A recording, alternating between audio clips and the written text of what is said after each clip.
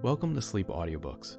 If you would like our Better Sleep Quick Guide filled with proven techniques to improve sleep, sign up to our mailing list at sleepaudiobooks.com and we'll send the PDF as a thank you. Subscribing and leaving a comment helps this channel more than you know, so please feel free to offer suggestions for future audiobooks or to just say hi. Thank you for listening. We hope you have an excellent night's sleep. This is Sleep Audiobooks. Bull Hunter by Max Brand. Recording by Richard Kilmer. Chapter 1. It was the big central taproot which baffled them. They had hewed easily through the great side roots, large as branches, covered with soft brown bark. They had dug down and cut through the forest of tender small roots below. But when they had passed the main body of the stump and worked under it, they found that their hole around the trunk was not large enough in diameter to enable them to reach the taproot and cut through it. They could only reach it feebly with a hatchet, fraying it, but there was no chance for a free swing to sever the tough wood. Instead of widening the hole at once, they kept laboring at the root, working the stump back and forth, as though they hoped to crystallize the stubborn taproot and snap it like a wire. Still it held and defied them. They laid hold of it together and tugged with a grunt. Something tore beneath that effort, but the stump held, and upward progress ceased. They stopped, too tired for profanity, and gazed down the mountainside after the manner of baffled men who look far off from that thing that troubles them. They could tell by the trees that it was a high altitude. There were no cottonwoods, though cottonwoods will follow a stream for more than a mile above sea level. Far below them a pale mist obscured the beautiful silver spruce which had reached their upward limit. Around the cabin marched a scattering of the balsam fir. They were 9,000 feet above the sea at least. Still higher up, the sallow forest of lodgepole pines began, and above these, beyond the timberline, rose the bald summit itself. They were big men, framed for such a country, defying the roughness with a roughness of their own, these were sons of old Bill Campbell. Both Harry and Joe Campbell were fully 6 feet tall, with mighty bones and sinews and work-toughened muscles to justify their stature. Behind them stood their home, a shack better suited for the housing of cattle than of men. But such leather-skinned men as these were more tender to their horses than to themselves. They slept and ate in the shack, but they lived in the wind and the sun. Although they had looked down the stern slopes to the lower Rockies, they did not see the girl who followed the loosely winding trail. She was partly sheltered by the firs and came out just above them. They began moiling at the stump again, sweating, cursing, and the girl halted her horse nearby. The profanity did not distress her. She was so accustomed to it that the words had lost all edge and point for her, but her freckled face stirred to a smile of pleasure at the sight of their strength, as they alternately smote at the taproot and then strove in creaking, grunting unison to work it loose. They remained so long oblivious to her presence that at length she called, "Why don't you dig a bigger hole, boys?" She laughed in delight as they jerked up their heads in astonishment. Her laughter was young and sweet to the ear, but there was not a great deal outside her laughter that was attractive about her. However, Joe and Harry gaped and grinned and blushed at her in time-old fashion, for she lived in a country where to be a woman is sufficient. Beauty is an unnecessary luxury, soon taxed out of existence by the life. She possessed the main essentials of social power. She could dance unflaggingly from dark to dawn at the nearest schoolhouse dance, chattering every minute. She could maintain a rugged silence from dawn to dark again as she rode her pony home. Harry Campbell took off his hat, not in politeness, but to scratch his head. "Say, Jesse, where'd you drop from? Didn't see you coming no ways." "Maybe I come down like rain," said Jesse. All three laughed heartily at this jest. Jessie swung sideways in her saddle with the lithe grace of a boy, dropped her elbow on the high pommel, and gave advice. "You've got a pretty bad taproot under yonder. Better chop out a bigger hole, boys. But say, what you clearing this here land for? Ain't no good for nothing, is it?" She looked around her. Here and there clearing around the shanty ate raggedly into the forest, but still the plowed land was chopped up with a jutting of boulders. "Sure it ain't no good for nothing," said Joe. "It's just the old man's idea." He jerked a grimy thumb over his shoulder to indicate the controlling and absent power of the old man somewhere in the woods. "Sure makes him glum when we ain't working. If they ain't nothing worthwhile to do, he always sets us to grubbing up roots. And if we ain't digging up roots, we've got to get out old Maggie mare and try to plow. Plowing rocks like them, nobody but Bull can do it." "I didn't know Bull could do nothing," said the girl with interest. "Ah, he's a fool right enough," said Harry, "but he has just sort of a head for knowing where rocks are under the ground, and somehow he seems to make old Maggie hoss know where they lie too. Outside of that, he sure ain't no good. Everybody knows that." "Kind of too bad he ain't got no brains," said the girl. "All his strength is in his back, and none is in his head, my dad says. If he had some part of sense, he'd be a powerful good hand." "Sure would be," agreed Harry, "but he ain't no good now. Give him an axe, maybe, and he hits one or two walloping licks with it, and then stands and rests on the handle and starts to dreaming like a fool. Same way with everything. But say, Joe, maybe he could start this stump out of the hole." "But I seen you both try to get the stump up," said the girl in wonder. "Get Bull mad, and he can lift the pile," Joe assured her. "Go find him, Harry."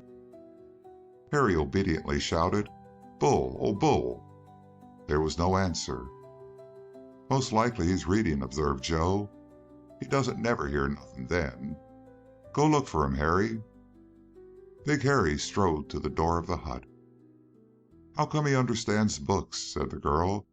"I couldn't never make nothing out of him." "Me neither," agreed Joe in sympathy. "But maybe Bull don't understand. He just likes to read because he can sit still and do it. Never was a lazier gent than Bull." Harry turned at the door of the shack. "Yep, reading," he announced with disgust. He cupped his hands over his mouth and bellowed through the doorway, "Hey!" There was a startled grunt within, a deep, heavy voice, and a thick articulation. Presently a huge man came into the doorway and leaned there, his figure filling it. There was nothing freakish about his build. He was simply over normal in bulk, from the big head to the heavy feet. He was no more than a youth in age, but the great size and the bewildered puckering of his forehead made him seem older. The book was still in his hand. "Hey," returned Harry, "we didn't call you out here to read to us. Leave the book behind." Bull looked down at the book in his hand, seemed to waken from a trance, then, with a muffled sound of apology, dropped the book behind him. "Come here." He slumped out from the house. His gait was like his body, his stride large and loose. The lack of nervous energy which kept his mind from a high tension was shown again in the heavy fall of his feet and the forward slump of his head. His hands dangled aimlessly at his side, as though in need of occupation. A ragged thatch of blond hair covered his head, and it was sunburned to straw color at the edges. His costume was equally rough. He wore no belt but one strap, from his right hip, crossed behind his back, over the bulging muscles of his shoulder, to the front of his left hip. The trousers, which the simple brace supported, were patched overalls, frayed to loose threads halfway down the calf, where they were met by the tops of immense cowhide boots. As for the shirt, the sleeves were inches too short, and the unbuttoned cuffs flapped around the burly forearms. If it had been fastened together at the throat, he would have choked. He seemed, in a word, to be bulging out of his clothes. One expected a mighty rendering if he made a strong effort. The bulk of a man slouched forward with steps both huge and hesitant, pausing between them. When he saw the girl, he stopped short, and his brow puckered more than before. One felt that, coming from the shadow, he was dazed and startled by the brilliant mountain sunshine, and the eyes were dull and alarmed. It was a handsome face in a way, but a little too heavy with flesh, too inert like the rest of his body and his muscular movements. "She ain't going to bite you," said Harry Campbell. "Come over here to the stump." He whispered to the girl, "Laugh at him." She obeyed his command. It brought a flush to the face of Bull Hunter and made his head bow. He shuffled to the stump and stood aimlessly beside it. "Get down into the hole, you fool," ordered Joe. He and Harry took a certain pride in ordering their cousin around. It was like performing with a lion in the presence of a lady. It was manipulating an elephant by power of the unaided voice. Slowly Bull Hunter dropped his great feet into the hole, and then raised his head a little and looked wistfully to the brothers for further orders. But only half his mind was with them. The other half was with the story in the book. Their Quentin Durward had been nodding at his guard in the castle, and the evil-faced little king had just sprung out and wrenched the weapon from the hands of the sleepy boy. Bull Hunter could see the story clearly, very clearly. The scar on the face of Le Balafre glistened for him. He had veritably tasted the little round loaves of French bread that the adventurer had eaten with the pseudo-merchant. But to step out of that world of words into this keen sunlight, there was the difference. The minds which one found in the pages of a book were understandable, but the minds of living men, how terrible they were! One could never tell what passed behind the bright eyes of other human beings. They mocked one. When they seemed sad, they might be about to laugh.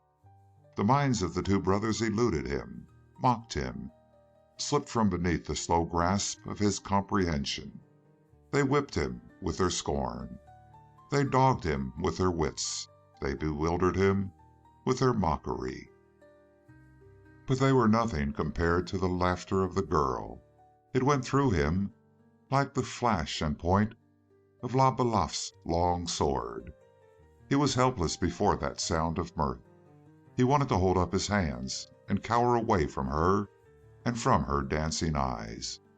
So he stood, ponderous, tortured, and the three pairs of clear eyes watched him and enjoyed his torture. Better, far better, that dark castle in ancient France, and the wicked Oliver, and the yet more wicked Louis. "Lay hold on that stump," shouted Harry. He heard the directions through a haze. It was twice repeated before he bowed and set his great hands upon the ragged projections, where the side roots had been cut away. He settled his grip and waited. He was glad, because this bowed position gave him a chance to look down to the ground and avoid their cruel eyes. How bright those eyes were, thought Bull, and how clearly they saw all things. He never doubted the justice behind their judgments of him. All that Bull asked from the world was a merciful silence, to let him grub in his books now and then, or else tell him how to go about some simple work, such as digging with a pick. Here one's muscles worked, and there was no problem to disturb wits which were still gathering wool in the pages of some old tale. But there were shrilling new directions at him. Perhaps they had been calling to him several times. "You blamed idiot! Are you going to stand there all day? We didn't give you the stump to rest on. Pull it up." He started with a sense of guilt and tugged up. His fingers slipped off their separate grips, and the stump, though it groaned against the taproot under the strain, did not come out. "It don't seem to budge somehow," said Bull in his big, soft, plaintive voice. Then he waited for the laughter. There was always laughter, no matter what he did or said, but he never grew calloused against it. It was the one pain which ever pierced the mists of his brain and cut him to the quick. And he was right. There was laughter again. He stood suffering mutely under it. The girl's face became grave. She murmured to Harry, "Ever try praising to Big Stupid?" "Him? Are you joshing me, Jessie? What has he ever done to be praised about?" "You watch," said the girl, growing excited with her idea. She called, "Say, Bull." He lifted his head, but not his eyes. Those eyes studied the impatient feet of the girl's mustang. He waited for another stroke of wit that would bring forth a fresh shower of laughter at his expense. "Bull, you're mighty big and strong. About the biggest and strongest man I ever seen." Was this a new and subtle form of mockery? He waited dully. "I seen Harry and Joe both try to pull up that root, and they couldn't so much as budge it. But I'll bet you could do it all alone, Bull. You just try. I'll bet you could." It amazed him. He lifted his eyes at length, his face suffused with a flush. His big cloudy eyes were glistening with moisture. "Do you mean that?" he asked huskily. For this terrible clear-eyed creature, this mocking mind, this alert, cruel wit, was actually speaking words of confidence. A great, dim joy welled up in the heart of Bull Hunter. He shook the forelock out of his eyes. "You just try, will you, Bull?" "I'll try." He bowed. Again his thick fingers sought for grip, found places, worked down through the soft dirt and the pulpy bark to solid wood, and then he began to lift. It was a gradual process. His knees gave, sagging under the strain from the arms. Then the back began to grow rigid, and the legs in turn grew stiff as every muscle fell into play. The shoulders pushed forward and down. The forearms, revealed by the short sleeves, showed a bewildering tangle of corded muscle, and at the wrists the tendons sprang out as distinct and white as the new strings of a violin. The three spectators were undergoing a change. The suppressed grins of the two brothers faded. They glanced at the girl to see if she were not laughing at the result of her words to Big Bull. But the girl was staring. She had set that mighty power to work, and she was amazed by the thing she saw. And they, looking back at Bull, were amazed in turn. They had seen him lift great logs, wrench boulders from the earth, but always it had been a proverb within the Campbell family that Bull would make only one attempt, and, failing in the first effort, would try no more. They had never seen the mysterious resources of his strength called upon. Now they watched first the settling and then the expansion of the body of their big cousin. His shoulders began to tremble. They heard deep, harsh panting, like the breathing of a horse as it tugs a ponderous load up a hill. And still he had not reached the limits of his power. He seemed to grow into the soil. His feet ground deeper into the soft dirt, and ever there was something in him remaining to be tapped. It seemed to the brothers to be merely vast, unexplored recesses of muscle. But even then it was a prodigious thing to watch the strain on the stump increase moment by moment. That something of the spirit was being called upon to aid in the work was quite beyond their comprehension.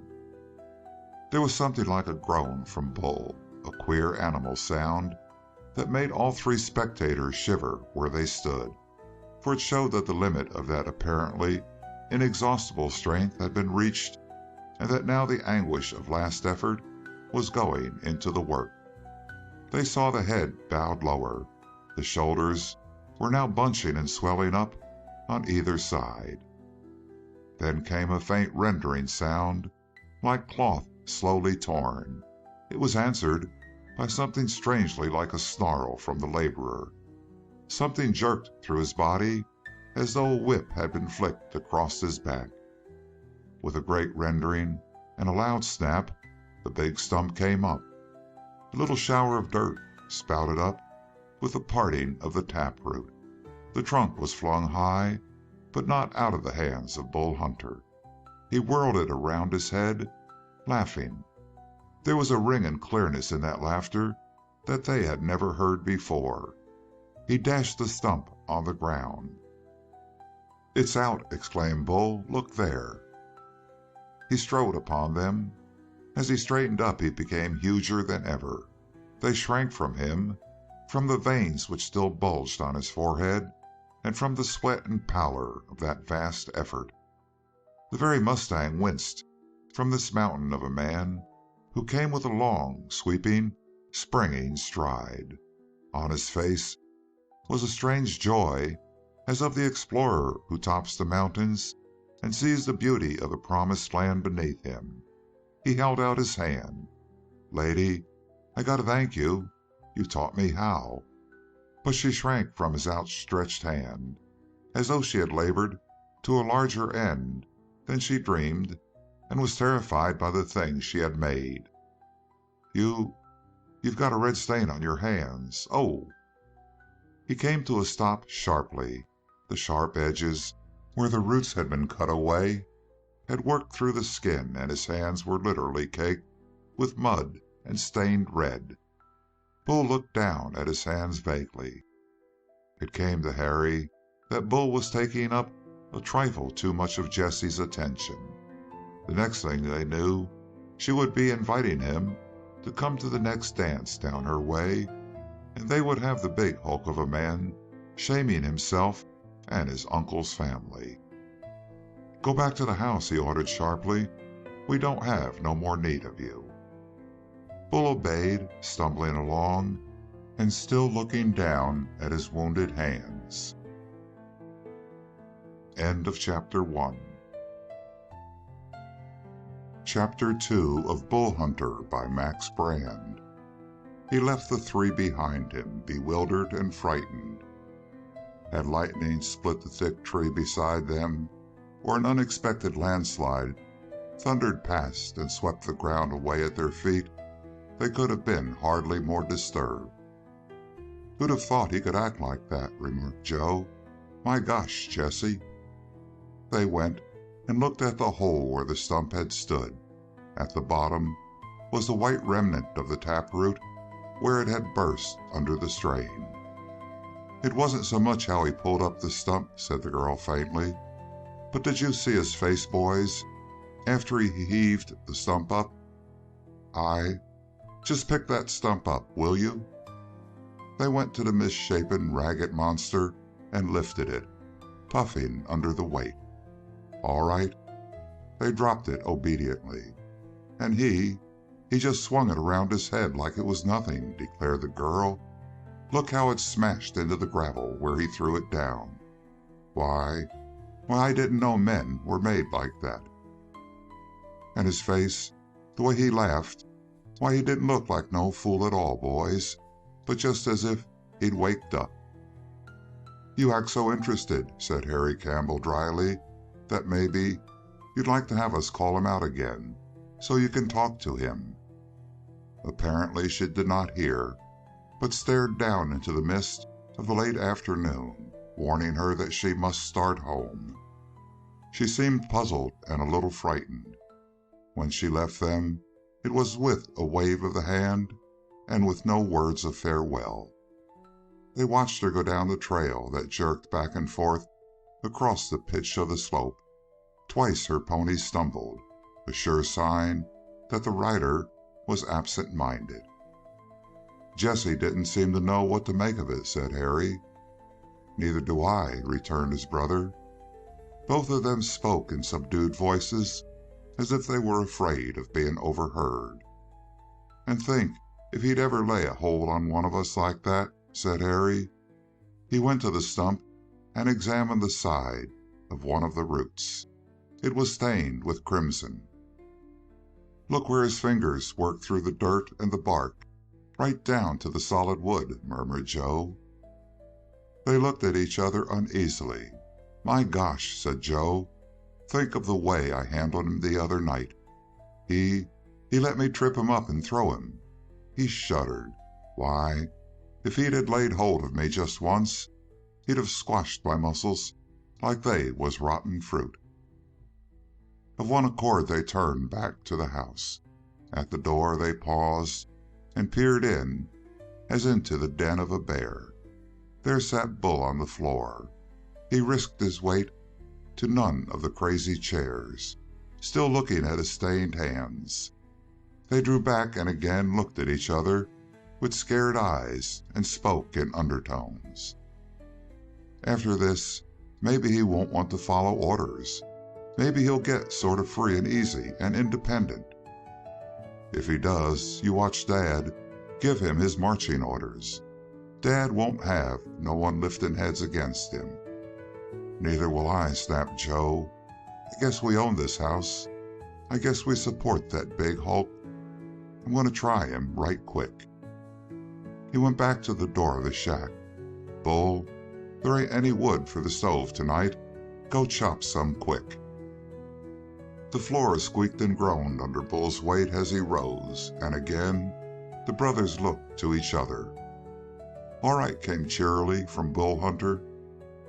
He came through the door with his axe and went to the log pile. The brothers watched him throw aside the top logs to get at the heavier trunks underneath. He tore one of these out, laid it in place, and the sun flashed on the swift circle of the axe.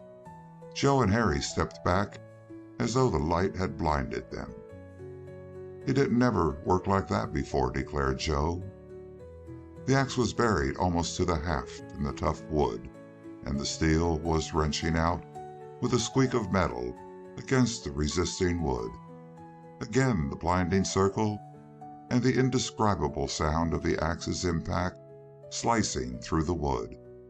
A great chip snapped high over the shoulder of the chopper and dropped solidly to the ground at the feet of the brothers. Again they exchanged glances and drew a little closer together. The log divided under the shower of eating blows, and Bull attacked the next section. Presently he came to a pause, leaning on the handle of the axe and staring into the distance. At this, the brothers sighed with relief. "I guess he ain't changed so much," said Harry. "But it was queer, huh? Kind of like a bear waking up after he'd been sleeping all winter." They jarred Bull out of his dream with a shout and set him to work again. Then they started the preparations for the evening meal. The simple preparations were soon completed, but after the potatoes were boiled, they delayed frying the bacon, for their father, old Bill Campbell, had not yet returned from his hunting trip, and he disliked long-cooked food. Things had to be freshly served to suit Bill, and his sons dared the wrath of heaven rather than the biting reproaches of the old man. It was strange that Bill delayed his coming so long. As a rule, he was always back before the coming of evening. An old and practiced mountaineer, he had never been known to lose sense of direction or sense of distance, and he was an hour overdue when the sun went down and the soft, beautiful mountain twilight began. There were other reasons which would ordinarily have disturbed Bill and brought him home even ahead of time. Snow had fallen heavily above the timberline a few days before, and now the keen whistling of the wind and the swift curtaining of clouds, which was drawing across the sky, threatened a new storm that might even reach down to the shack. and yet no Bill appeared. The brothers waited in the shack, and the darkness was increasing. Any one of a number of things might have happened to their father, but they were not worried. For one thing, they wasted no love on the stern old man. They knew well enough that he had plenty of money, but he kept them here to a dog's life in the shack, and they hated him for it.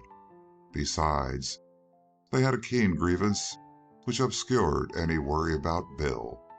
They were hungry, wildly hungry. The darkness set in, and the feeble light wandered from the smoke chimney of the lantern and made the window black.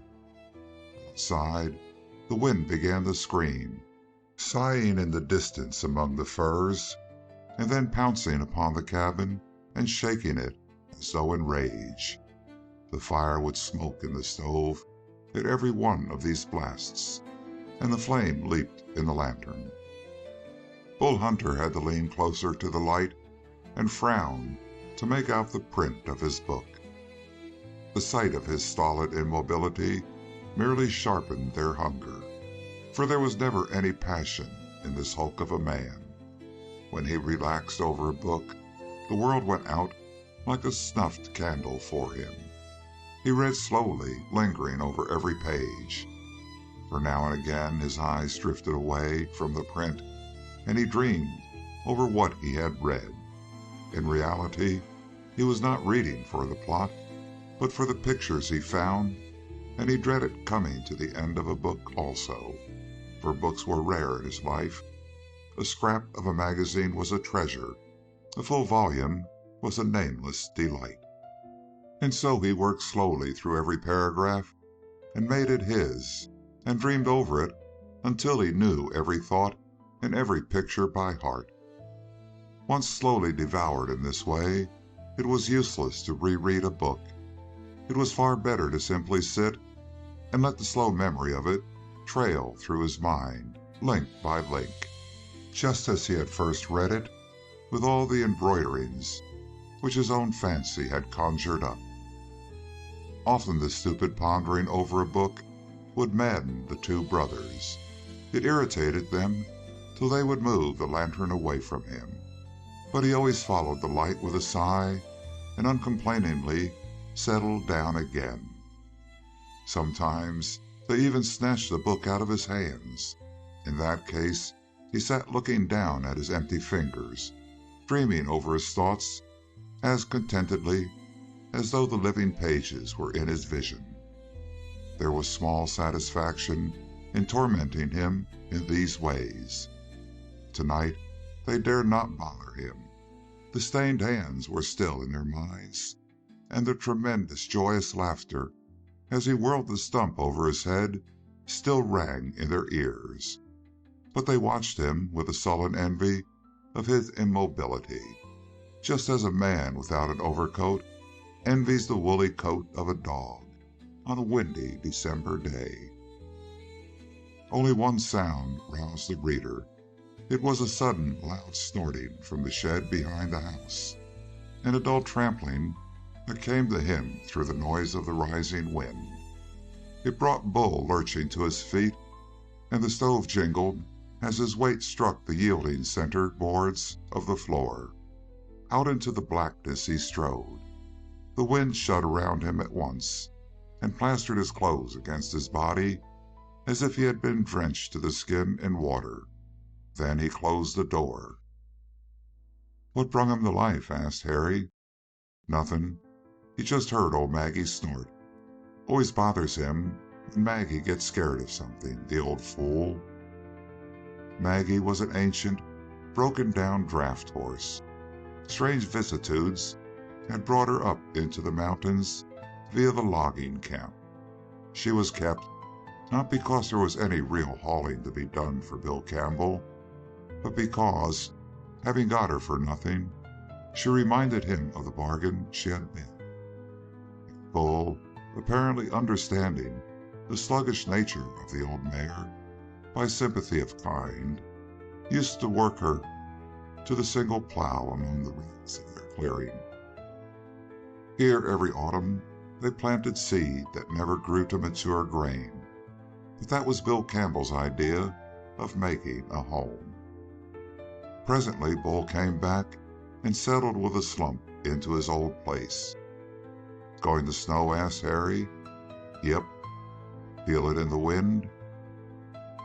It was an old joke among them, for Bull often declared with ridiculous solemnity that he could foretell snow by the change in the air.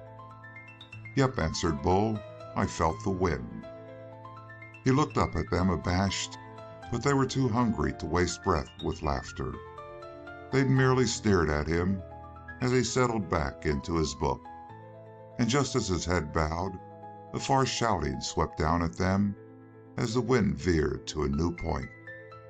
"Uncle Bill," said Bull, and rose again to open the door.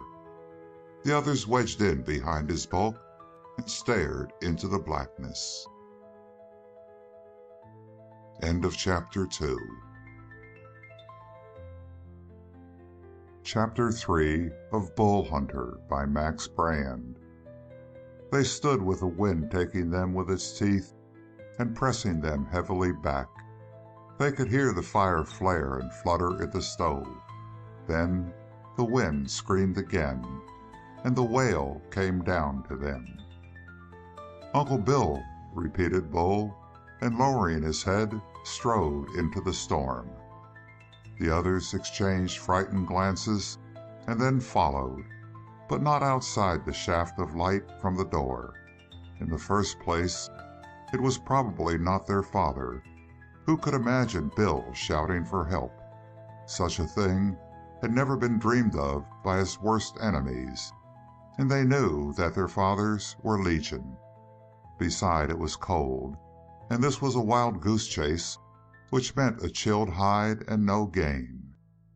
But presently, through the darkness, they made out the form of a horseman and the great bulk of Bull coming back beside him. They ran out into the night. They recognized the hatless, squat figure of their father at once, even in the dark, with the wind twitching his beard sideways. When they called to him, he did not speak. They saw that Bull was leading the horse.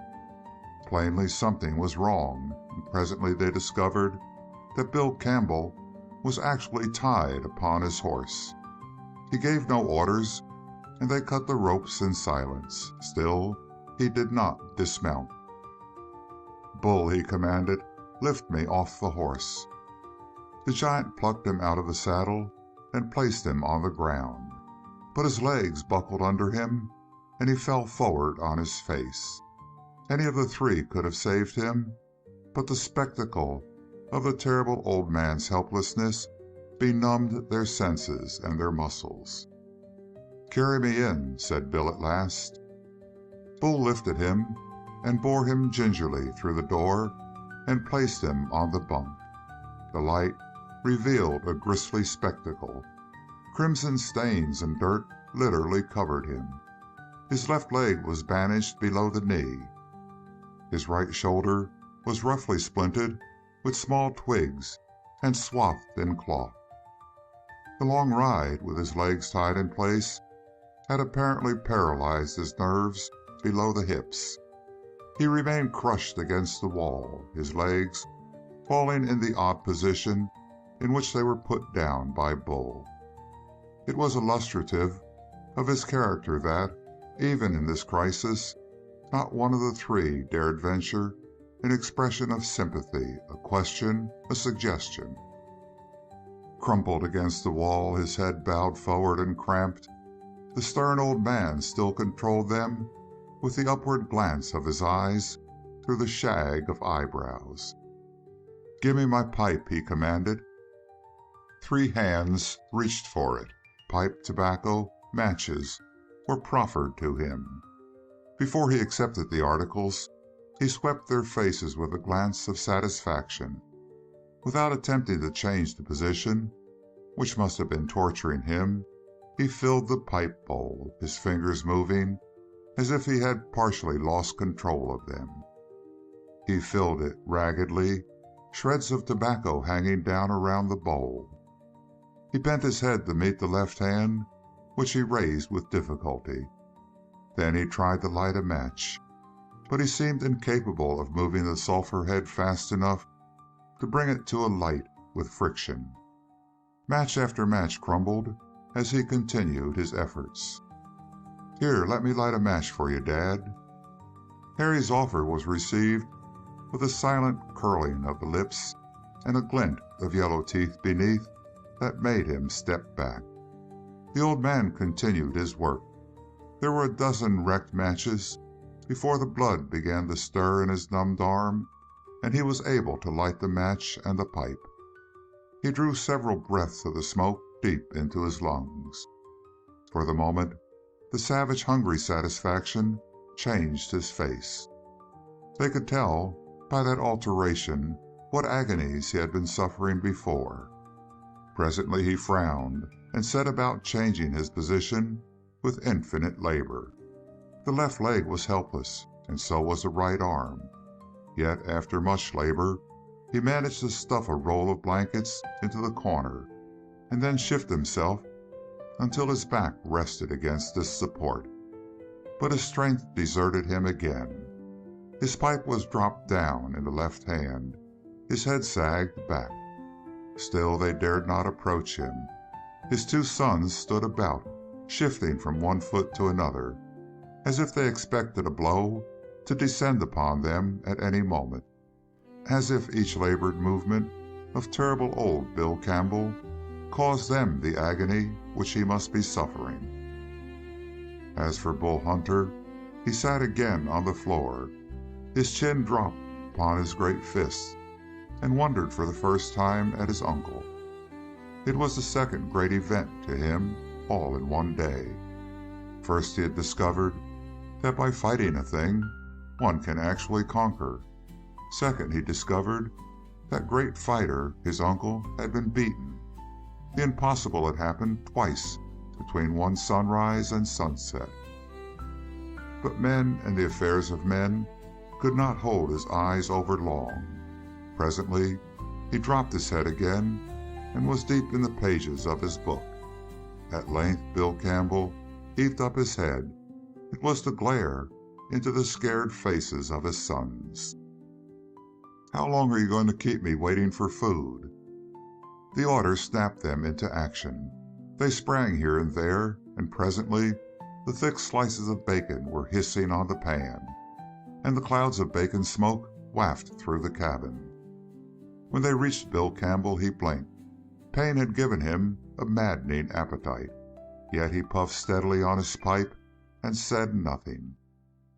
The tin plate of potatoes and bacon was shoved before him, and the big tin cup of coffee. The three younger men sat in silence and devoured their own meal. The two sons swiftly, but Bull Hunter fell into musing, and part of his food remained uneaten. Then his glance wandered to his uncle, and saw a thing to wonder at, a horrible thing in its own way. The nerveless left hand of the mountaineer, which had barely possessed steadiness to light a match, was far too inaccurate to handle a fork, and Bull saw his uncle stuffing his mouth with his fingers and daring the others to watch him. Something like pity came to Bull.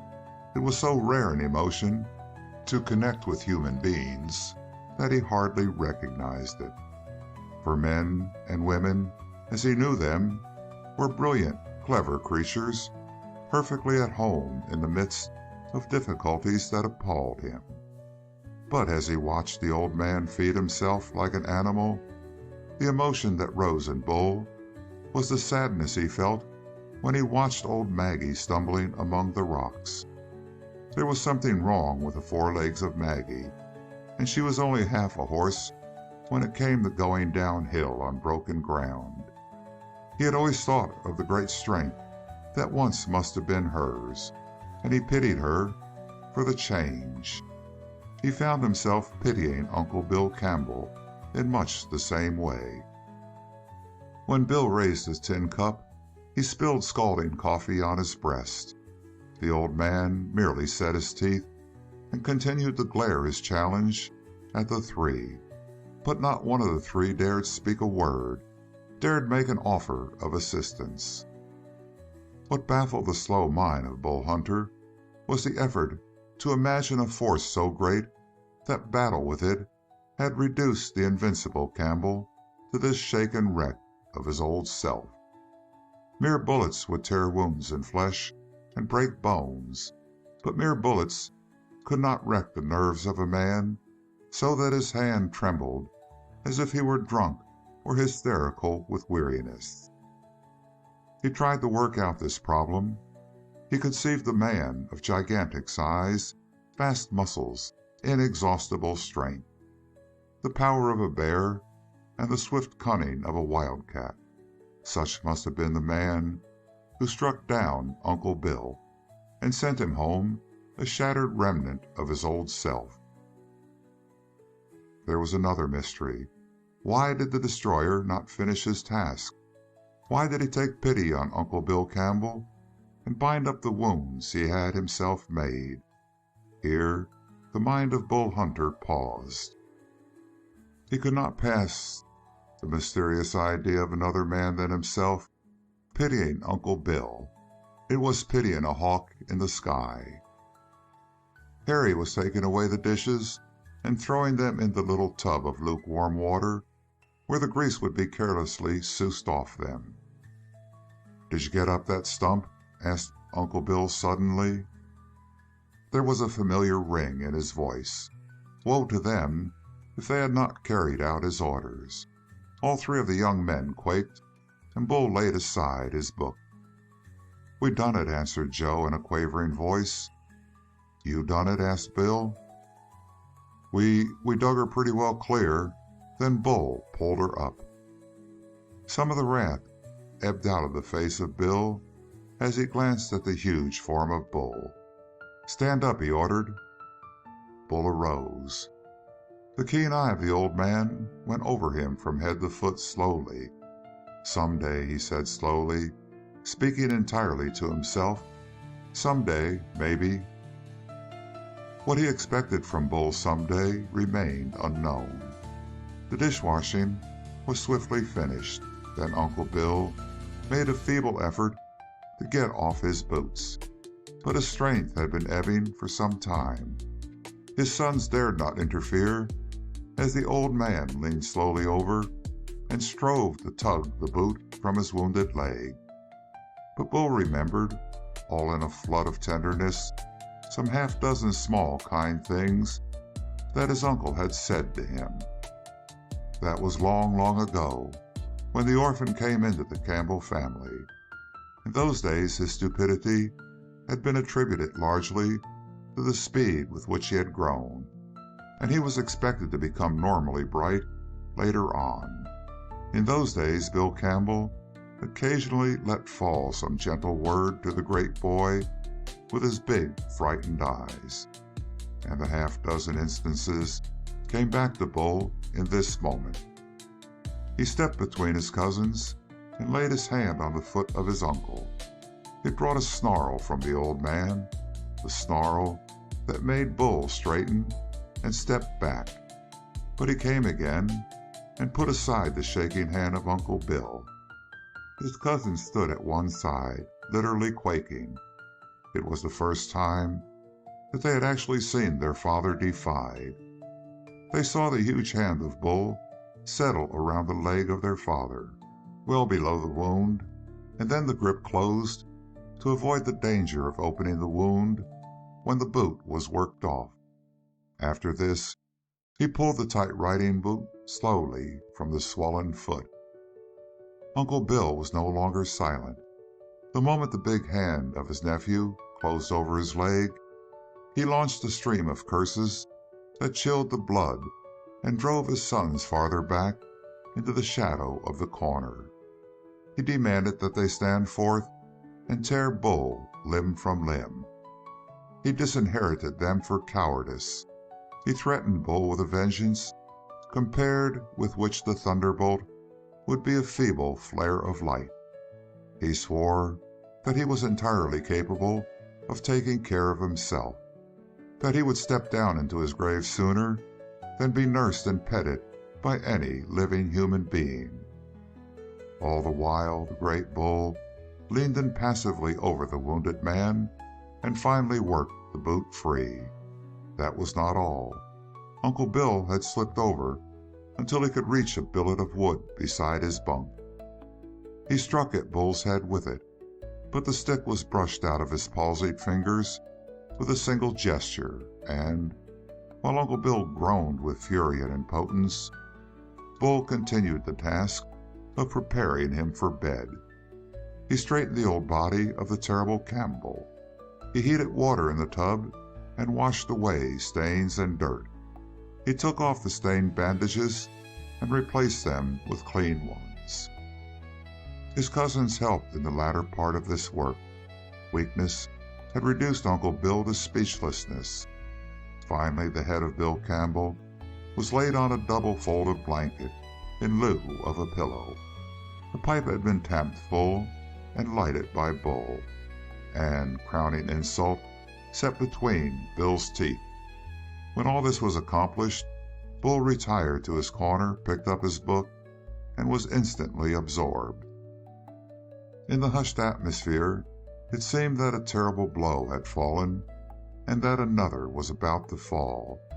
Harry and Joe were as men stunned, but they looked upon their father with gathering complacency. They had found it demonstrated that it was possible to disobey their father without being instantly destroyed. They were taking the lesson to heart, and indeed, old Bill Campbell himself seemed to be slowly admitting that he was beaten. The illusion of absolute self-sufficiency, which he had built up through the years for the sake of imposing upon his sons and Bull Hunter, was now destroyed. At a single stroke, he had been exposed as an old man, already beaten in battle by a foeman, and now requiring as much care as a sick woman.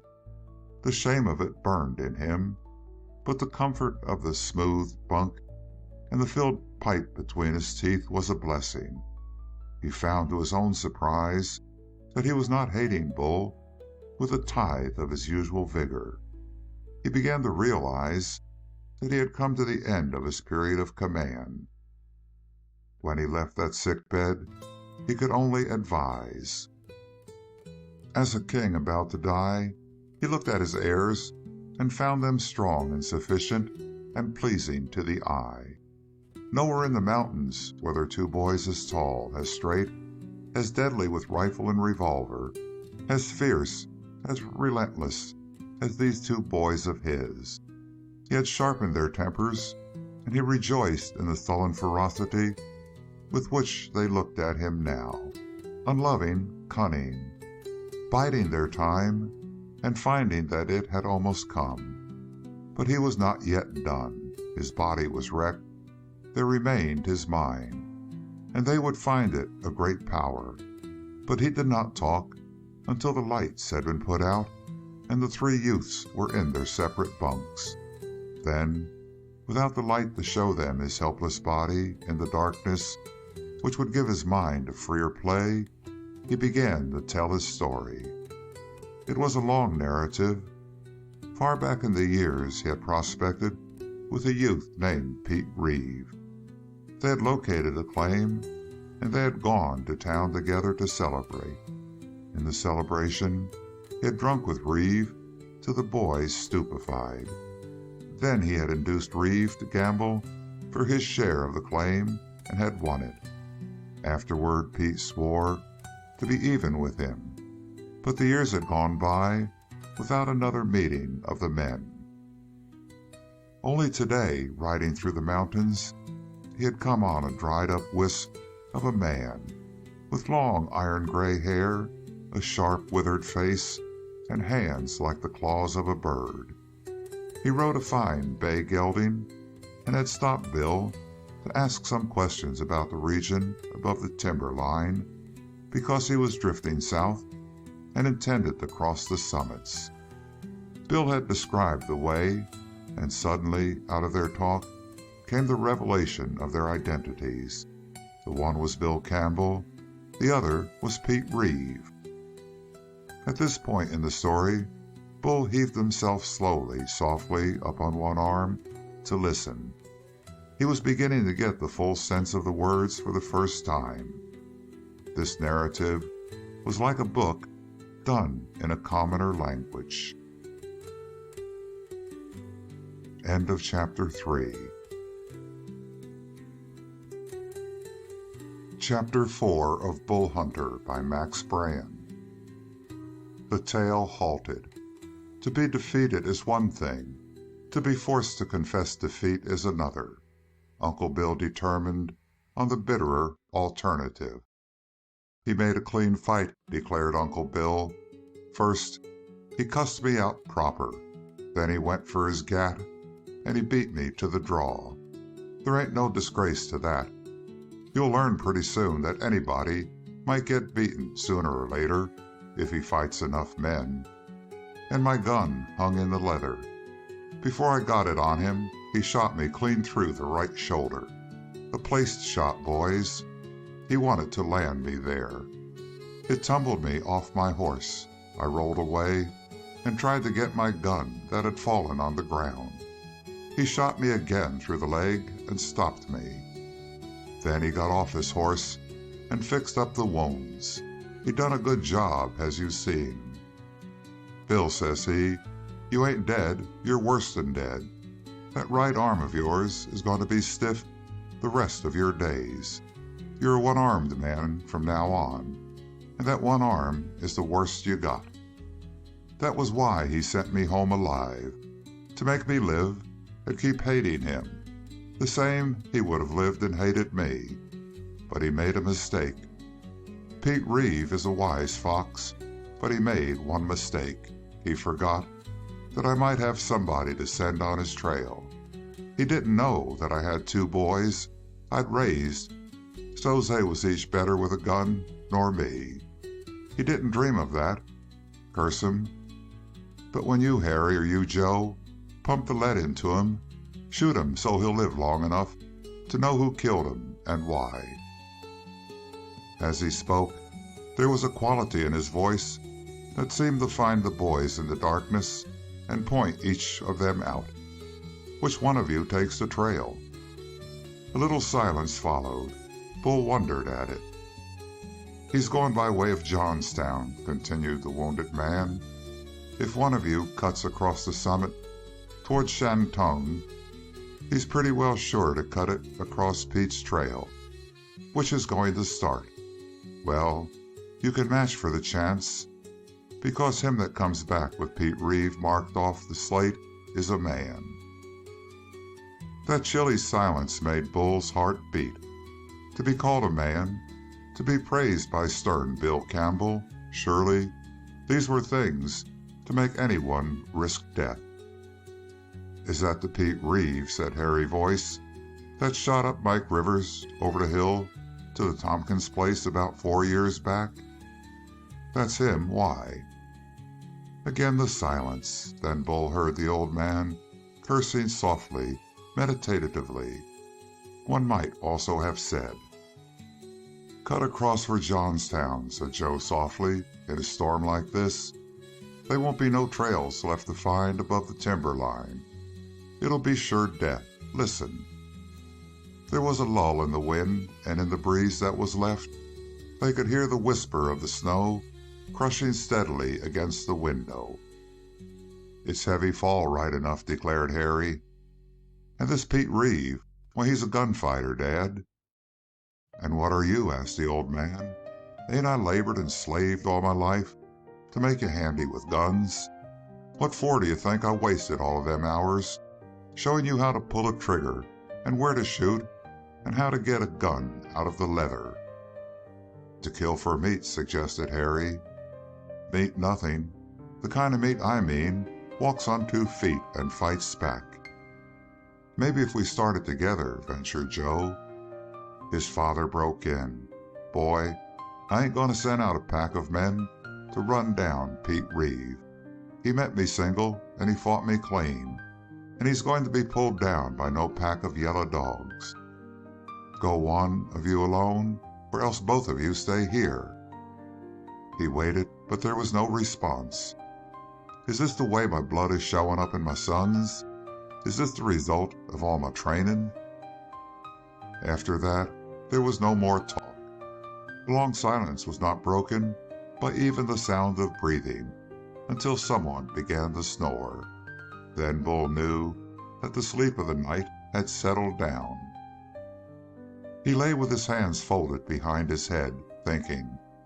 They were willing enough to go together to do this difficult thing. But had they not lifted together at the stump and failed to do the thing which he had done single-handed? The thought stuck in his memory and would not out.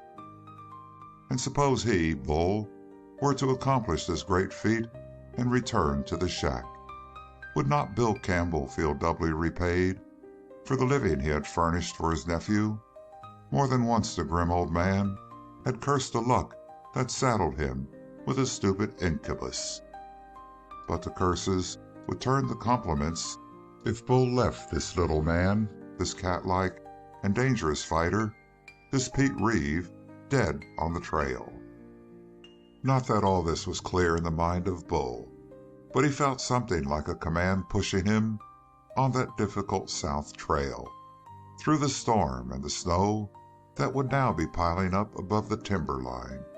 He waited until there was no noise but the snoring of the sleepers and the rush and roar of the wind, which continually set something stirring in the room. These sounds served to cover effectually any noises he made as he felt about and made up his small pack. His old canvas coat, his most treasured article of apparel, he took down from the hook where it accumulated dust from month to month. His ancient second-hand cartridge belt with the antiquated revolver he removed from another hook. He had never been given enough ammunition to become a shot of any quality, and he pushed quickly into the night. The moment he was through the door, the storm caught him in the face, a stinging blow, and the rush of snow chilled his skin. That stinging blow steadied to a blast. It was a tremendous heavy fall. The wind had scoured the drifts from the clearing and was already banking them around the little house. In the morning, as likely as not, the boys would have to dig their way out. He went straight to the horse shed for his snowshoes that hung on the wall there. Ordinary snowshoes would not endure his ponderous weight, and Uncle Bill Campbell had fashioned these himself, heavy and uncomfortable articles, but capable of enduring the strain. Fumbling his way down behind the stalls, Bill's roan lashed out at him with savage heels, but Maggie, the old draft horse, whinnied softly, greeting that familiar heavy step. He tied the snowshoes on his back and then stopped for a last word to Maggie. She raised her head and dropped it clumsily on his shoulder. She was among the little, agile mountain ponies what he was among men, and their bulk had rendered each of them more or less helpless. There seemed to be a mute understanding between them, and it was never more apparent than when Maggie whinnied gently in his ear. He stroked her big bony head, a lump forming in his throat. If the bullets of little Pete Reeve dropped him in some far-off trail, the old broken-down horse would be the only living creature that would mourn for him. Outside, the night and the storm swallowed him at once. Before he had gone 50 feet, the house was out of sight. Then, entering the forest of balsam firs, the force of the wind was lessened, and he made good time up the first part of the grade. There would probably be no use for the snowshoes in this region of broken shrubbery before he came to the timber line. He swept on with a lengthening stride. He knew this part of the country like a book, of course, and he seldom stumbled, save when he came out into a clearing and the wind smote at him from an unexpected angle. In one of these clearings he stopped and took stock of his position. Far away to the west and south, the head of Scalped Mountain was lost in dim, rushing clouds. he must make for that goal. Progress became less easy almost at once. The trees that grew in this elevated region were not tall enough to act as windbreakers. They were hardly more than shrubs a great deal of the time, and merely served to force him into detours around dense hedges. Sometimes in a clearing he found himself staggering to the knees in a compacted drift of snow. Sometimes an immense sheet of snow was picked up by the wind and flung in his face like a blanket. Indeed, the cold and the snow were nothing compared with the wind. It was now reaching the proportions of a westerly storm of the first magnitude. Off the towering slopes above, it came with the chill of the snow and with flying bits of sand, scooped up from around the base of trees, or with a shower of twigs. Many a time he had to throw up his arms across his face before he leaned and thrust into the teeth of the blast.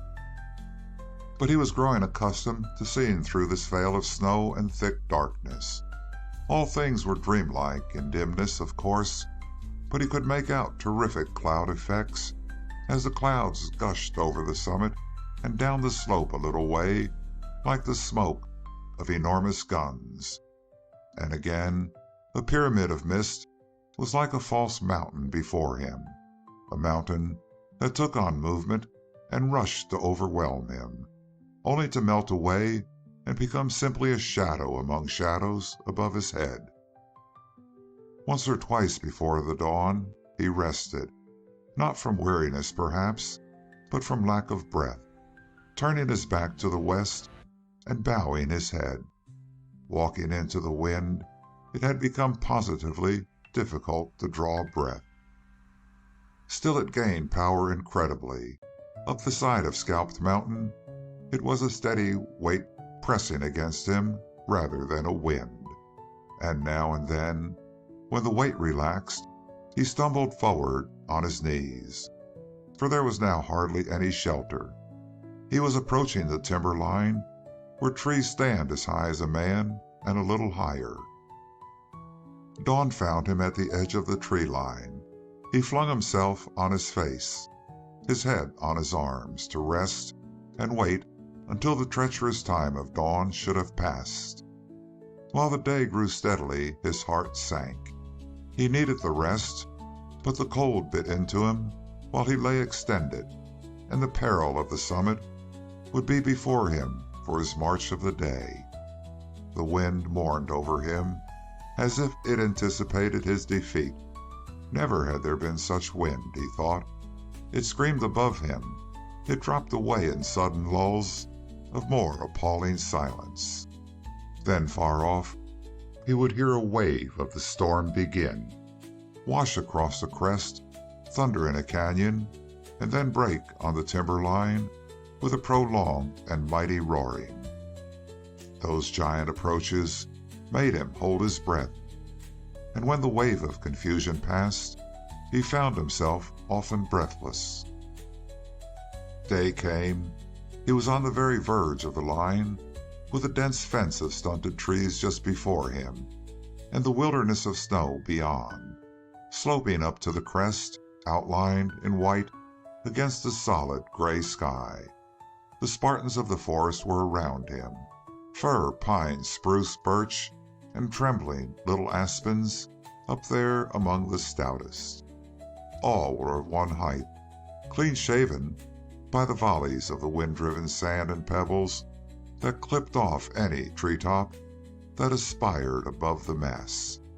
In solid numbers was their salvation, and they grew dense as grass 2 feet high on the battlefront. They were carved by that wind, for all storms came here out of the west, and the storm face of every tree was denuded of branches. To the east, the foliage streamed away. Even in calm weather, those trees spoke of storm. Bull Hunter sat up to put on his snowshoes. It was a white world below him and above. Winter, which a day before had vanished, now came back with a rush off the summits. where its snows were still piled. Again the heart of the big man quaked. Down in the hollow over the ridge was the house of the Campbells. They would be getting up now. Joe would be making the fire, and Harry slicing the bacon. It made a cheerful picture to Bull. He could close his eyes and hear the fire snap and see the stove steam with smoke through every fissure before the draft caught in the chimney. From the shed came the neigh of Maggie, calling softly to him. He shook his head with a groan, stood up, and strode out of the timber into the summit lands. It was a great desert. Never could it be construed as a place for life. Even lichens were almost out of place here, and what folly could lead a man across the shifting snows? But to be called a man, to be admired in silence, to be asked for opinions, to be deferred to, this was a treasure worth any price. He bowed himself to the wind again, and made for the summit, with the peculiar stride which a man must use with snowshoes. He dared not slacken his efforts now. The cold had been increasing, and to pause meant peril of freezing. It was a highly electrified air, and the result was a series of maddening mirages. He stumbled over solid rocks where nothing seemed to be in his way, and again what seemed a rock of huge size was nothing at all. Bull discovered that what seemed firm ground beneath him as he started to round a precipice might after all be the effect of the mirage. Added to this was another difficulty. As he wound slowly, about midday, up the last reach, with the summit just above him, the wind carried masses of cloud over the crest and into his face. He walked alternately in a bewildering, driving fog, and then in an air made crazy with electricity. Again and again, from one side or the other, he started when the storm boomed and cannonaded down a ravine and then belched out into the open. All this time the babble of winds overhead never ceased, and the force of the storm cut up under him with such violence that he was almost raised from the earth. Then an unexpected barrier obtruded. A literal mountain of ice was before him.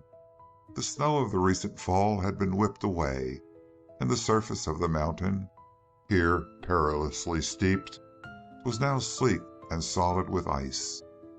Bull looked gloomily toward the summit so close above him, and the ice glimmered in the dull light. There was only one way to make even the attempt. He sat down, took off his snowshoes, strapped them to his back, and began to work his way up the slope, battering out each foothold with the head of his axe. It was possible to ascend in this manner, but it would be practically impossible to descend. Once committed to this way, he had either to go on to the summit or else perish. Working slowly, with little possible muscular exercise to warm him, he began to grow chilled, and the wind-driven cold numbed his ears. But more than that, the wind was now a grim peril, for from time to time it swerved and leaped on him heavily from the side. Once off balance, he looked back at the dazzling slope below him. He would be a shapeless mass of flesh long before he tumbled to the bottom. Vaguely, as he hewed his footholds and worked his way up, he yearned for the cleverness of Harry or the wit of Joe. What an ally either of them would be! That he was undertaking a task from which either of them would have shrunk in horror never occurred to him. Yonder, beyond the summit, lay his destiny, Johnstown, and this was the way toward it. It was a simple thing to Bull. He could no more vary from his course than a magnetic needle can vary from its pole. Suddenly he came on a break in the solid face of the ice. Above him was a narrow rift through the ice to the gravel beneath. How it was made, Bull could not guess, but he took advantage of it. Presently he was striding on toward the summit, beating his hands to restore the circulation and gingerly rubbing his ears. There was a magical change as he reached the summit and sat down behind some rocks to regain his breath and quiet his shaken nerves. The clouds split apart in the zenith. The sun burst through. On both sides, the broad mountain billowed away to white lowlands. The air was alive with little, brilliant spots of electricity. It cheered Bull Hunter vastly. The gale, which was tumbling the clouds down the arch of the sky and toward the east, was more mighty than ever, but he put his head down to it confidently and began the descent. End of Chapter 4. Chapter 5 of Bull Hunter by Max Brand. There was more snow on this side, and to travel through it he soon found that he must put on the snowshoes again.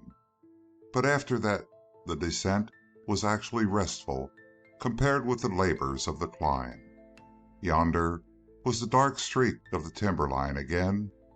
Far down the valley he watched it curving in and out along the mountainside like a water level. Below was the darkness of the forest, where other things lived, and where Bull could live more easily also. Never had trees seemed such beautiful and friendly things to him. Once a thought stopped him completely. He was in a new world. He was seeing everything for the first time. On other days he had gone out with others, under their guidance, not trusted to undertake an expedition by himself. He looked at nothing until it was pointed out to him, heard nothing that was not first called to his attention. He had always wondered at the acuteness of the senses of all other men, but now, looking on the mountains for himself, he decided, with a start of the heart, that they were beautiful, beautiful and terrible at once, with a reality that he had never found in his books. What leveled spear of a knight in the pages of a romance could equal the invisible thrust of this wind? He reached the timberline. Looking back, he saw the summit, a brilliant line of white against the blue sky. Again the heart of Bull Hunter leaped. Here was a great treasure that he had taken in with one grasp of the eyes, and which he could never lose. He turned down the valley. Where it swerved out into the lower plain stood Johnstown, and there he was to cross the flight of Pete Reeve, if Pete were indeed flying. But it was incredible that the man who had struck down Uncle Bill Campbell should flee from any man or number of men. He had reached the bottom of the narrow valley. A dull noise came down to him from the mountain in the lull of the wind. He looked up. Far away, miles and miles, near the summit of Scalped Mountain, a snaky form of mist was twisting swiftly down. He looked curiously. The thing grew, traveling with great speed that increased with every moment. It increased, it gained velocity, a snowslide. He watched it in doubt. It was twisting like a snake down the farther side of the mountain, but in his experience, slides were as treacherous as serpents. Bull started hastily for a low cliff that stood up from the floor of the valley, clear of the trees. He had not gone far when the wind fell away to a whisper, and a dull roaring caught his ear. He looked back over his shoulder in alarm. A great wall of white was shooting down the mountainside. The little slide of surface snow, which had twisted across the surface of the old snows of the winter, had been gaining in weight, in momentum, picking up claws of shrubbery, teeth of stone, and eating through layer after layer of the old snow, packed hard as ice. Now it was a roaring mass, with the front steadily increasing in height, and far away in the rear it tossed up a tail of snow dust, a flying mist that gave Bull an impression of speed greater than the main wall of the snow itself. The noise grew amazingly, and coming in range of the opposite wall of the valley, a low and steady increasing thunder poured into the ears of Bull. It was a fascinating thing to watch, and at this distance, to the side, he was quite safe. But at the very moment that he reached this decision, the front of the slide smashed with a noise like volleyed cannon against the side of a hill, tossed immense arms of white in the air, floundered, and then veered with the speed of an express train, rounding a curve, and rocked away down the slope straight for Bull. Turned cold with dread, he saw it hit the timberline with a great crashing, and the dark forms of the trees were dashed up by the running mass of stones and then swallowed in the boiling front of the slide. He waited to see no more, but dashed on for the saving cliff.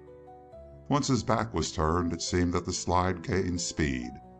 The immense roaring literally leaped on him from behind, and in the roar his senses were drowned.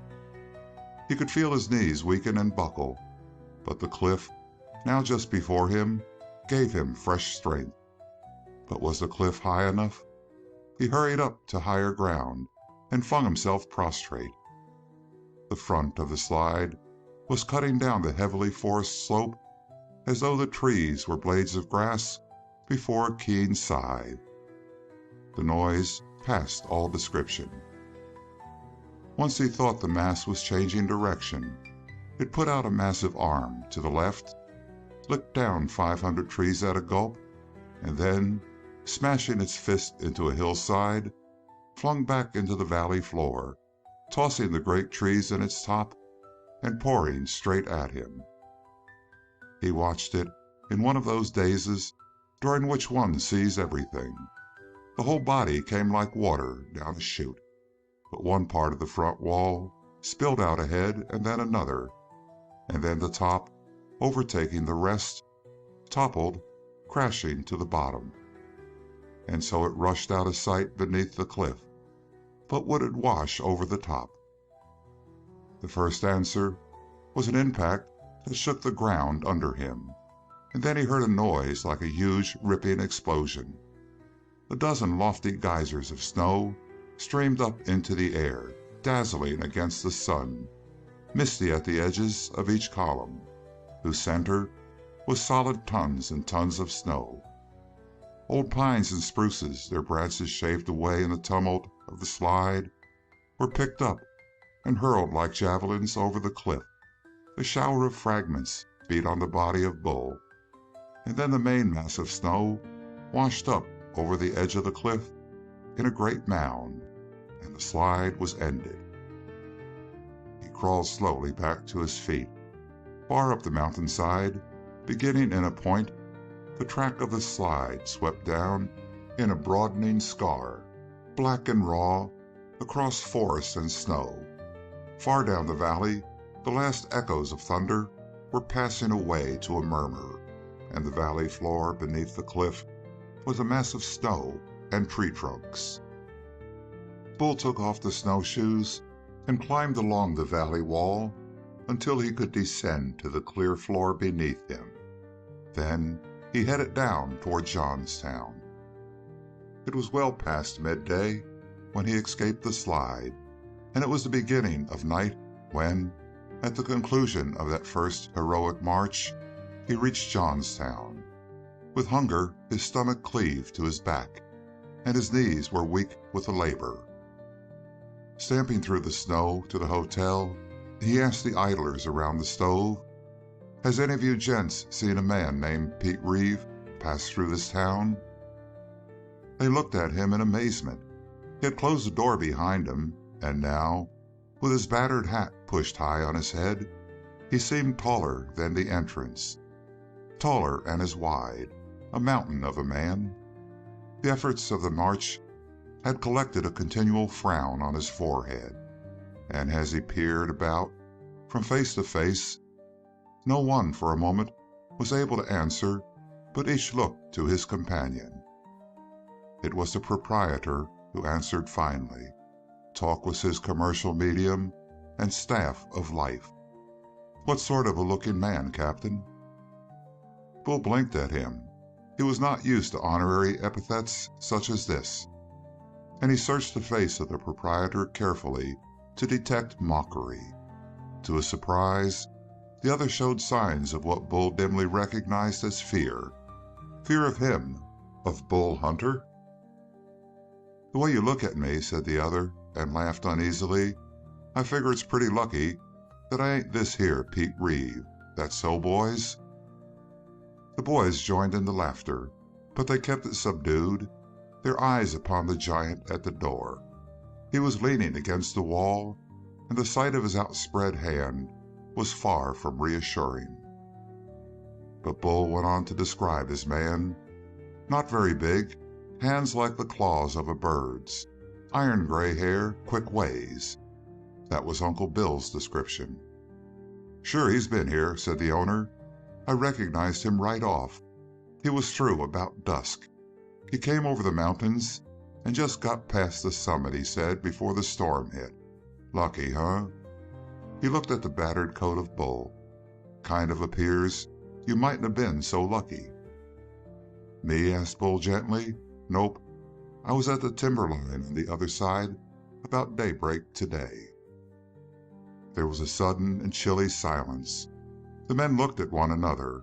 Obviously, no man could have traveled that distance between dawn and dark, but it was as well not to express disbelief to a man who could tell a lie as big as his body. "I got to eat," said Bull. The proprietor jumped out of his chair. "I can fix you up, son." He led the way, Bull following with his enormous strides, and, as the floor creaked under him, the eyes of the others jerked after him, stride by stride.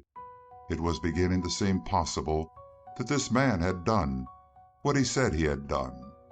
When the door slammed behind him and his steps went creaking through the room beyond, a murmur of a hum arose around the stove. As a matter of fact, it was the beginning of the great legend that was finally to bulk around the name of the big man, and it was fitting that the huge figure of Bull Hunter should have come upon the attention of men in this way, descending out of the storm and the mountains. That he had done something historic was far from the mind of Bull as he stalked into the dining room. "You sit right down here," his host was saying, placing a chair at the table. Bull tried the chair with his hand. It groaned and squeaked under the weight. "Chairs don't seem to be made for me," he said simply. "Besides, I'm more used to sitting on the floor." He dropped to the floor accordingly, with the effect of a small earthquake. The proprietor stared, but he swallowed his astonishment. "What you'd like to eat is something hearty, I figure." "What you got?" said Bull. "Well, Mrs. Jarney came in this morning with a dozen fresh eggs. Got some prime bacon, too, and some jerky, and—" "That dozen eggs," said Bull thoughtfully, "will start me, and then a platter of bacon, and you might mix up a bowl of flapjacks. You ain't got a quart or so of canned milk, partner?" The proprietor could only nod, for he dared not trust his voice. Fleeing to the kitchen, he repeated the prodigious order to his wife. Then he circled by a back way and communicated the tidings to the boys around the stove. "A couple of dozen eggs," he says to me, "and a few pounds of beef, and 3 or 4 quarts of milk, and a bowl of flapjacks, and a platter of bacon," was the way the second version of the historic order for food came to the idlers. Half a dozen of the men risked the cold and the wind to steal around to the side of the house and peer through the window at the huge, bunched figure that sat on the floor. They found him with his chin dropped upon the burly fist and a frown on his forehead, for Bull was thinking. He would have been glad to have found Pete Reeve in Johnstown and have the matter over with him, but after all, it was beginning to occur to him that it might not be wise to kill the man in the presence of other people. They might attempt to correct him with the assistance of a rope and a limb of a tree. Somewhere he must cut in ahead of this Reeve and start out at him if possible. As for his ability to keep pace with a horse, he had no doubt that he could do it fairly well. More than once he had gone out on foot while Harry and Joe rode, and he had pressed the little ponies, bearing their riders slowly up and down the slopes to keep pace with him. On the level, of course, it was a different matter, but in broken country he more than kept up. "Have you got a grudge against Reeve?" asked the host, as he brought in the fried eggs. "Maybe," admitted Bull, and instantly he began to attack the food. The proprietor watched him with a growing awe. No Chinook ever ate snow as this hungry giant melted food to nothingness. He came back with the first stack of flapjacks and bacon, and more questions. "But I think that a gent like you'd be pretty careful about tangling with Pete Reeve, him being so handy with a gun, and you such a tolerable big target." "I figured that all out," said Bull calmly, "but there's so much of me to kill that I don't figure one bullet could do the work, do you?" The eyes of the proprietor grew large. He swallowed, and before he could answer, Bull continued in the exposition of his theory. "Before he shoots the next shot, maybe I can get my hands on him." "You're going to fight him with bare hands agin a gun?" "You see," said Bull apologetically, "I ain't much good with a gun, but I feel sort of curious about what would happen if I got my grip on a man."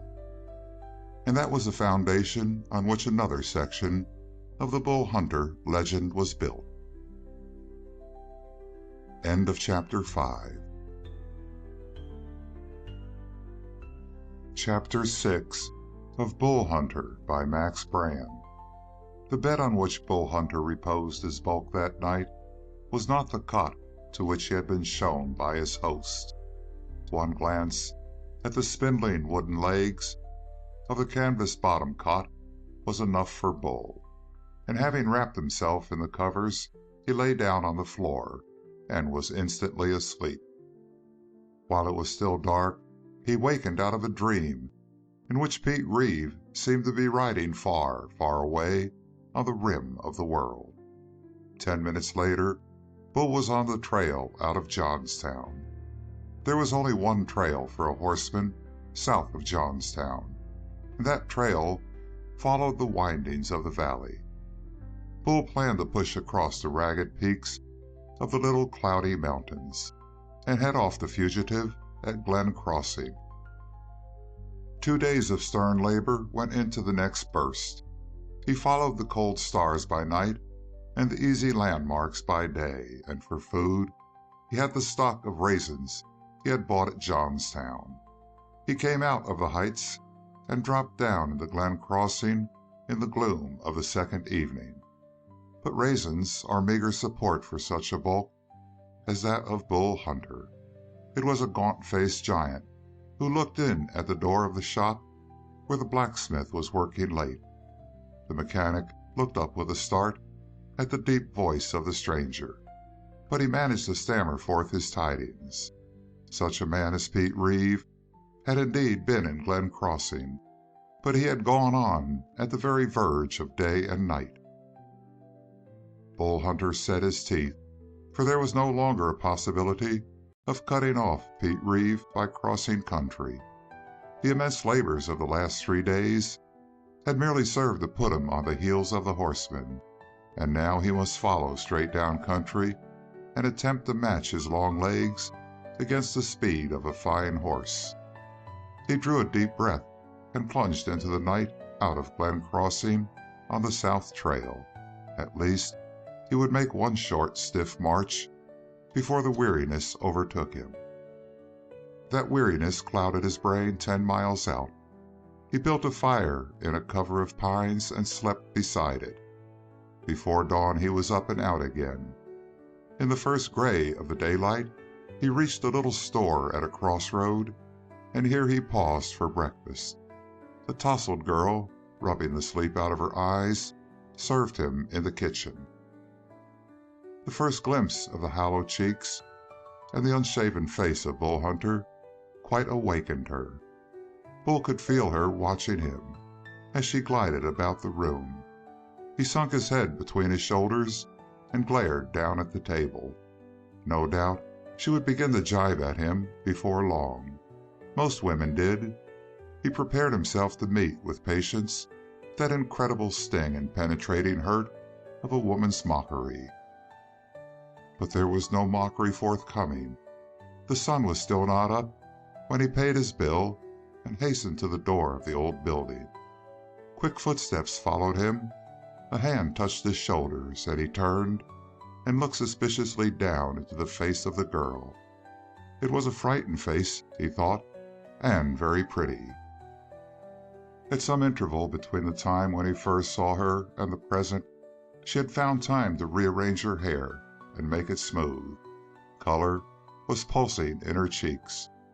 "Stranger," she said softly, "what are you running away from?" The question slowly penetrated the mind of Bull. He was still bewildered by the change in her, something electric to be felt rather than noted with the eye. "There ain't any reason for hurrying on," she urged. I can hide you, easy. Nobody could find you where I'd put you, and there you can rest up. You must be tolerable tired." There was no doubt about it. There was kindness as well as anxiety in her voice. For the second time in his entire life, Bull decided that a woman could be something more than an annoyance. She was placing a value on him, just as Jessie, 3 days before, had placed a value on him, and it disturbed Bull. For so many years he had been mocked and scorned by his uncle and cousins that deep in his mind was engraved the certainty that he was useless. He decided to hurry on before the girl found out the truth. "I can still walk," he said, "and while I can walk, I gotta go south. But you give me heart, lady. You give me a pile of heart to keep going. Maybe," he paused, uncertain what to say next, and yet obviously she expected something more.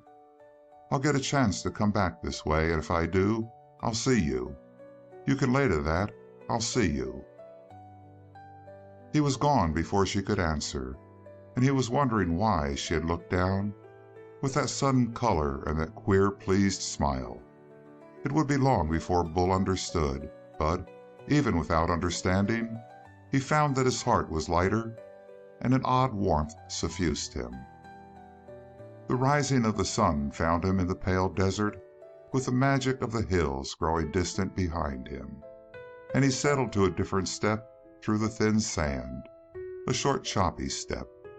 His weight was against him here, but it would be even a greater disadvantage to a horseman, and with this in mind he pressed steadily south. Every day on that south trail was like a year in the life of Bull. Heat and thirst wasted him. The constant labor of the march hardened his muscles, and he got that forward look about his eyes which comes with shadows under the lids and a constant frown on his forehead. It was long afterward that men checked up his march from date to date and discovered that the distance between the shack of Bill Campbell and Halstead in the south was 150 miles over bitter mountains and burning desert, and that Bull Hunter had made that distance in 5 days. All this was learned and verified later, when Bull was a legend. When he strolled into Halstead on that late afternoon, no one had ever heard of the man out of the mountains. He was simply an oddity in a country where oddities draw small attention. Yet a rumor advanced before Bull. A child playing in the incredible heat of the sun saw the dusty giant heaving in the distance and ran to its mother, frightened, and the worn-faced mother came to the porch and shaded her eyes to look. She passed on the word with a call that traveled from house to house, so that when Bull entered the long, irregular street of Halstead, he found it lined on either side by children, old men, women. It was almost as though they had heard of the thing he had come to do and were there to watch. Bull shrank from their eyes. He would rather have slipped around the back of the village and gone toward its center unobserved. A pair of staring eyes to Bull was like the pointing of a loaded gun. He put unspoken sentences upon every tongue, and the sentences were those he had heard so often from his uncle and his uncle's sons. Too big to be any good. Bull's got the size of a horse, and as a horse he'd do pretty well, but he ain't no account as a man. His life had been paved with such burning remarks as these. Many an evening had been long agony to him as the three sat about and baited him. He hurried down the street, the pulverized sand squirting up about his heavy boots and drifting in a mist behind him. When he was gone, an old man came out and measured those great strides with his eye, and then stretched his legs vainly to cover the same marks. But this, of course, Bull did not see, and he would not have understood it had he seen, except as a mockery. He paused in front of the hotel veranda, an awful figure to behold. His canvas coat was rolled and tied behind his sweating shoulders. His too short sleeves had bothered him, and they were now cut off at the elbow and exposed the sun-blackened forearms. His overalls streamed in rags over his scarred boots. He pushed the battered hat far back on his head and looked at the silent, attentive line of idlers who sat on the veranda. "Excuse me, gents," he said mildly, "but maybe one of you might know of a little gent with iron-gray hair and a thin face and quick ways of acting and little, thin hands." He illustrated his meaning by extending his own huge paws. "His name is Pete Reeve." That name caused a sharp shifting of glances, not at Bull, but from man to man. A tall fellow rose. He advanced with his thumbs hooked importantly in the armholes of his vest, and braced his legs apart as he faced Bull. The elevation of the veranda floor raised him so that he was actually some inches above the head of his interlocutor, and the tall man was deeply grateful for that advantage. He was, in truth, a little vain of his own height, and to have to look up to anyone irritated him beyond words. Having established his own superior position, he looked the giant over from head to foot. He kept one eye steadily on Bull, as though afraid that the big man might dodge out of sight and elude him. "And what might you have to do with Pete Reeve?" he asked. "Mightn't you be a partner of Pete's? Kind of looks like you was following him, sort of eager, friend." While this question was being asked, Bull saw that the line of idlers settled forward in their chairs to hear the answer. It puzzled him. For some mysterious reason, these men disapproved of anyone who was intimately acquainted with Pete Reeve, it seemed. He looked blandly upon the tall man. "I never seen Pete Reeve," said Bull apologetically. "Ah, yet you're following him hotfoot?" "I was aiming to see him, you know," answered Bull. The tall man regarded him with eyes that began to twinkle beneath his frown. Then he jerked his head aside and cast at his audience a prodigious wink. The cloudy eyes of Bull had assured him that he had to do with a simpleton, and he was inviting the others in on the game. "You've never seen him?" he asked gruffly, turning back to Bull. "You expect me to believe talk like that? Young man, do you know who I am?" "I don't know," murmured Bull, overawed and drawing back a pace. The action drew a chuckle from the crowd. Some of the idlers even rose and sauntered to the edge of the veranda, the better to see the baiting of the giant. His prodigious size made his timidity the more amusing. "You don't know, huh?" asked the other. "Well, son, I'm Sheriff Bill Anderson." He waited to see the effect of this portentous announcement. "I never heard tell of any Sheriff Bill Anderson," said Bull, in the same mild voice. The sheriff gasped. The idlers hastily veiled their mouths with much coughing and clearing of the throat. It seemed that the tables had been subtly turned upon the sheriff. "You!" exclaimed the sheriff, extending a bony arm. "I got to tell you, partner, that I'm a pile suspicious. I'm suspicious of anybody that's a friend of Pete Reeve. How long have you known him?" Bull was very anxious to pacify the tall man. He shifted his weight to the other foot. "Something less than nothing," he hastened to explain. "I ain't never seen him." "And why do you want to see him? What do you know about him?" It flashed through the mind of Bull that it would be useless to tell what he knew of Pete. Obviously, no one would believe what he could tell of how Reeve had met and shot down Uncle Bill Campbell. For Bill Campbell was a historic figure as a fighter in the mountain regions, and surely his face must be bright even at this distance from his home. That he could have walked beyond the sphere of Campbell's fame in 5 days never occurred to Bull Hunter. "I don't know nothing good," he confessed. There was a change in the sheriff. He descended from the floor of the veranda with a stiff leg hop and took Bull by the arm, leading him down the street. "Son," he said earnestly, walking down the street with Bull, "do you know anything against this Pete Reeve?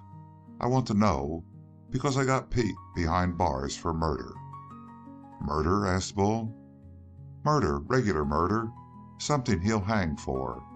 And if you got any inside information that I can use against him, well, I'll use it, and I'll be mighty grateful for it. You see, everybody knows Pete Reeve. Everybody knows that, for all these years, he's been going around killing and maiming men, and nobody has been able to bring him up for anything worse than self-defense. But now I think I got him the rights. I want to hang him for it, stranger, partly because it'd be a feather in my cap, and partly because it'd be doing a favor for every good, law-abiding citizen in these parts. So do what you can to help me, stranger, and I'll see that your time ain't wasted." There was something very wheedling and insinuating about all this talk. It troubled Bull. His strangely obscure life had left him a child in many important respects, and he had a child's instinctive knowledge of the mental processes of others. In this case, he felt a profound distrust. There was something wrong about this sheriff, his instincts told him. Something gravely wrong. He disliked the man who had started to ridicule him before many men, and was now so confidential, asking for his help. "Sheriff Anderson," he said, "may I see this Reeve?" "Come right along with me, son. I ain't pressing you for what you know, but it may be a thing that'll help me to hang Reeve. And if it is, I'll need to know it. Understand? Public benefit, that's what I'm after. Come along with me, and you can see if Reeve's the man you're after."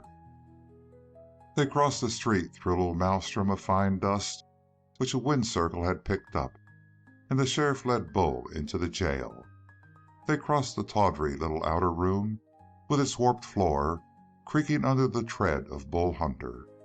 Next they came face to face with a cage of steel bars, and behind it was a little gray man on a bunk. He sat up and peered at them from beneath bushy brows, a thin-faced man, extremely agile. Even in sitting up, one caught many possibilities of cat-like speed of action. Bull knew at once that this was the man he sought. He stood close to the bars, grasping one in each great hand, and with his face pressed against the steel, he peered at Pete Reeve. The other was very calm. "Howdy, Sheriff," he said. "Bringing on another one to look over your bear?" End of Chapter 6. Chapter 7 of Bull Hunter by Max Brand. The prisoner's good humor impressed Bull immensely. Here was a man talking commonplaces in the face of death. A greater man than Uncle Bill, he felt at once, a far greater man. It was impossible to conceive of that keen, sharp eye and that claw-like hand sending a bullet far from the center of the target. He gave his eyes long sight of that face, and then turned from the bars and went out with the sheriff. "Is that your man?" asked the sheriff. "I don't know," said Bull, fencing for time as they stood in front of the jail. "What'd he do?" "You mean why he's in jail? I'll tell you that, son, but first I want to know what you got against him, and your proofs, mostly your proofs." The distaste which Bull had felt for the sheriff from the first now became overpowering. That he should be the means of bringing that terrible and active little man to an end seemed, as a matter of fact, absurd. Guile must have played a part in that capture. Suppose he were to tell the sheriff about the shooting of Uncle Bill. That would be enough to convince men that Pete Reeve was capable of murder, for the shooting of Uncle Bill had been worse than murder. It spared the life and ruined it at the same time.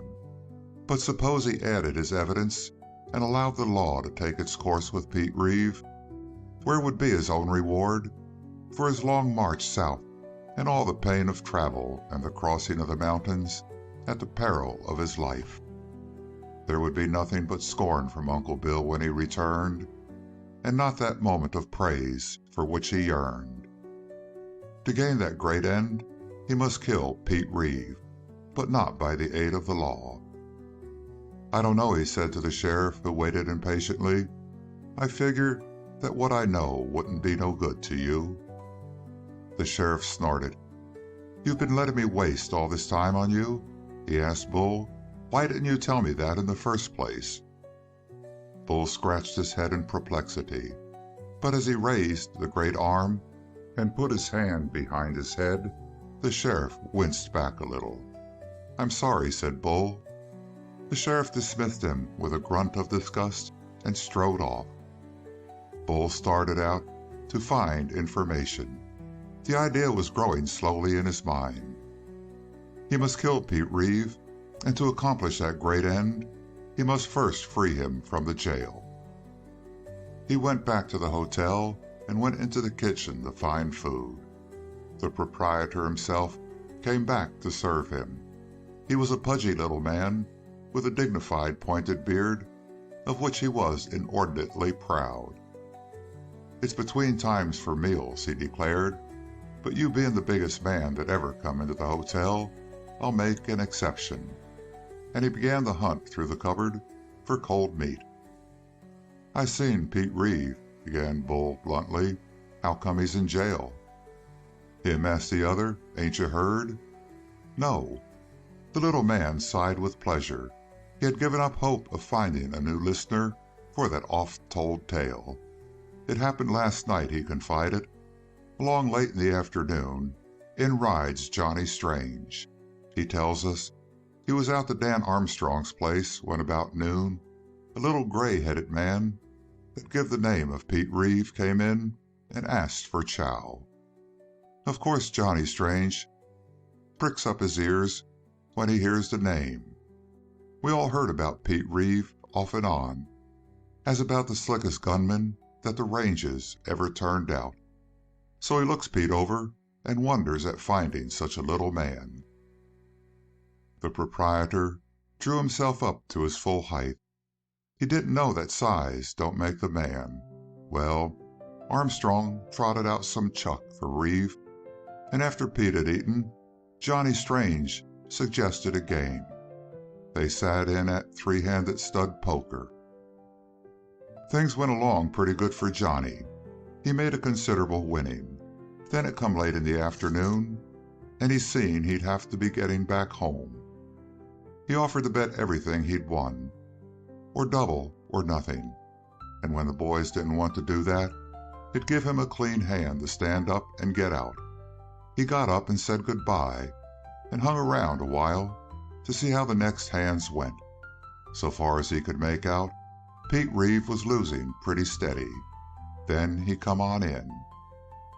Well, when Johnny Strange told about Pete being out there, Sheriff Anderson was in the room, and he raised up. "Don't look good to me," he says. "If a gunfighter is losing money, most like he'll fight to win it back. Maybe I'll go out and look that game over." And saying that, he slopes out of the room.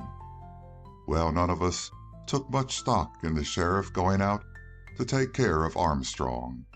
You see, Armstrong was the old sheriff, and he give Anderson a pretty stiff run for his money last election. They both been spending most of their time and energy the last few years hating each other. When one of them is in office, the other goes around saying that the gent that has the plum is a crook, and then Anderson goes out and Armstrong comes in, and Anderson says the same thing about Armstrong. Take 'em general, and they always had the boys worried when they was together, for fear of a gunfight and bullets flying. And so when Anderson stands up and says he's going out to see that Reeve don't do no harm to Armstrong, we all sat back and kind of laughed.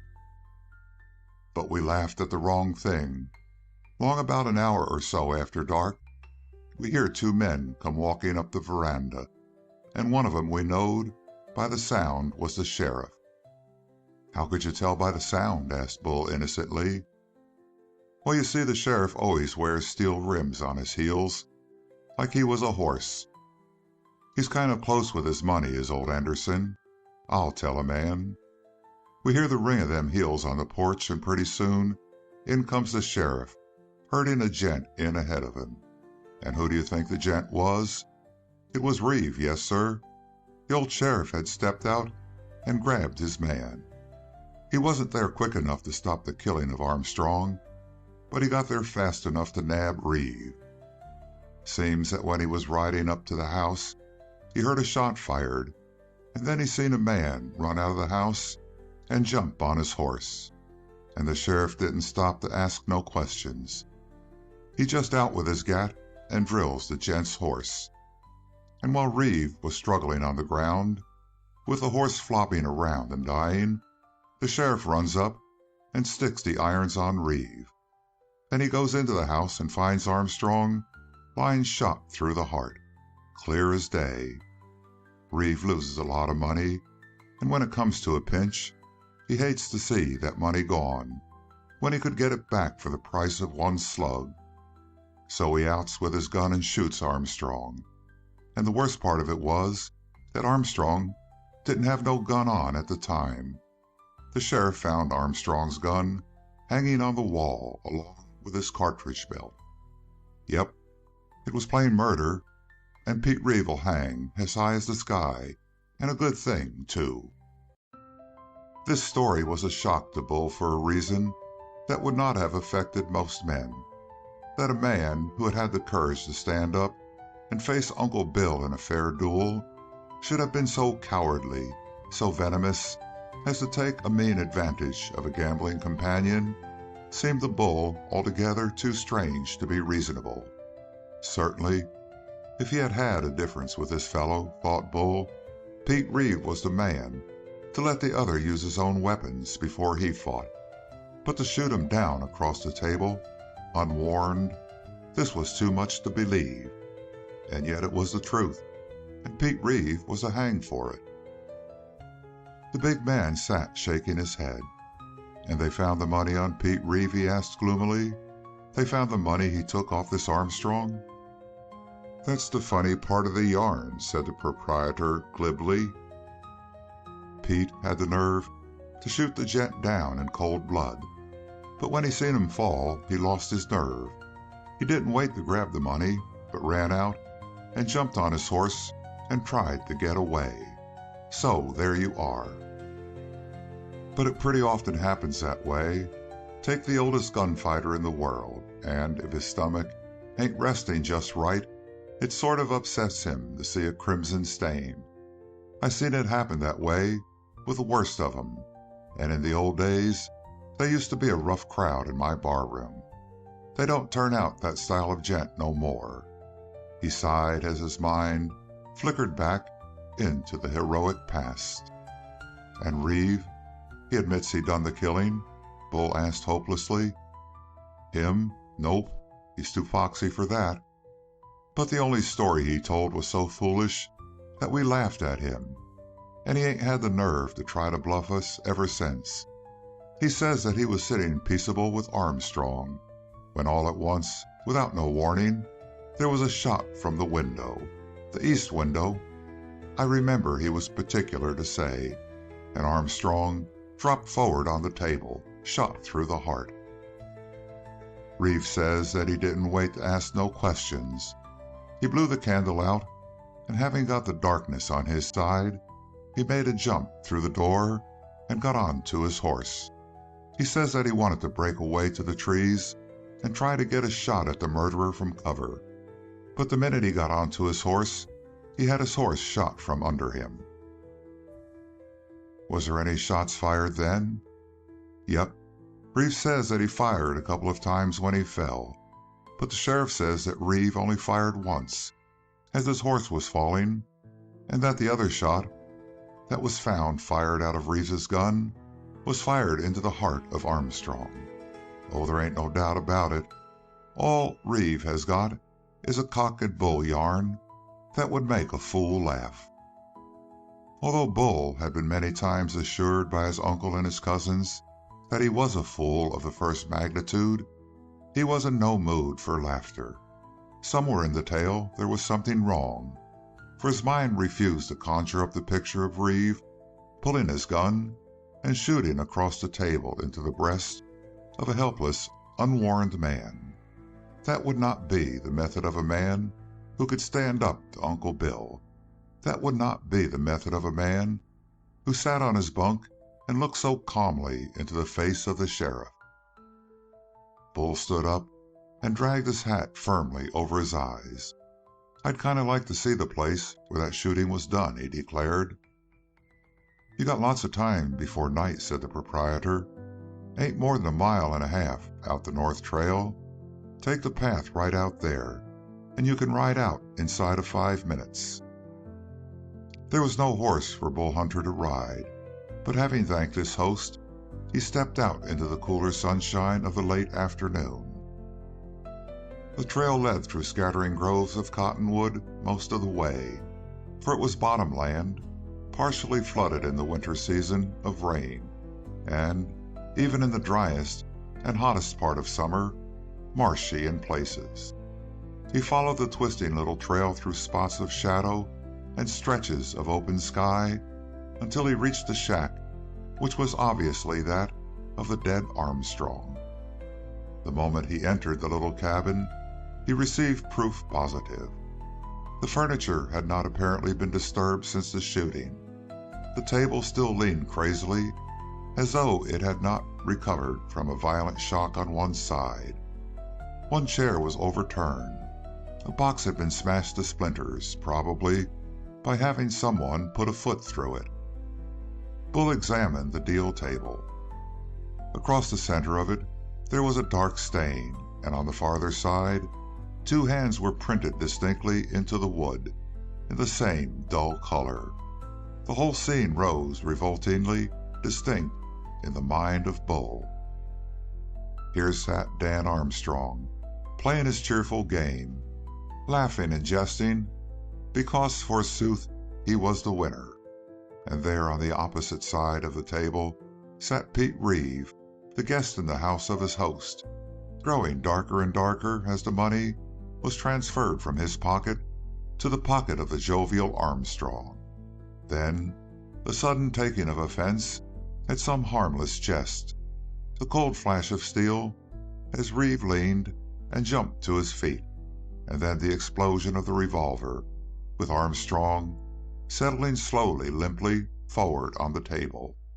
There he lay with the stream pouring across the table from the death wound, his helpless arms outstretched on the wood. Then Reeve, panic-stricken, perhaps with a sudden stirring of remorse, started for the door, struck the box on his way, smashing it to bits, and as soon as he got outside, leaped for his horse. Luckily, retribution had overtaken the murderer in the very moment of escape. Bull Hunter sighed. Never had the strength of the arm of the law been so vividly brought home to him as by this incident. Suppose that he had fulfilled his purpose and killed Reeve, would not the law have reached for him in the same fashion and taken and crushed him? He shuddered, and looking up from his broodings, He glanced through the opposite window and saw that the woods were growing dark in that direction. Night was approaching, and with a feeling of night, there was a ghostly sense of death, as though the spirit of the dead man were returning to his old home. On the other side of the house, however, the woods showed brighter. This was the east window through which Reeve declared that the shot had been fired. Bull shook his head. He stepped out of the cabin and looked about. It was a prosperous little stretch of meadow, cleared into the cottonwoods and reclaiming part of the marshland, all very rich soil, as one could see at a glance. There was a field which had been recently upturned by the plow, perhaps the work of yesterday. The furrows were still black, still not dried out by the sun. Today would have been the time for harrowing, but that work was indefinitely postponed by the grim visitor. No doubt this Armstrong was an industrious man. The sense of a wasted life was brought home to Bull. A bullet had ended it all. Absent-mindedly, he passed around the side of the house and started for the east window through which Reeve had said the bullet was fired. But he shook his head at once. On the east side, the house leaned against a mass of white stone. It rose high, rough, ragged. Certainly a man stalking a house to fire a shot would never come up to it from this side. His own words were convicting Reeve of the murder. Still he continued to clamber over the stones until he stood by the window. To be sure, if a man stood there, he could easily have fired into the room and into the breast of a man sitting on the far side of the table. Armstrong was found there. Bull looked down to his feet as a thoughtful man will do, and there, very clearly marked against the white of the stone, he saw a dark streak, two of them side by side. He bent and looked at them. Then he rubbed the places with his fingertips and examined the skin. A stain had come away from the rock. It was as if the rocks had been rubbed with lead or a soft iron. And then, strangely, into the mind of Bull came the memory of what the hotel man had said of the sheriff's iron-shod heels. The sheriff had gone for many a year hating Armstrong. The truth rushed over the brain of the big man. What a chance for a crafty mind to kill his enemy and place the blame on the shoulders of one already known to be a man-killer. Bull Hunter leaped from the rocks and started back for the town with long, ground-devouring strides. End of Chapter 7. Chapter 8 of Bull Hunter by Max Brand. There were two reasons for the happiness which lightened the step of Bull Hunter as he strode back for the town. In the first place, he saw hope of liberating Reeve from jail and accomplishing his own mission of killing the man. In the second place, he felt a peculiar joy at the thought of freeing such a man from the imputation of a cowardly murder. Yet he had small grounds for his hopes. Two little dark marks on the white friable stone, marks that the first small shower of rain would wash away, marks that the first keen sandstorm would rub off. This was his only proof. And with this to free one man from danger of the rope and place the head of another under the noose, it was a task to try the resources of a cleverer man than Bull.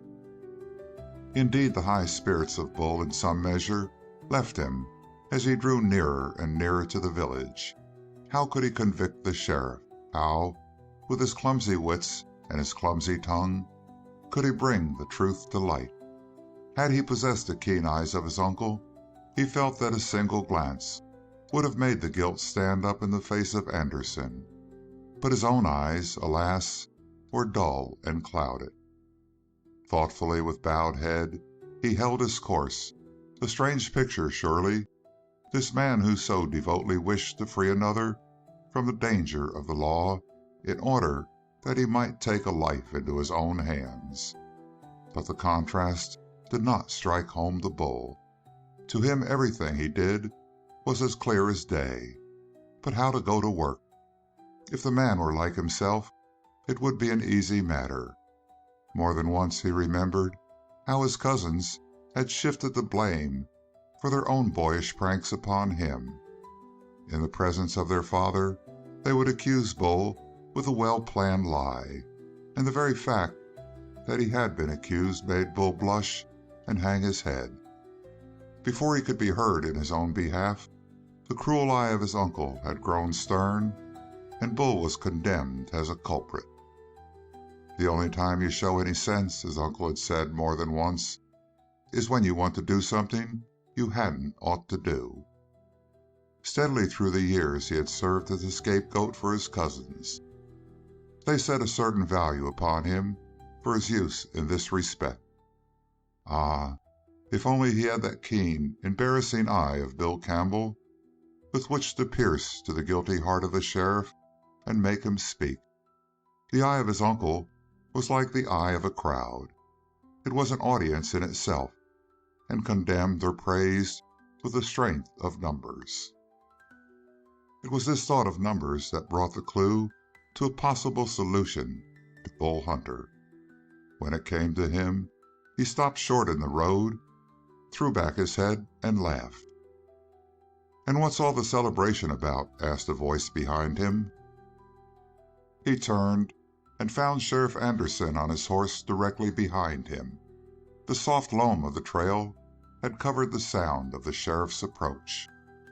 Bull blushed with a sudden sense of shame. Moreover, the sheriff seemed unapproachably stern and dignified. He sat erect in the saddle, a cavalier figure with his long, well-drilled mustaches.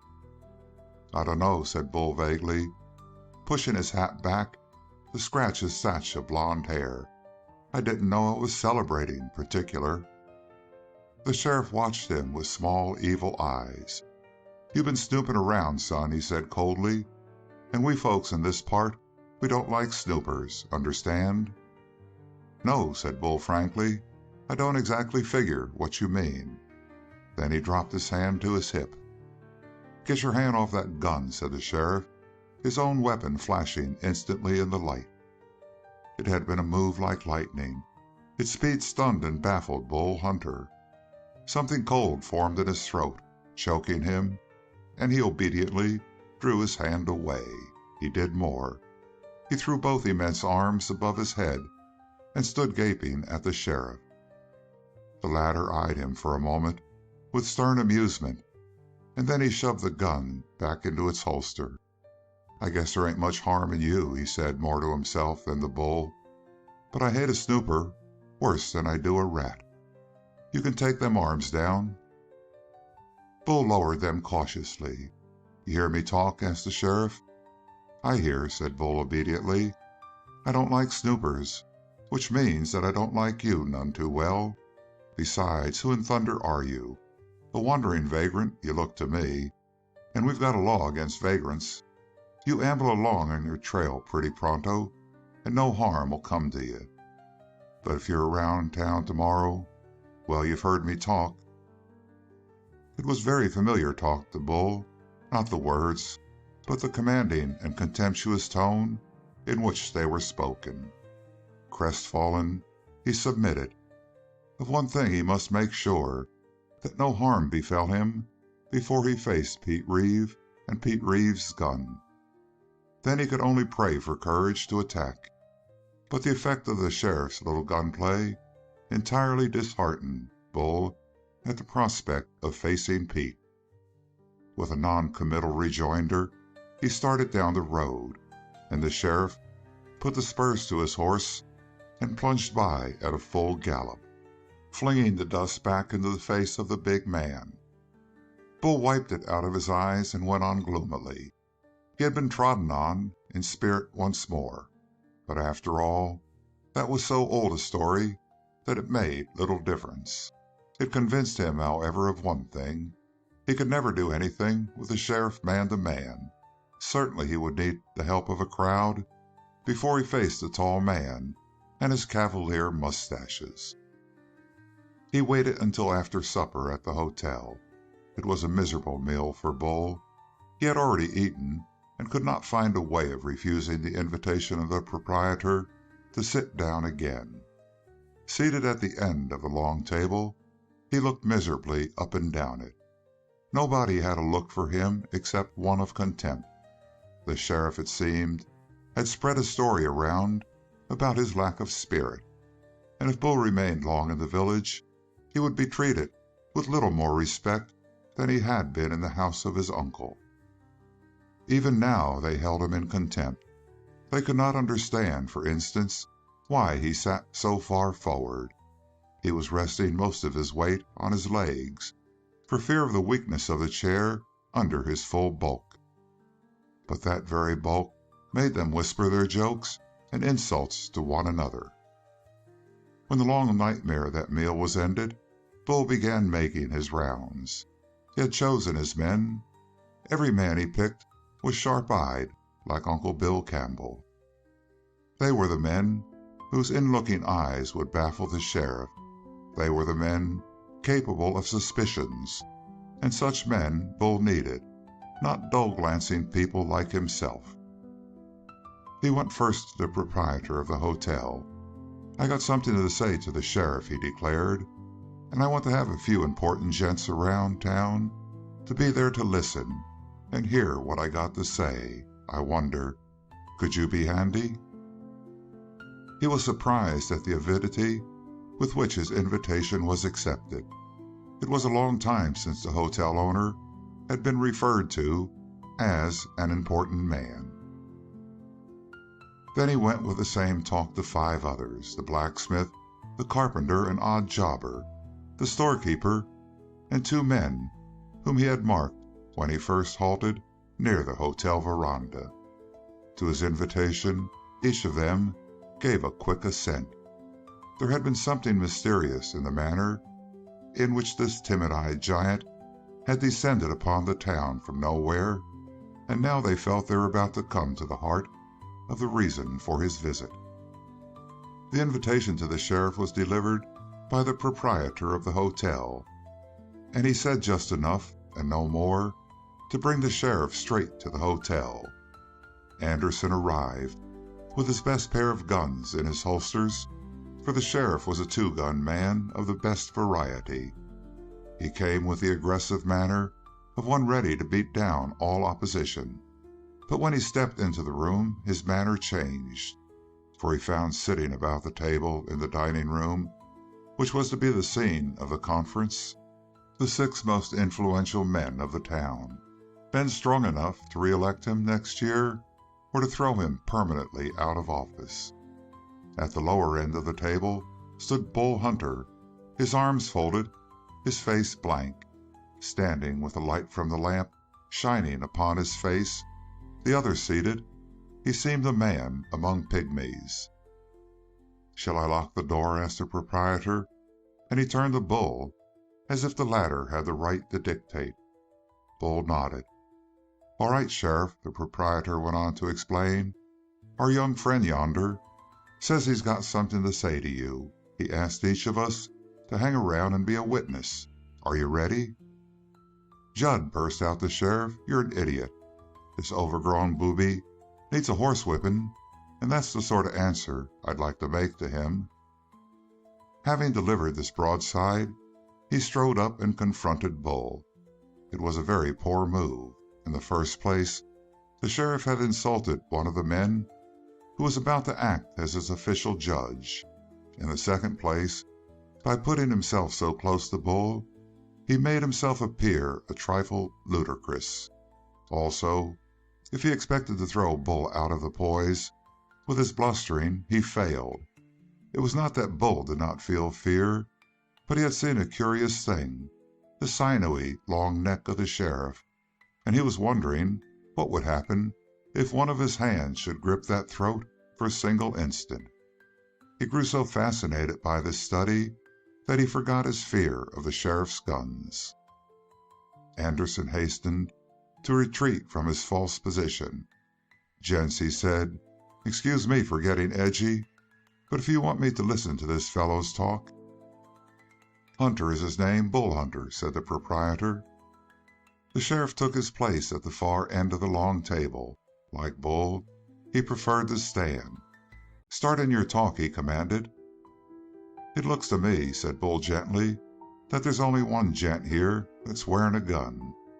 He had thrown his own belt on a chair, and now he fixed his eyes upon the weapons of Anderson. The sheriff glared. "You want me to take off my guns? Son, I'd rather go naked." Judd, the hotel man, had already been insulted once by the sheriff, and he had been biding his time. This seemed an excellent opening. "Looks to me," he remarked, "like Mr. Hunter was right. He's got something pretty serious to say, and he don't want to take no chances on you cutting him short with a bullet." The sheriff glared at Bull, and then cast a swift glance over the faces of the others. He read upon them only one expression, a cold curiosity. Plainly they agreed with Judd, and the sheriff gave way. He took off his belt and tossed it upon a chair near him. Then he faced Bull again, but he faced a big man with half his confidence destroyed. As he had said, he felt worse than naked without his revolvers under his touch. But now he attempted to brave out the situation.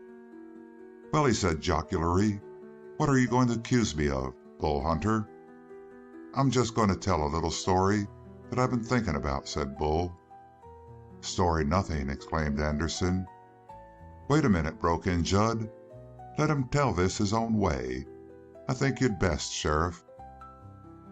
Bull was looking at the sheriff and through him into the distance. After all, it was a story, as distinctly a story as if he had it in a book. As he began to tell it, he forgot Sheriff Anderson at the farther end of the table. He talked slowly, bringing the words out one by one, as if what he said were coming to him by inspiration, a kind of second sight. "It starts in," said Bull, "the other night when the gent comes in with word that Pete Reeve was out playing cards with Armstrong and losing money. When the sheriff heard that, he started to thinking. He was remembering how he hated Armstrong for a good many years, and that made him think that maybe Armstrong would get into trouble with Reeve because Reeve is a pretty good shot, and the sheriff hoped that, if it comes to a showdown, Reeve would shoot Armstrong full of holes, and that started him wishing pretty strong that Armstrong would get killed." "Do I have to stand here and listen to this fool talk?" demanded the sheriff. "I'm just supposing," said Bull. "Surely there ain't any harm in just supposing." "Not a bit," decided Judd, who had taken the position of the main arbiter. "Well, the sheriff got to wishing Armstrong was dead, so strong that it didn't seem he could stand to have him living much more. He told the folks that he was going out to see that no harm came to Armstrong from Reeve. Then he got on his horse and went out. All the way he was thinking hard. Armstrong was the gent that was sheriff before Anderson. Armstrong was the gent that might get the job and throw him out again. Ain't that clear? Well, the sheriff gets close to the cabin and—" He paused and slowly extended his long arm toward the sheriff. "What'd you do then?" "Me? I heard a shot." "You left your horse standing in the brush near the house," interrupted Bull, "and you went along on foot. Does that sound reasonable? A gent going on foot when he might ride?" demanded the sheriff. "You didn't want to make no noise," said Bull, and his great voice swallowed the protest of the sheriff. Anderson cast another glance at the listeners. Plainly, they were fascinated by this tale, and they were following it step by step with nods. "You didn't make no noise either," went on Bull Hunter. "You slipped up to the cabin real soft, and you climbed up the east side of the house over some rocks." "Why in reason should a man climb over rocks? Why wouldn't he go right to the door?" "Because you didn't want to be seen." "Then why not the west window, fool?" "You tried that window first, but there was some dry brush lying in front of it, and you couldn't come close enough to look in without making a noise, stepping on the dead wood. So then you went around to the other side and climbed over the rocks until you could look into the cabin. Am I right?" "No, curse you, no, of course you ain't right," shouted Anderson. "Looking right through that window," Bull said heavily, "you seen Armstrong, the man you hated, facing you, and with his back turned was Pete Reeve.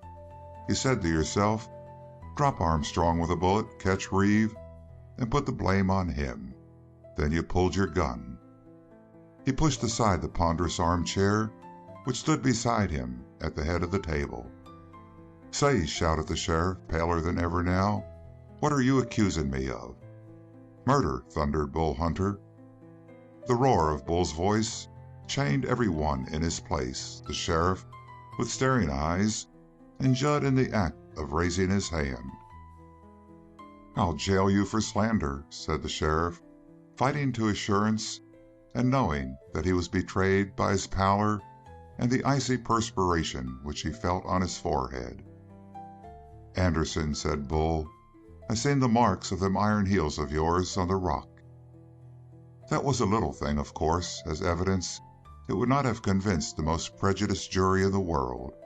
But Sheriff Anderson was not weighing small points. Into his mind leaped one image, the whiteness of those rocks on which he had stood, and the indelible mark his heels must have made against that whiteness. He was lost, he felt, and he acted on the impulse to fight for his life. One last glance he cast at the 6 listeners, and in their wide-eyed interest he read his own damnation. Then Anderson whirled and leaped for his belt with the guns. Out of 6 throats came 6 yells of fear. There was a noise of chairs being pushed back and a wild scramble to find safety under the table. Judd, risking a moment's delay, knocked the chimney off the lamp before he dived. The flame leaped once and went out. The pale moonshine poured through the window and filled the room with a weird play of shadows. What Bull Hunter saw was not the escape of the sheriff, but a sudden blind rage against everything and everybody. It was a passion that set him trembling through all of his great body. One touch of trust, one word of encouragement had been enough to make him a giant, to tear up the stump in the presence of Jesse and his cousins. How far more mighty he was in the grip of this new emotion, this rage. His own gun was far away, but guns were not what he wanted.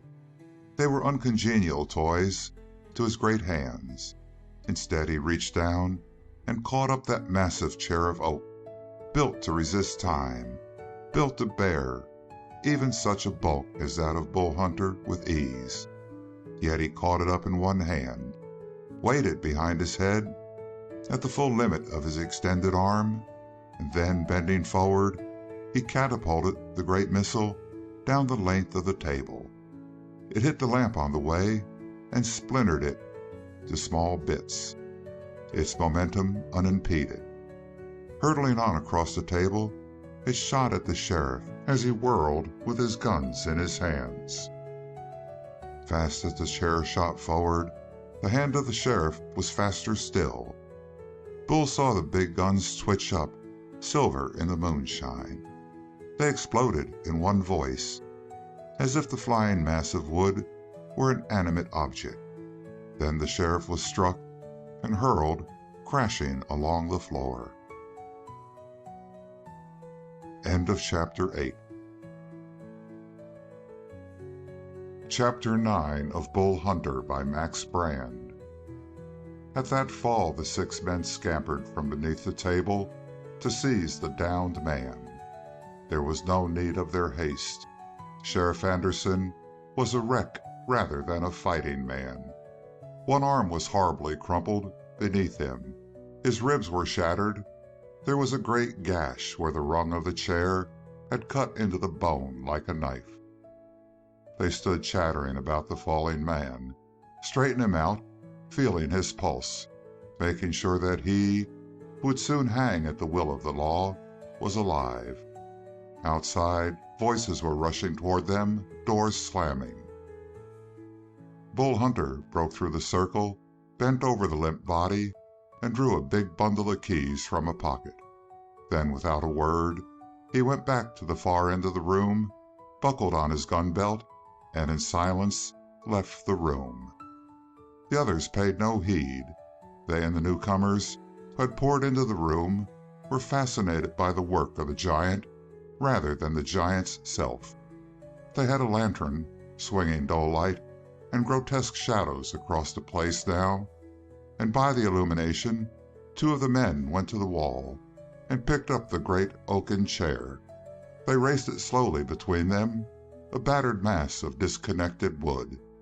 Then they looked at the far end of the long table, where he who had thrown the missile had stood. Another line had been written in the history of Bull Hunter, the first line that was written in red.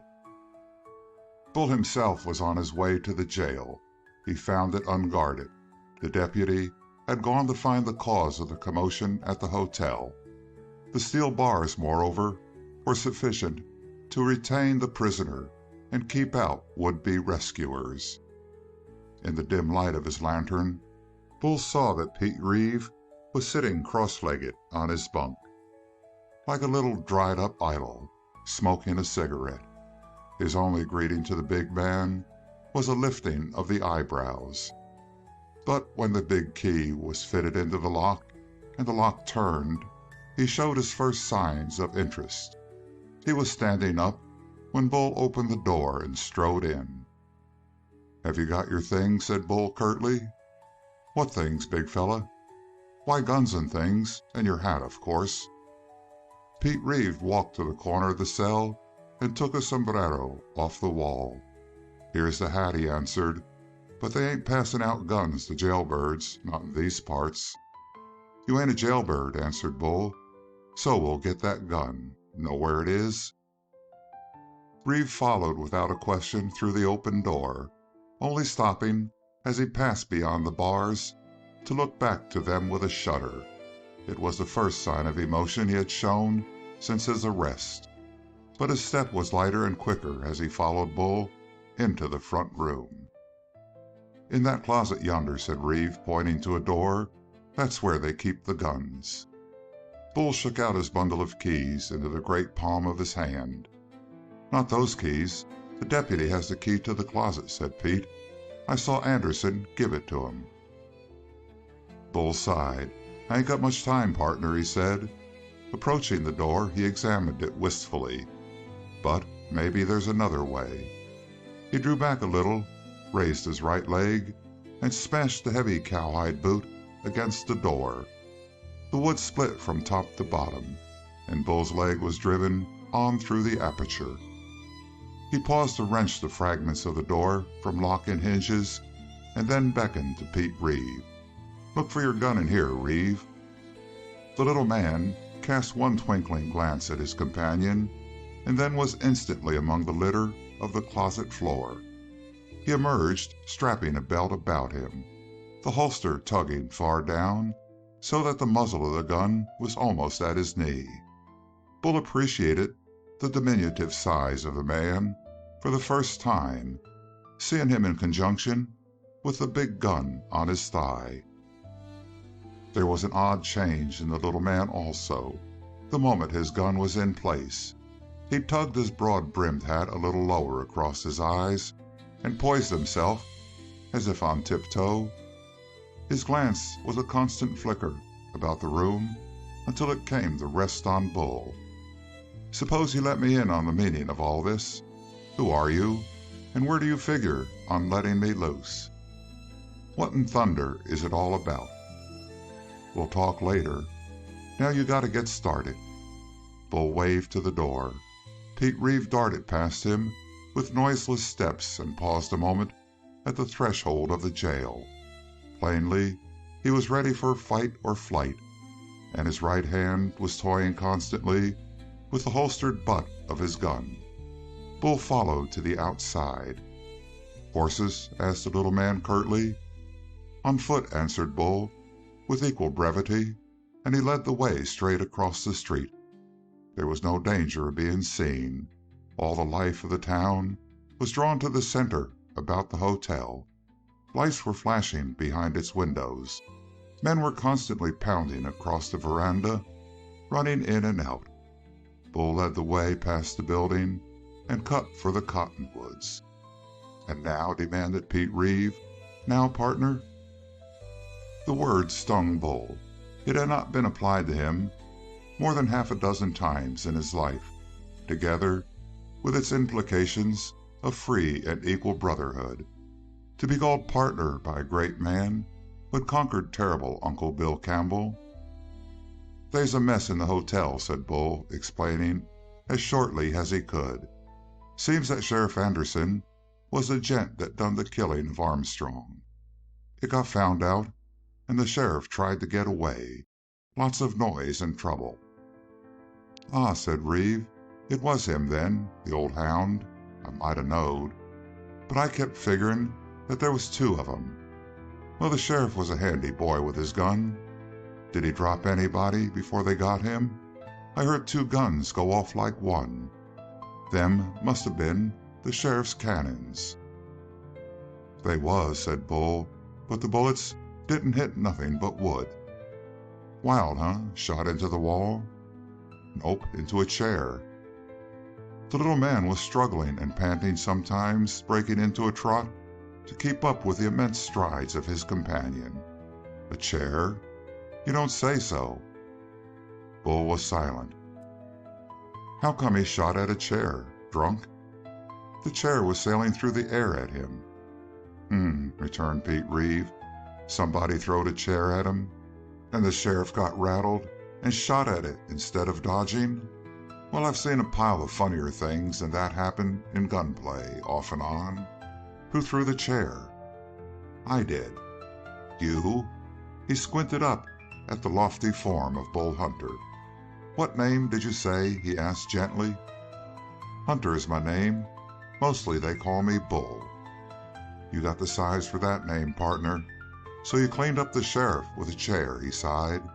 "I wish I'd been there to see it. But who got the inside on the sheriff?" "I don't know what you mean." Reeve looked closely at his companion. Plainly he was bewildered, somewhere between a smile and a frown. "I mean, who found out that the sheriff done it?" "He told it himself," said Bull. "Drunk, huh?" "Nope, not drunk. He was asked if he didn't do the murder." "Great guns! Who asked him?" "I done it," said Bull, as simple as ever.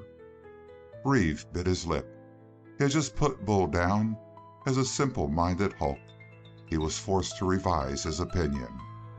"You've done that? You followed him up, huh?" "I just done a little thinking, so I asked him." Reeve shook his head. "Maybe you hypnotized him," he suggested. "Nope, I just asked him. I got a lot of folks sitting around, and then I began telling the sheriff how he'd done the shooting." "And he admitted it?" "Nope, he jumped for a gun." "And then you heaved a chair at him." Pete Reeve drew in a long breath. "But what reason did you have, son? I got to ask you that before I thank you the way I want to thank you. But before you kick out, you'll find that Pete Reeve is a friend." "My reason was," said Bull, "that I had business to do with you that couldn't be done in a jail, so I had to get you out." "And now where are we headed?" "Where we can do that business." They had reached a broad break in the cottonwoods. The moonlight was falling so softly and brightly. Bull paused and looked around him. "I guess this'll have to do," he declared. "All right, son. You can be as mysterious as you want. Now, what you got me here for?" "To kill you," said Bull gently. Pete Reeve flinched back. Then he tapped his holster, made sure of the gun, became more easy. "That's interesting," he announced. "You couldn't wait for the law to hang me, huh?" Bull began explaining laboriously. He pushed back his hat and began to count off his points in the palm of one hand. "You shot up Uncle Bill Campbell," he explained. "It ain't that I got any grudge against you for that. But you see, Uncle Bill took me in young and give me a home all these years. I thought it would sort of pay him back if I run you down. So I walked across the mountains and come after you." "Wait," exclaimed Pete Reeve, "you walked?" "Yup," he went on, heedless of the fact that Pete Reeve was peering earnestly into the face of his companion, now puckered with the earnest frown of thought. "I come down hoping to get you and kill you. Besides, that wouldn't only pay back Uncle Bill, it would make him think that I was a man. You see, Reeve, I ain't quick thinking, and I ain't bright. I ain't got a quick tongue and sharp eyes, and they've been treating me like I was a kid all my life. So I got to do something, I got to. I ain't got anything against you, but you just happen to be the one I got to fight. Stand over yonder, by that stump. I'll stand here, and we'll fight fair and square." Pete Reeve obeyed, his movements slow, as if they were the result of hypnotism. "Bull," he said rather faintly, looking at the towering bulk of his opponent, "I don't know. Maybe I'm going nutty, but I figure that you come down here to kill me for the sake of getting your uncle to pat you on the back once or twice, and you find you can't get at me because I'm in jail. So you work out a murder mystery to get me out, and then you tackle me. You say you ain't very bright. I don't know. Maybe you ain't bright, but you're mighty different." He paused and rubbed his forehead. "Son, I've seen pretty good men in my day, but I ain't never seen one that I cotton to like I do to you. You saved my life. How can you figure on me going out and taking yours now?" "You ain't going to, maybe," said Bull calmly. "Maybe I'll get you." "Son," answered the other, almost sadly, shaking his head, "when I'm right, with a good steady nerve, there ain't any man in the world that can sling a gun with me. And tonight I'm right, if it comes to a showdown.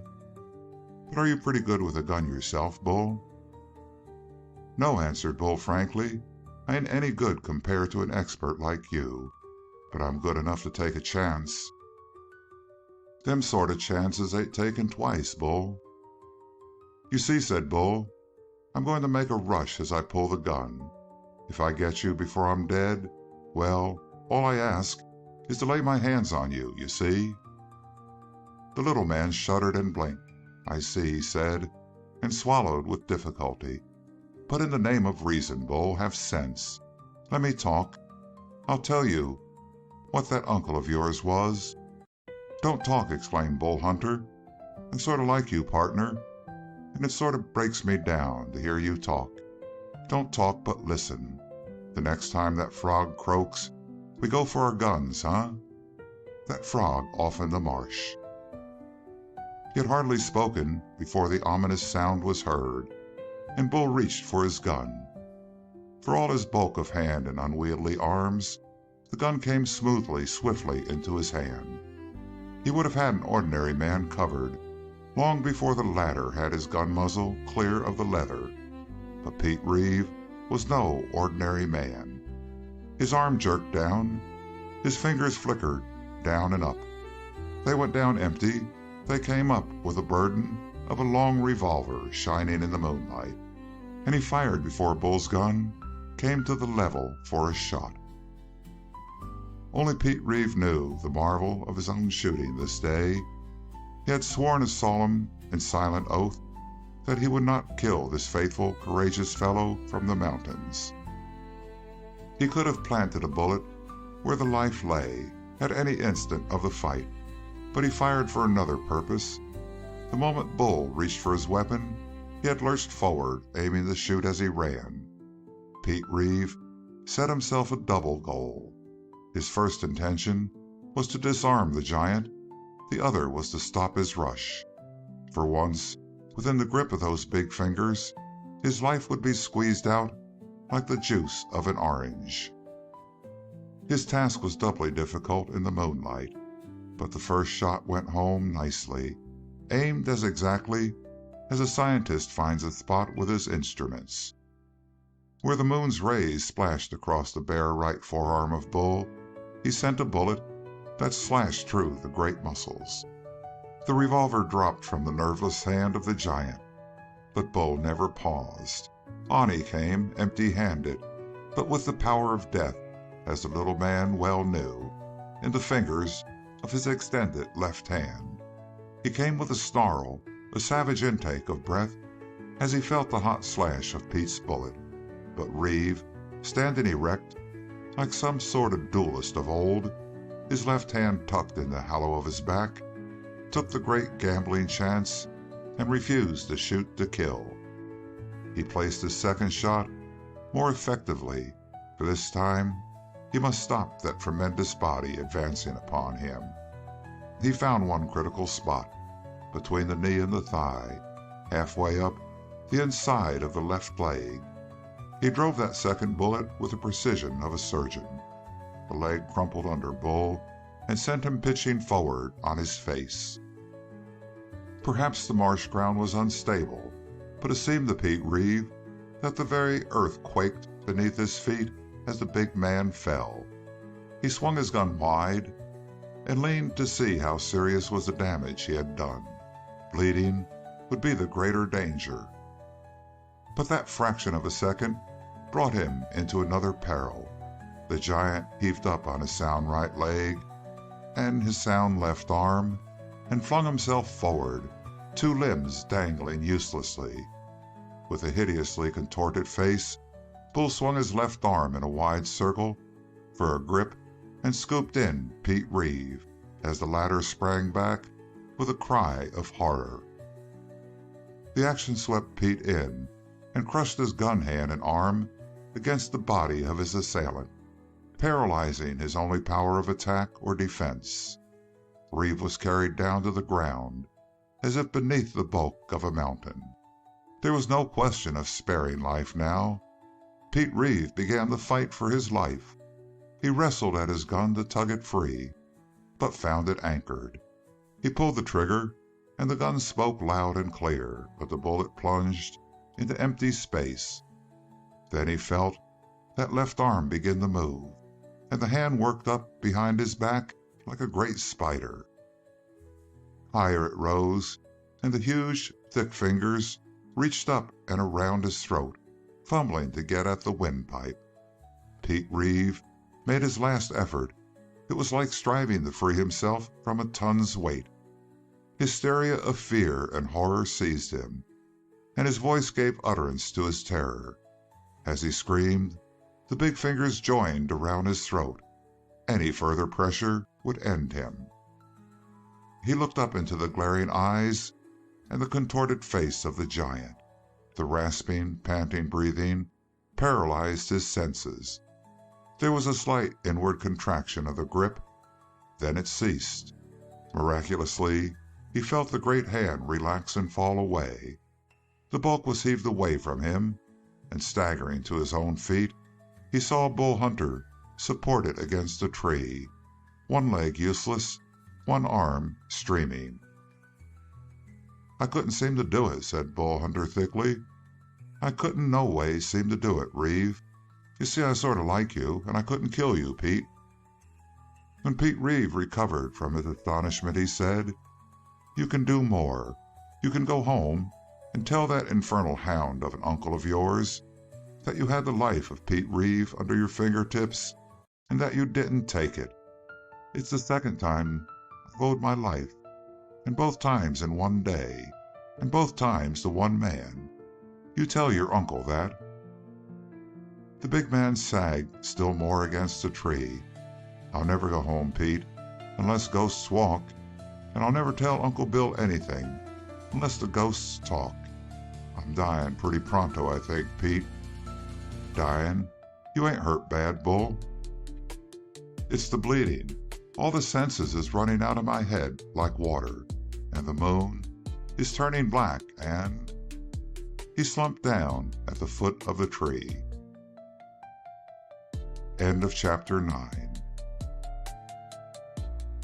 Chapter 10 of Bull Hunter by Max Brand.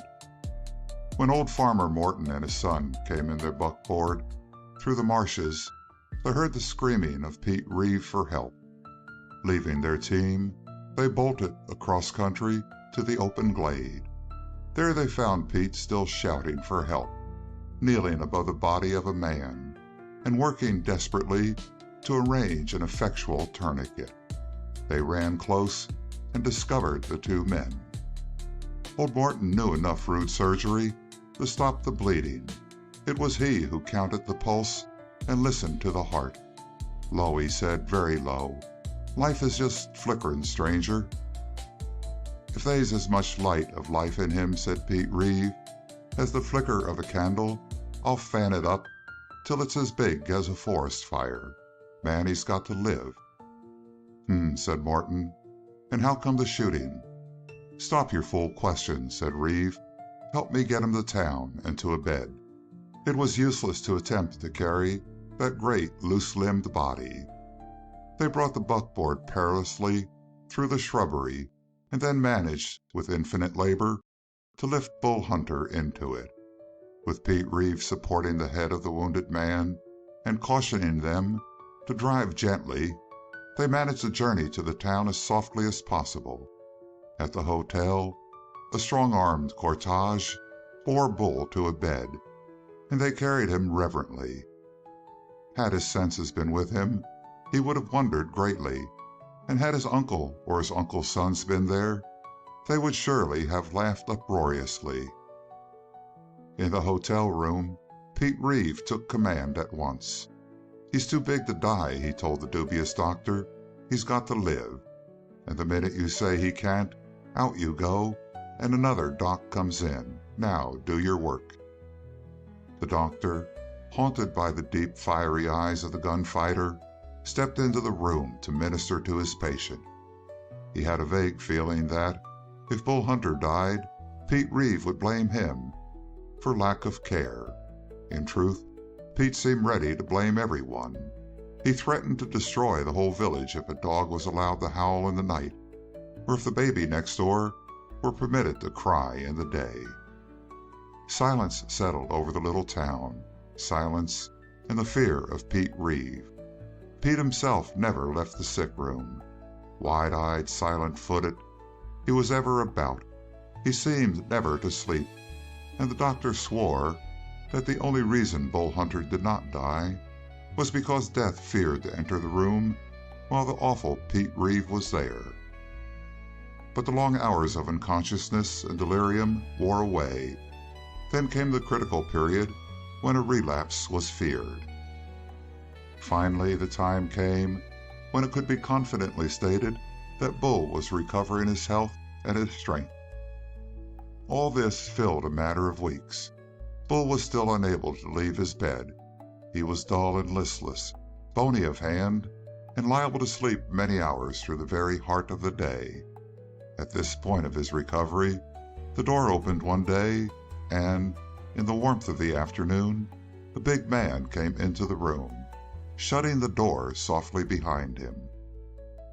Bull turned his head slowly and then blinked, for it was the unshaven face of his cousin, Harry Campbell, that he saw. With his eyes closed, Bull wondered why that face was so distinctly unpleasant. When he opened them again, Harry had drawn closer, his hat pushed on the back of his head after the manner of a baffled man, and a faint smile working at the corners of his lips. He took the limp hand of Bull in his and squeezed it cautiously. Then he laid the hand back on the sheet and grinned more confidently at Bull. "Well, I'll be hanged, Bull. Here you are, as big as life, pretty near, and you don't act like you knew me." "Sure I do. Sit down, Harry. What brung you all this ways?" "Why, anxious to see how you was doing." Again Bull blinked. Such anxiety from Harry was a mystery.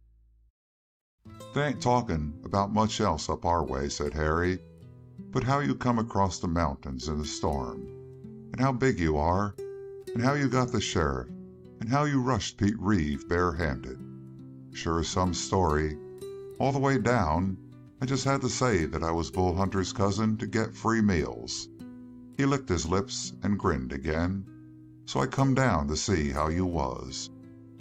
"I'm doing tolerable fair," said Bull slowly. And it was good of you to come this long ways to ask that question. How's things to home? Dad's bunged up for life and can't do nothing but cuss. But at that, he lays over anything you ever hear. Harry's eyes flicked nervously about the room. It was him that sent me down.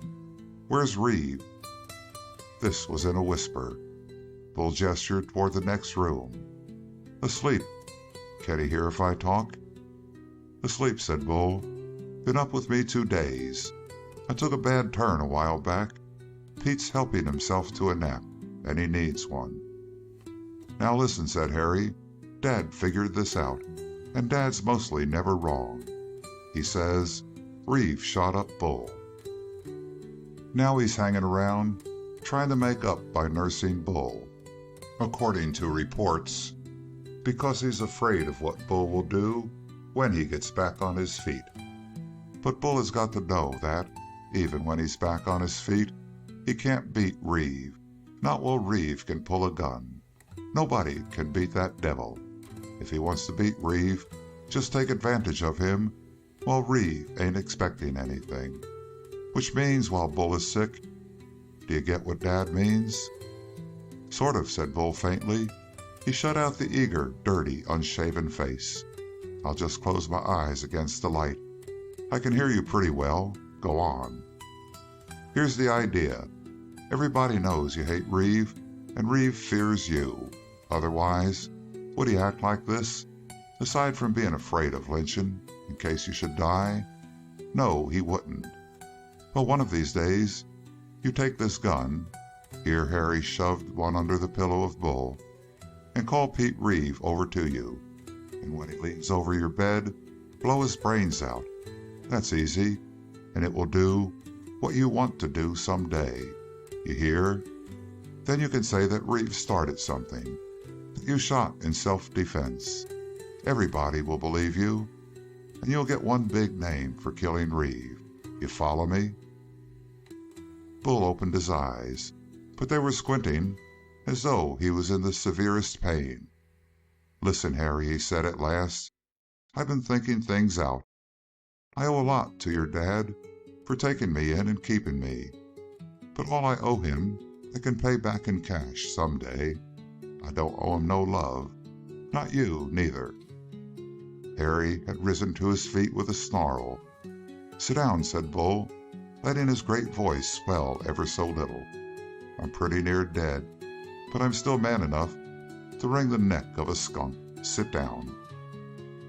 Harry obeyed limply, and his giant cousin went on, his voice softening again. When you come in, I closed my eyes, said Bull, because it seemed to me like you was a dream. I'd been awake. I'd been living among men that sort of liked me and respected me, didn't laugh at me. And then you come, and I saw your dirty face, and it made me think of a bad nightmare I'd had when you and your brother and your dad treated me worse than a dog. Well, Harry, I'm through with that dream. I'll never go back to it. I'm going to stay awake the rest of my life. It was your dad that put the wish to kill Reeve into my head with his talk. I met Reeve, and Reeve pumped some bullets with sense into me. He let out some of my life, but he let in a lot of knowledge. Among other things, he showed me what a friend might be. He stayed here and nursed me and talked to me like I was his equal, almost, instead of being sort of simple, like I really am. And I've made up my mind that I'm going to cut loose from remembering you folk in the mountains. I ain't your kind. I don't want to be your kind. I want to fight like Pete Reeve. I don't want to murder like a Campbell. All the way through, I want to be like Pete Reeve. He don't know it. Maybe when I'm well, he'll go off by himself.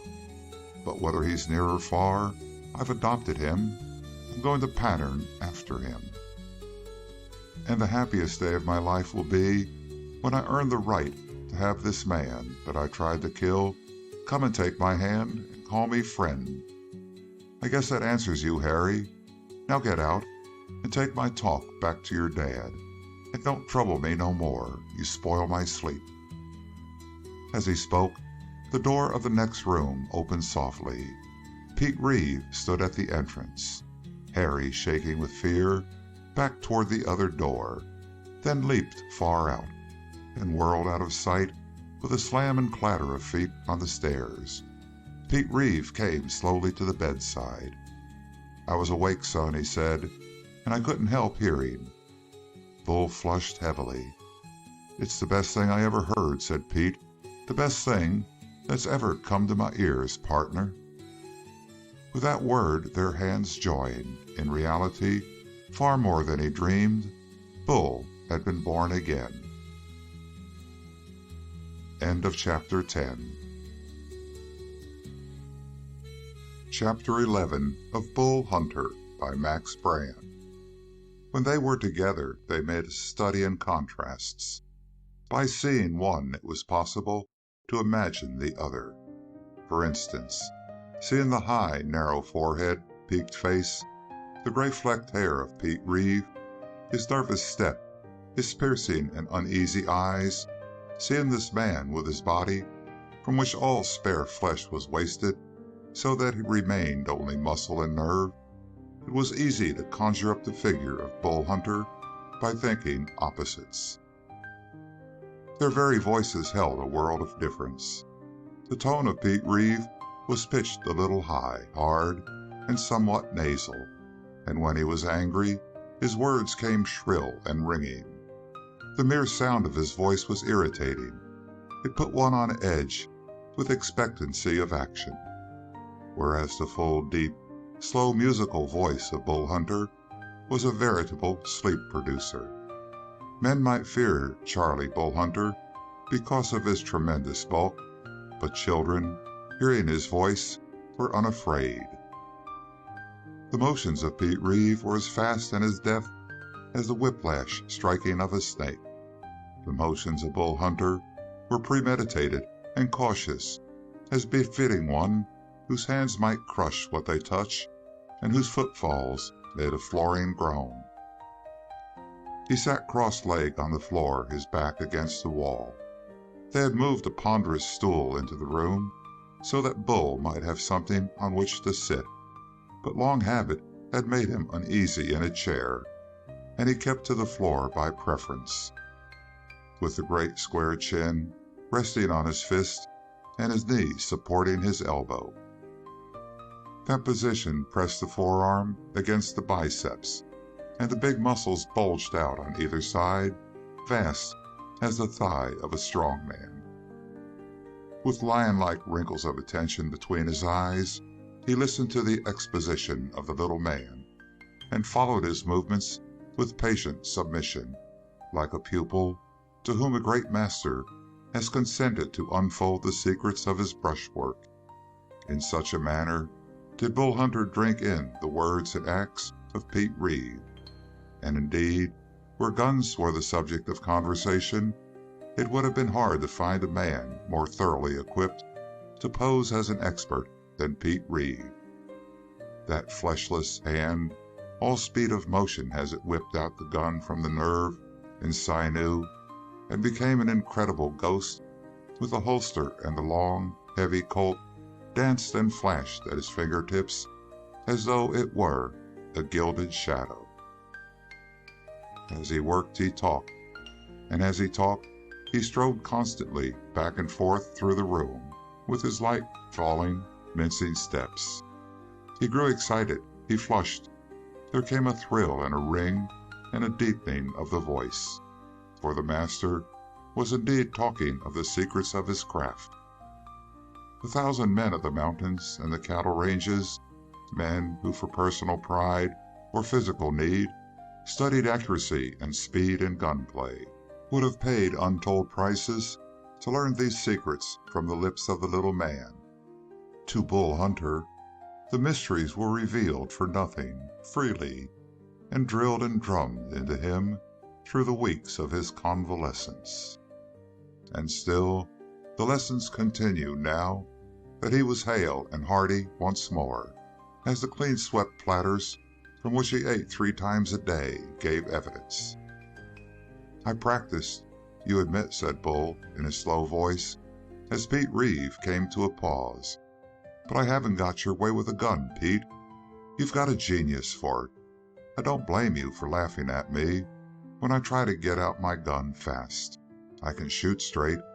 That's because I haven't any nerves, as you say, but I'll never be able to get out a gun as fast as a thought, the way you do.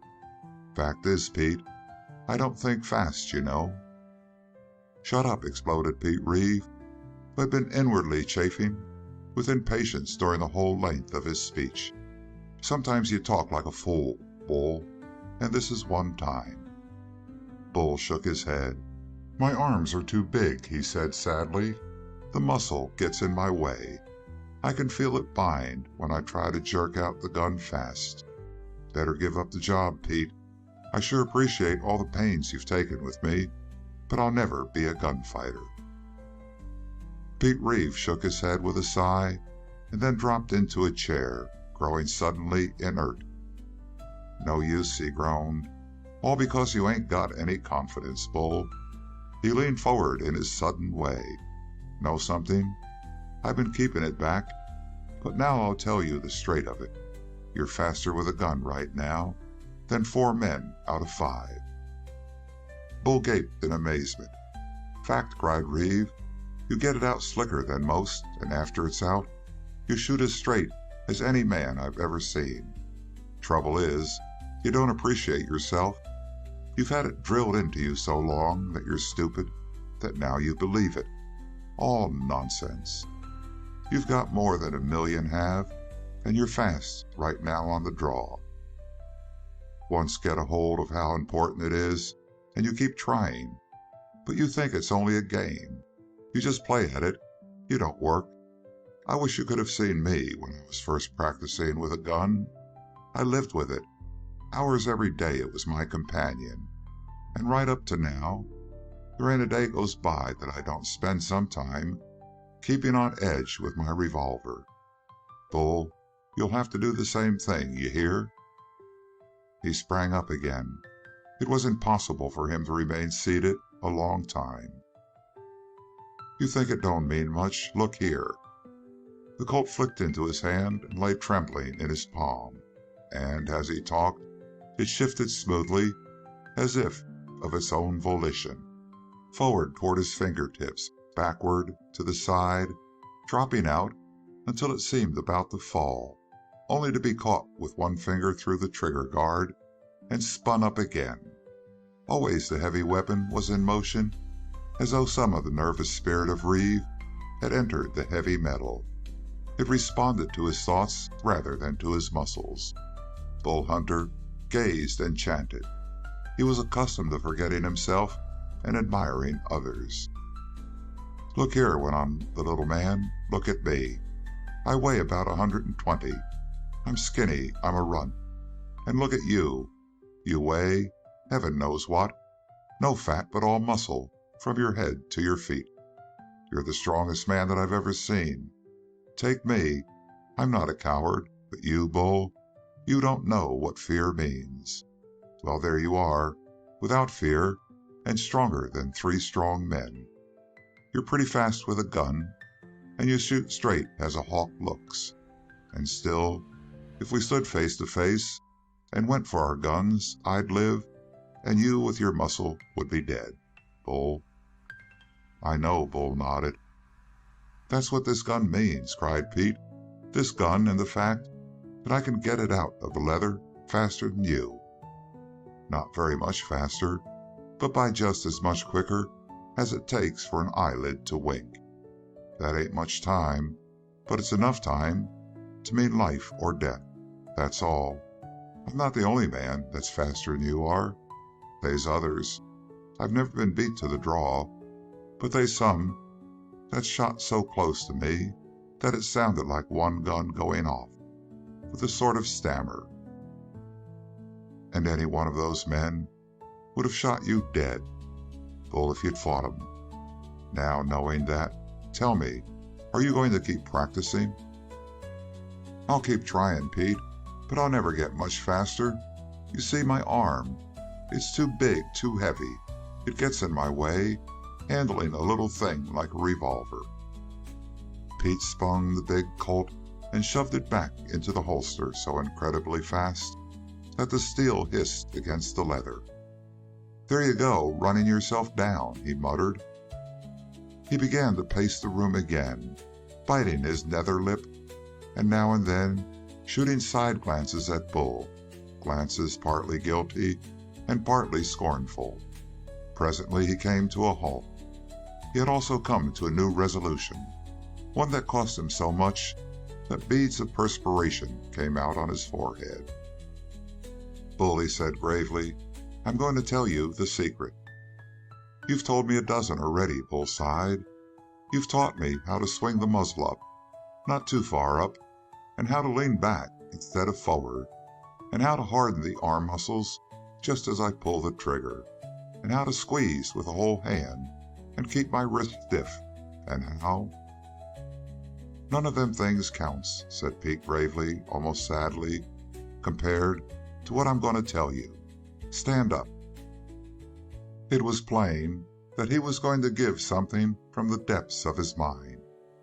The cost and importance of it made his eyes like steel and drew his mouth to a thin, straight line. Bull Hunter arose, and as the great body unfolded and the legs straightened, it seemed that he would never reach his full height. At length he stood, enormous, wide, towering. He was not a freak, but simply a perfectly proportioned man, increased to a huge scale. Pete Reeve canted his head back and looked into the face of the giant. There was a momentary, affectionate appreciation in his eye. Then he hardened his expression. "Let your arm hang loose." Bull Hunter obeyed. The hand came just above the holster that was strapped on his thigh. All these weeks Pete Reeve had kept him from going an instant without that gun, except when he slept, and even when he slept, the gun had to be under his pillow. "Because it helps to have it near all the time," Pete had explained. "It sort of soaks into your dreams. It's never out of your mind. It haunts you, like the face of a girl you love, you see?" Bull Hunter did not see, but he had nodded humbly, after his fashion, and obeyed. Now, with his arm fallen loose at his side, he peered studiously into the face of his master gunman and waited for the next order. "Draw." The command was snapped out. Bull's gun whipped from the holster, and Pete Reeve drew in the same instant, carelessly, his eyes watching the movement of Bull instead of paying heed, and put his gun up again. But Bull followed the example almost reluctantly. "Nearly beat you that time, Pete," he exclaimed happily. "But maybe you weren't half trying." "Beat me?" sneered Pete. "I wasn't half trying, but you didn't beat me. I shot you twice before you had your muzzle in line. I shot you in the throat and through the teeth before your gun was ready." Bull, with a shrug of the massive shoulders, touched the mentioned places and looked with awe at the little man. "Now, listen." Bull grew tense. "Watch my draw." Pete did not put his hand near the butt of his weapon. He held his arm out before him, dangling in the air. There was a convulsive movement. One could see the imaginary weapon shoot from the holster and become level and rigid, pointed at its mark. "I've seen before, fast as my eye could go," Bull sighed. "Look again," said Pete, gritting his teeth with impatience. "This time, I'm going so slow, a cow could see me and beat me." He made the same motion, but to an ordinary eye, it was still as fast as light. Bull shook his head. "Idiot!" cried Pete, his voice jumping up the scale, flat and harsh and piercing. "It's the wrist, not the arm, but the—" He stopped with an expression of dismay. Even now he regretted revealing the mystery, it seemed. But then he went on. "I found out quick that I couldn't beat a good gunman if I used the old methods. Practice makes perfect. They practiced as much as I did. So I studied the methods, and the great idea come to me. They all used the whole arm, Look at you. Your shoulder bulges when you make the draw, and you raise the whole arm. Matter of fact, you'd ought to only use your fingers, not stir a muscle above the wrist. Now try." Bull tried. The gun did come clear of the holster. "No good," he said gravely. "It's magic when you do it, Pete. It just makes a fool of me." "Shut up and listen," Pete said sharply. "I'm telling you a thing that'll save your life someday." He drew a little closer. His emotion made him swell to a greater stature, and he rose a little on tiptoe, as if partly to make up for the differences between their bulks. Bull obeyed. "Now start thinking. Start concentrating on that right hand. There's nothing else to your body, you see. You forget you got a muscle. There's 3 things in the world, you see. Just 3 things and no more. There's your gun with a bullet in it. There's your hand that's going to get the gun out. And there's your target, that doorknob, say. Keep on thinking. There ain't any more to your body. You're just a hand and an eye. All your nerves are down there in that hand. They're all piled down there. That hand is full of electricity. Don't let your eyes wander. Keep on concentrating. You're stocking the electricity in that hand. When your hand moves, it'll be as fast as the jump of a spark. And when that hand moves, the gun is going to come out clean in it. It's got to come out with it. You hear? It's got to. Your fingertips catch under the butt. They flick up. They don't draw the gun. They throw it out of the holster. They pitch the muzzle up, and the butt comes smack back against the palm of your hand. And in the same part of a second, you pull the trigger. You hear?" He leaned forward, trembling from head to foot. The eyes of the big man were beginning to narrow. "I hear, I understand," he said through his teeth. "You don't pull the gun. You think it out of the leather. And then the bullet hits the doorknob. You don't move your arm. Your arm doesn't exist. You're just a hand and a brain, thinking. And that thought sends a bullet at the mark." He leaped back. "Draw!" There was a wink of light at the hip of Bull Hunter, and the gun roared. Instantly he cried out, alarmed, confused, and ashamed. "I didn't mean to shoot, Pete. I'm a fool. I didn't mean to. I sorta couldn't help it. The trigger was just pulled without my wanting it to. Lord, what'll people think?" But Pete Reeve had flung his arms around the big man as far as they would go, and he hugged him in a hysteria of joy. Then he leaped back, dancing, throwing up his hands. "You done it," he cried, his voice squeaking, hysterical. "I made a fool of myself, all right," said Bull, bewildered by this exhibition of joy where he had expected anger. "Fool nothing. Look at that knob." The knob was a smashed wreck, driven into the thick wood of the door by the heavy slug of the revolver. Footsteps were running up the stairs of the hotel. Pete Reeve ran to the door and flung it open. "It's all right, boys," he called, cleaning a gun, and it went off. No harm done. End of Chapter 11. Chapter 12 of Bull Hunter by Max Brand. "And now," said Pete Reeve, looking almost ruefully at his pupil, "with a little practice on that, there ain't a man in the world that could safely take a chance with you. I couldn't myself." "Pete." "I mean it, son. Not a man in the world. I was afraid all the time. I was afraid you didn't have that there electricity in you, or whatever they call it. I was afraid you had too much beef and not enough nerves. But you haven't. And now that you have the knack, keep practicing every day, thinking the gun out of the leather. That's the trick." Bull Hunter looked down to the gun with great staring eyes, as though it was the first time in his life that he had seen the weapon. Pete Reeve noted his expression and abruptly became silent, grinning happily, for there was the dawn of a great discovery in the eyes of the big man. The gun was no longer a gun. It was a part of him. It was the flesh of his flesh. He had literally thought it out of the holster, and the report of the weapon had startled him more than it had frightened anyone else in the building. He looked in amazement down to the broad expanse of his right hand. It was trembling a little, as though, in fact, the hand were filled with electric currents. He closed his fingers about the butt of the gun. At once, the hand became steady as a rock. He toyed with the weapon in loosely opened fingers again, and it slid deftly.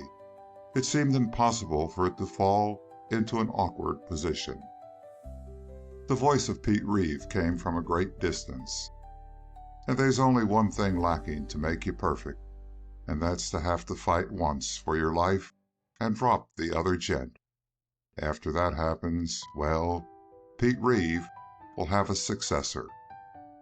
How much that meant, Bull Hunter very well knew. The terrible fame of Pete Reeve ran the length and breadth of the mountains. Of course, Bull did not for a moment dream that Pete meant what he said. It was all figurative. It was said to fill him with self-confidence, but part of it was true. He was no longer the clumsy-handed Bull Hunter of the moment before. A great change had taken place. From that moment, his very ways of thinking would be different. He would be capable of less misty movements of the mind. He would be capable of using his brain as fast as his hand. The tingle of new life, new possibilities were opening before him. He had always accepted himself as a stupidly hopeless burden in the world, a burden on his friends, useless, cloddish. Now he found that he had hopes. His own mind and body was an undiscovered country which he was just beginning to enter. What might be therein was worth a dream or two, and Bull Hunter straightways began to dream happily. That was a talent which he had always possessed in superabundance. The brief remainder of the day passed quickly, and then just before supper time, a stranger came to call on Pete Reeve. He was a tall, bony fellow, with straight-looking eyes and the imperious lift of his head when he addressed anyone. Manners was his name, Hugh Manners. When he was introduced, he ran his eyes unabashedly over the great bulk of Bull Hunter, and then promptly turned his back on the big man and excluded him from the heart of the conversation. It irritated Bull unwontedly. He discovered that he had changed a great deal from the old days at his uncle's shack, when he was used to the scorn and the indifference of all men as a worthless and stupid hulk of flesh, with no mind worth considering. But he said nothing. Another great talent of Bull's was his ability to keep silent. Shortly after this, they went down to the supper table. All through the meal, Hugh Manners engaged Pete Reeve in soft, rapid-voiced conversation, which was so nicely gauged as to range that Bull Hunter heard no more than murmurs. He seemed to have a great many important things to say to Pete, and he kept Pete nodding and listening with a frown of serious interest. At first Pete tried to make up for the insolent neglect of his companion by drawing a word or two from Bull from time to time, but it was easy for Bull to see that Pete wished to hear his new-found friend hold forth. It hurt Bull, but he resigned himself and drew out of the talk. After supper he went up to the room and found a book. There had been little time for reading since he passed the first stages of convalescence from his wounds. Pete Reeve had kept him constantly occupied with gun work, and the hunger for print had been accumulating in Bull. He started to satisfy it now beside the smoking lamp. He hardly heard Pete and Hugh Manners enter the room and go out again onto the second story of the veranda on which their room opened. From time to time, the murmur of their voices came to him, but he regarded it not. It was only when he had lowered the book to muse over a strange sentence that his wandering eye was caught beyond the window. by the flash of a falling star of unusual brilliance. It was so bright, indeed, that he crossed the room to look out at the sky, stepping very softly, for he had grown accustomed to lightening his footfall, and now unconsciously the murmuring voices of the talkers made him move stealthily, not to steal upon them, but to keep from breaking in on their talk. But when he came to the door opening on the veranda, the words he heard banished all thought of falling stars. He listened, dazed. Pete Reeve had just broken into the steady flow of the newcomer's talk. "It's no use, Hugh. I can't go, you see.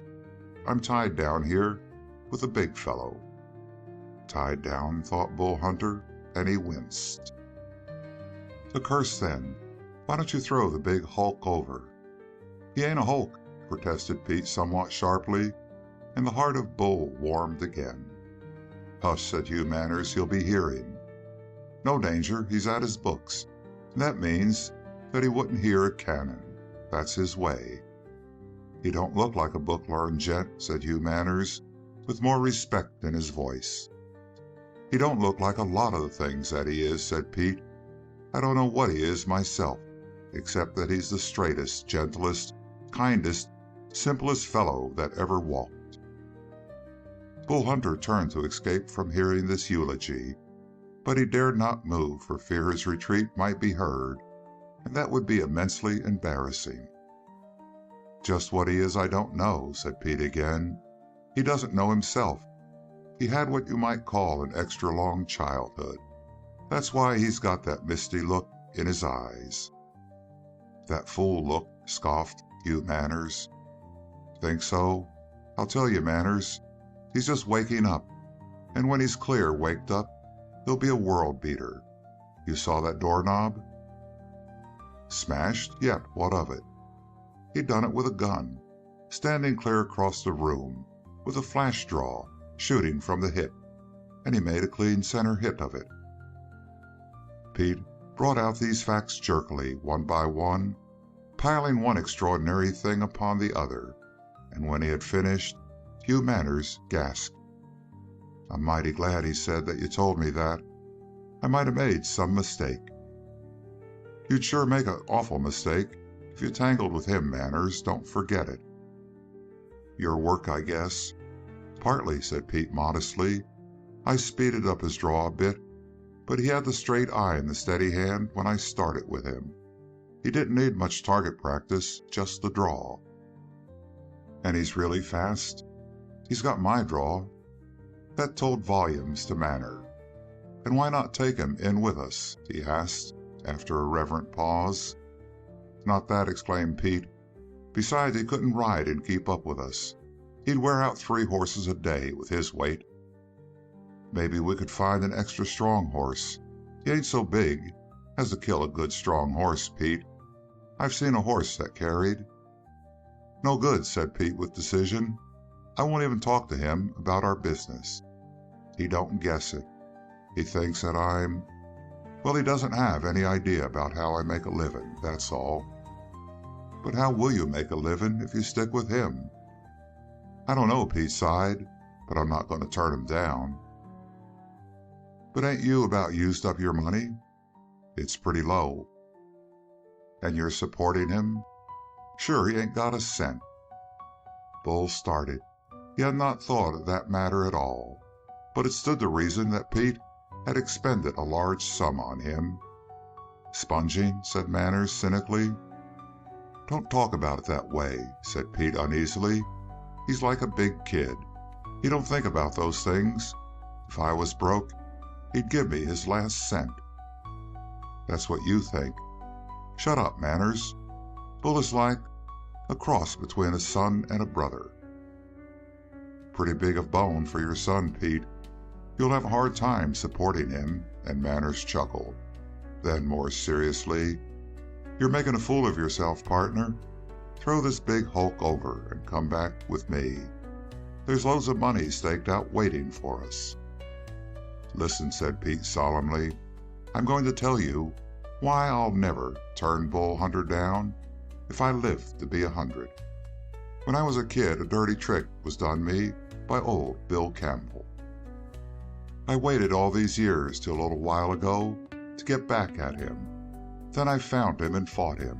I didn't kill him, but I ruined him and sent him back to his home, tied on his horse with a busted shoulder that he'll never be able to use again.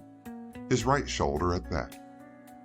There was a subdued exclamation from Manners, but Pete went on.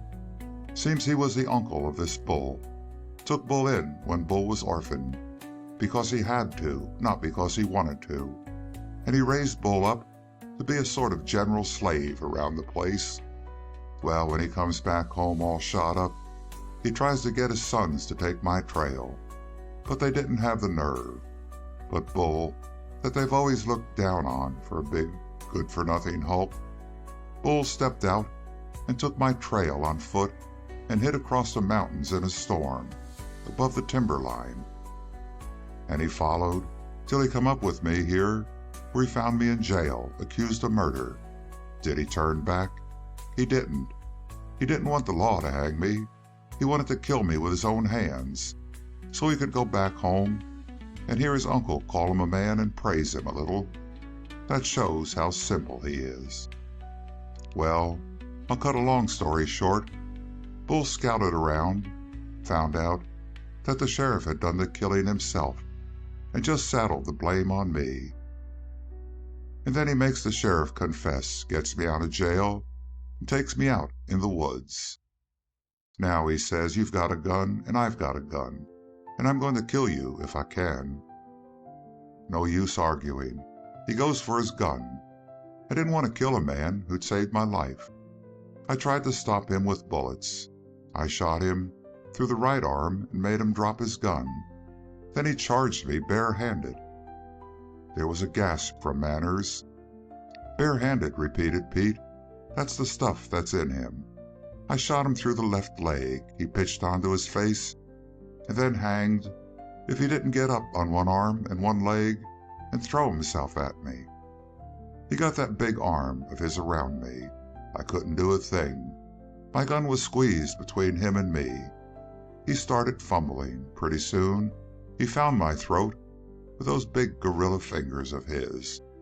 I thought my last minute had come. One squeeze would have smashed my windpipe, and goodbye, Pete Reeve. But he wouldn't kill me. After I'd filled him full of lead, he let me go. After he had the advantage, he wouldn't take it." Pete choked. He concluded briefly, "He mighty near bled to death before I could get the wounds bandaged, and then I stayed on here and nursed him. Matter of fact, Manners, he saved my life twice, and that's why I'm tied to him for life. Besides, between you and me, he means more to me than the rest of the world put together." "Listen," Manners said after a pause. "I see what you mean, and I'll tell you what you got to do. That big boy will do anything you tell him. He follows you with his eyes. Well, we'll find a horse that will carry him. I guarantee that. Then you could put your game up to him, best foot forward, and he'll come with us." "Not in 1,000 years," said Pete with emotion. "That boy will never go crooked if I can keep him straight. Do you know what he's done? Because his uncle and cousins tried to get me, he's sworn never to see one of them again. He's giving them up, his own flesh and blood, to follow me, and I'm going to stick to him. That's complete and final." "No, Pete, of all the fools." Bull waited to hear no more. He stole back to the table on the far side of the room, sick at heart, and sat down to think, or try to think. The truth came to him slowly. Pete Reeve, who he had taken as his ideal, was, as a matter of fact, he dared not think what. The blow shook him to the center.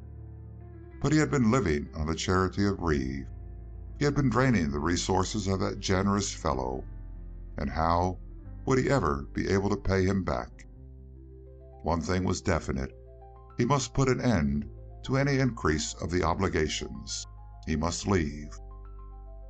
The moment the thought came to him, he tore a flyleaf out of the book and wrote in his big, sprawling hand, Dear Pete, I have to tell you that it has just occurred to me that you have been paying all the bills, and I've been paying none.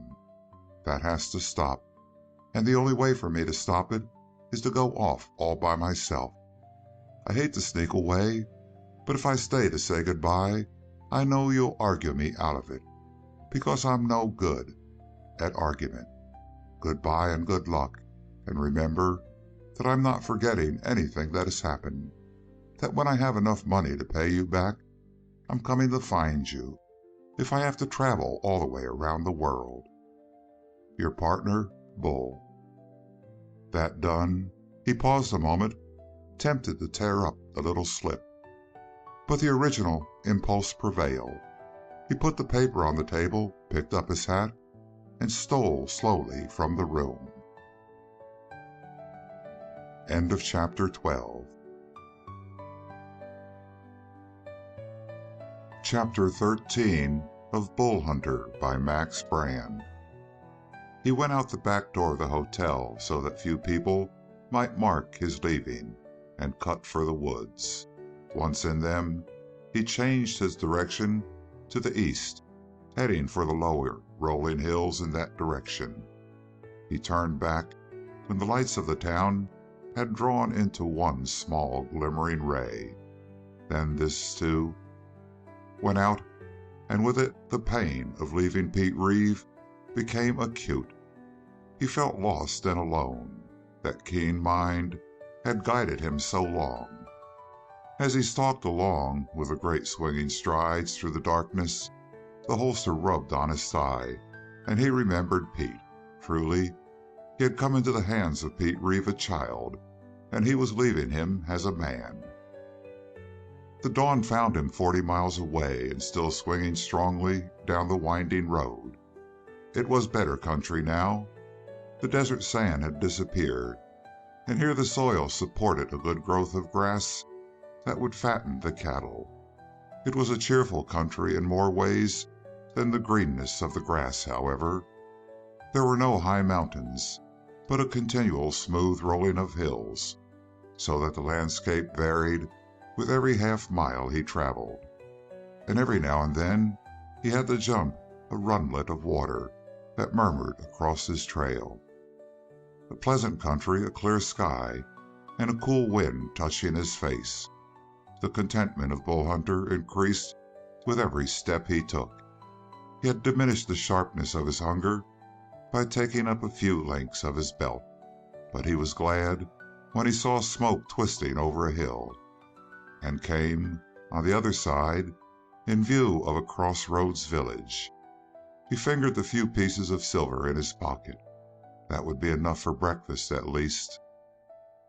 It was enough, barely that and no more, for the long walk had made him ravenous, and the keenness of his spirits served to put a razor edge on an appetite which was already sharp. He began eating before the regular breakfast at the little hotel was ready. He ate while the other men were present. He was still eating when they left. How much, he said when he was done. His host scratched his head. I figure 3 times a regular meal ought to be about it, he said. Even then, it don't cover everything. But matter of fact, I'm ashamed to charge any more. His ruefulness changed to a grin when he had the money in his hand, and Bull Hunter rose from the table. But you got something to feed, son, he said. You certainly got something to feed. And is what the boys are saying right? It came to Bull that while he sat at the table, there had been many curious glances directed toward him, and a humming whisper had passed around the table more than once. But he was accustomed to these side glances and murmurs, and he had paid no attention. Besides, food had been before him. I don't know. What do they say? That you're Dunbar from the south, Hal Dunbar. That's not my name, said Bull. My name is Hunter. I guess they were wrong, said the other. Trouble is, every time anybody sees a big man, they say, there goes Hal Dunbar. But you're too big even to be Dunbar, I reckon. He surveyed the bulk of Bull Hunter with admiring respect. This personal survey embarrassed the big man. He would have withdrawn, but his host followed with his conversation. "We know Dunbar is coming up this way, though. He sent the word on up that he's going to come to ride Diablo. I guess you've heard of Diablo?"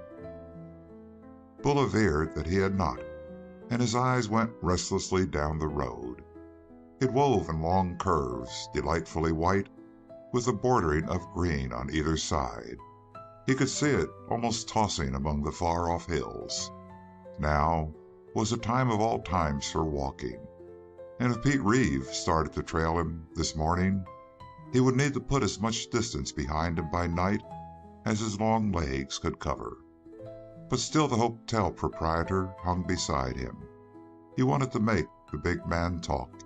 It was possible that there might be in him a story as big as his body. "So you ain't heard of Diablo? Devil is the right name for him. Black as night and meaner than a mountain lion. That's Diablo. He's big enough and strong enough to carry even you. Account of him being so strong, that's why Dunbar wants him." "Big enough and strong enough to carry me?" repeated Bull Hunter. He had had unfortunate experiences trying to ride horses. His weight crushed down their quarters and made them walk with braced legs. To be sure, that was up in the high mountains where the horses were little more than ponies. "Yep, big enough. He's kind of a freak horse, you see. Runs to almost 17 hands, I've heard tell, though I ain't seen him. He's over to the Bridewell place yonder in the hills, along about 15 miles by the road, I figure. He run till he was 3 without ever being taken up, and he got wild as a mustang. They never was good at managing on the Bridewell place, you see.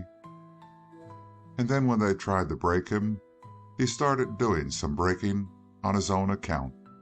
They say he can jump about halfway to the sky and come down stiff-legged in a way that snaps your neck off. I've seen young Huneker along about a month after he tried to ride Diablo. Huneker was a pretty good rider by all accounts, but he was sure a sick gent around horses after Diablo got through with him. Scared of a 10-year-old mare, Huneker was, after Diablo finished with him. Scott Porter tried him too. That was a fight. Lasted close on an hour, they say, nip and tuck all the way. Diablo wasn't bucking all the time. No, he ain't that way. He waits in between spells till he's thought up something new to do. And he's always thinking, they say. But if he wasn't so mean, he'd be a wonderful horse.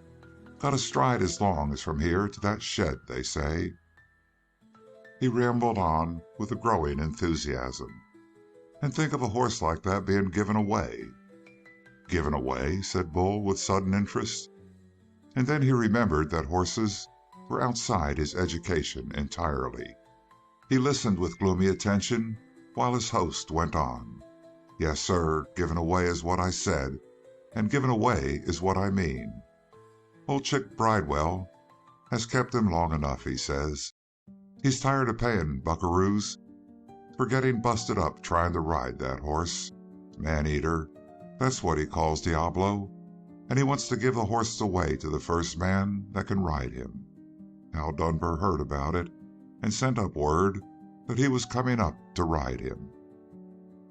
"He must be a brave man," said Bull innocently. He had an immense capacity for admiring others. "Brave?" The proprietor paused as though this had not occurred to him before. "Why, there ain't such a thing as fear in Hal Dunbar, I guess. But if he decides to ride Diablo, he'll ride him well enough. He has his way about things, Hal Dunbar does." The sketchy portrait impressed Bull Hunter greatly. "You know him, then?" "How'd I be mistaking you for him if I knowed him? No, he lives way down south, but there's a pile heard about him that's never seen him."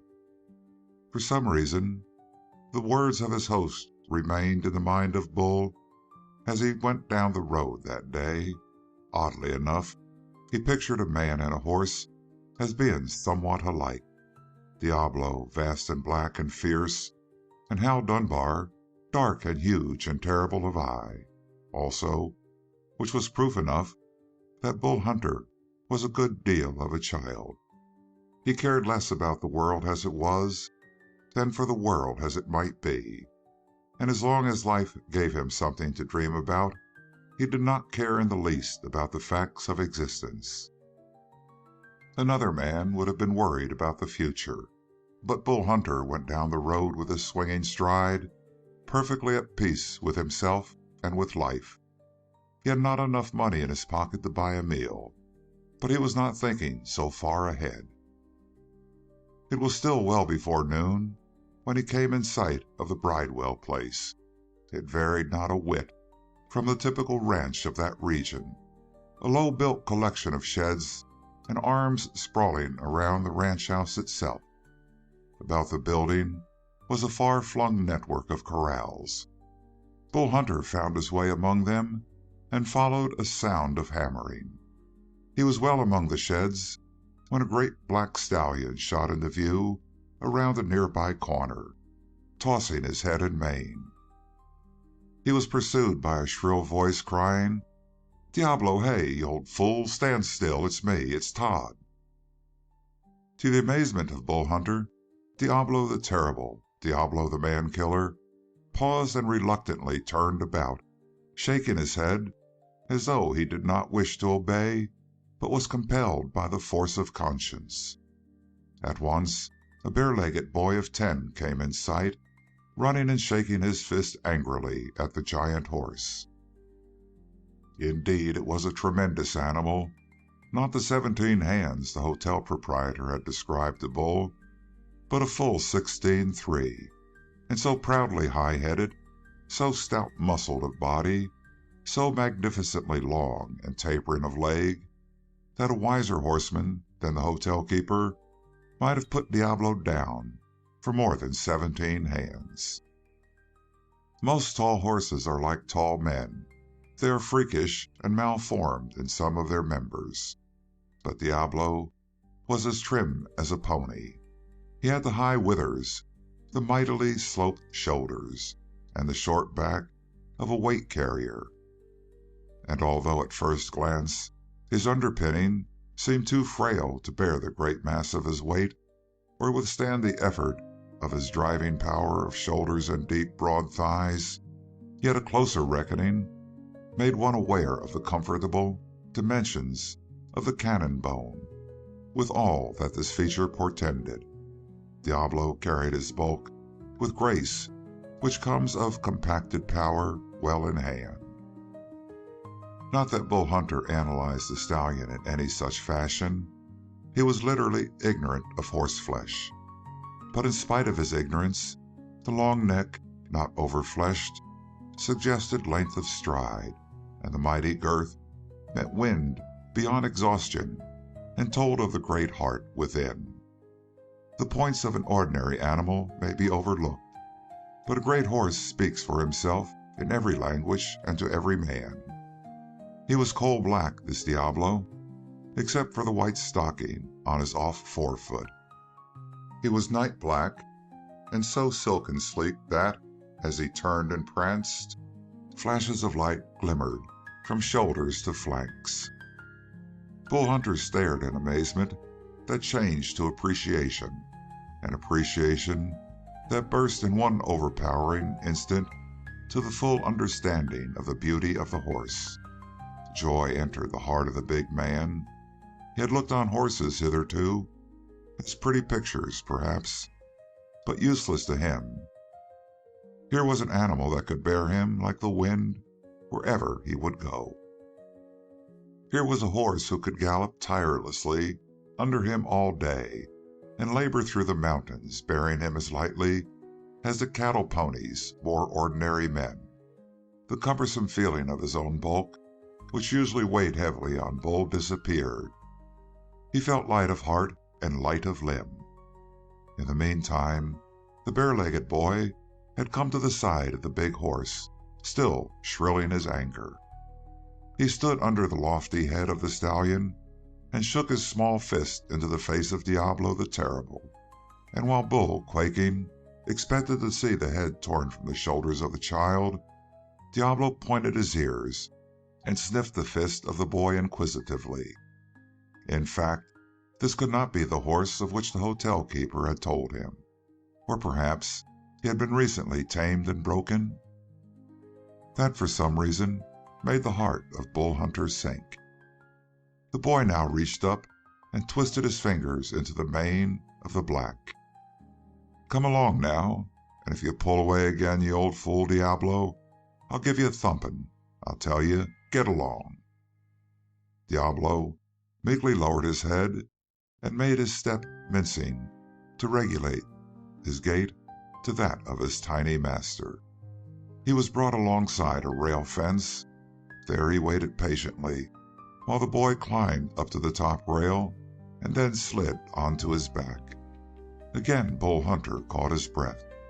He expected to see the stallion leap into the air and snap the child high above his head with a single arching of his back, but there was no such violent reaction. Diablo, indeed, turned his head with his ears flattened and bared his teeth, but it was only to snort at the knee of the boy. Plainly he was bluffing, if horses ever bluffed. The boy carelessly dug his brown toes into the cheek of the great horse and shoved his head about. "Giddy up," he called. "Get along, Diablo." Diablo walked gently forward. "Hurry up, I ain't got all day." And the boy thumped the giant with his bare heels. Diablo broke into a trot as soft, as smooth-flowing as water passing over a smooth bed of sand. Bull ran to the corner of the shed and gaped after them until the pair slid around a corner and were gone. Instinctively, he drew off his hat and gaped. He was startled back to himself by loud laughter nearby, and looking up, he saw an old fellow in overalls with a handful of nails and a hammer. He stood among a scattering of uprights, which represented, apparently, the beginnings of the skeleton of a barn. Now he leaned against one of these uprights and indulged his mirth. Bull regarded him mildly. He was used to being laughed at. End of chapter 13. Chapter 14 of Bull Hunter by Max Brand. "That's the way they all do," said the old man. "They all gape at the same fool when they see Diablo for the first time." "Is that the wild horse?" asked Bull in his gentle voice. "That's him, I suppose. After seeing Todd handle him, you'll want to try to ride him right off." Bull looked at the direction in which the horse had disappeared. He swallowed a lump that had risen in his throat and shook his head sadly. "Nope. You see, I don't know nothing about horses, really." The old man regarded him with a new and sudden interest. "Takes a wise man to call himself a fool," he declared axiomatically. Bull took this dubious bit of praise as an invitation and came slowly closer to the other. He had the child's way of eyeing a stranger with embarrassing steadiness at first meeting and thereafter paying little attention to the face. He wrote the features down in his memory and kept them at hand for reference, as it were. As he drew nearer, the old man grew distinctly serious, and when Bull was directly before him, he gazed up into the face of Bull with distinct amazement. At a distance, the big man did not seem so large because of the grace of his proportions. When he was directly confronted, however, he seemed a veritable giant. "By Lord, you are big. And who might you be, stranger?" "My name's Charlie Hunter, but most folks call me just plain Bull." "That's queer," chuckled the other. "Well, glad to know you. I'm Bridewell." They shook hands, and Bridewell noted the gentleness of the giant. As a rule, strong men are tempted to show their strength when they shake hands. Bridewell appreciated the modesty of Charlie Hunter. "And you didn't come to ride Diablo?" "No, I just stopped in to see him, and Bull sighed profoundly. I know he gives even me a touch now and then, though I know what a devil he is. Devil? Repeated Bull, astonished. Why, he's as gentle as a kitten. Because you seen Todd ride him, Bridewell laughed. That don't mean nothing. Todd can bully him, sure, but let a grown man come near him with a saddle, that'll change things pretty pronto. You'll see the finest little bit of boiled-down hell-raising that ever was. The jingle of a pair of spurs is Diablo's idea of a drum, and he makes his charge right off. Gentle, huh? The grunt was expressive. And what good's a horse if it can't be rode with a saddle? He waved the subject of Diablo into the distance. There ain't no hope unless Hal Dunbar can ride him. If he can't, I'll shoot the beast. Shoot him? Echoed Bull Hunter. He took a pace back, and his big boyish face clouded to a frown. Not that, I guess. Why not? Asked Bridewell, curious at the change in the big stranger. Why not? What good is he? Why, he's good just to look at. I'd keep him just for that. And you can have him just for that if you can manage to handle him. Want to try? Bull shook his head. I don't know nothing about horses, he confessed again. He glanced at the skeleton of the standing beams. Building a barn, huh? You wouldn't call it pitching hay or shoeing a horse that I'm doing, I guess, said the old fellow crossly. I'm fussing at building a barn. But a fine chance I got. I got all my timber here. Look at that. He indicated the stack of beams and lumber around him. And then I get some men out of town to work with me on it. But they get lonely, don't like working on a ranch. Besides, they had a scrap with me. I wouldn't have 'em loafing around the job. Rather have no help at all than have loafers helping me, so they quit. Then I tried to get my cowhands to give me a lift, but they wouldn't touch a hammer. Specialists in cows is what they say they are. Ding bust 'em. So here I am, trying to do something and doing nothing. How can I handle a beam that it takes 3 men to lift? He illustrated by going to a stack of long and massive timbers and tugging at the end of one of them. He was able to raise that end only a few inches. You see? Bull nodded. Suppose you give me the job of handling the timbers, he suggested. I ain't much good with a hammer and nails, but I might manage the lifting. All by yourself? One man? He eyed the bulk of Bull hopefully for a moment. Then the light faded from his face. Nope, you couldn't raise 'em. Not them joists yonder. I think I could, said Bull. Old Bridewell thrust out his jaw. He had been a combative man in his youth, and he still had the instinct of a fighter. I got $10, he said, that says you can't lift that beam and put her up on end. That one right there, that I tried to lift a minute ago. All right, Bull nodded. You're on for the bet, the old man chuckled gaily. All right, let's see you give a heave. Bull Hunter obediently stepped to the timber. It was a 12-footer of bulky dimensions, heavy wood, not thoroughly seasoned. Yet he did not approach one end of it. He laid his immense hands on the center of it. Old Bridewell chuckled to himself softly as he watched. He was beginning to feel that the big stranger was a little simple-minded. His chuckling ceased when he saw the timber cant over on one edge. Look out, he called, for Bull had slipped his hand under the lifted side. You'll get your fingers smashed plumb off that way. I got to get a hold under it, you see, explained Bull calmly, and so saying, his knees sagged a little, and when they straightened, the timber rose lightly in his hands and was placed on his shoulder. Where'd you like to have it? Asked Bull. Bridewell rubbed his eyes. Yonder, he said faintly. Bull walked to the designated place, the great timber teetering up and down, quivering with the jar of each stride. There he swung one end to the ground and thrust the other up until it was erect. Is this the way you want it?" said Bull.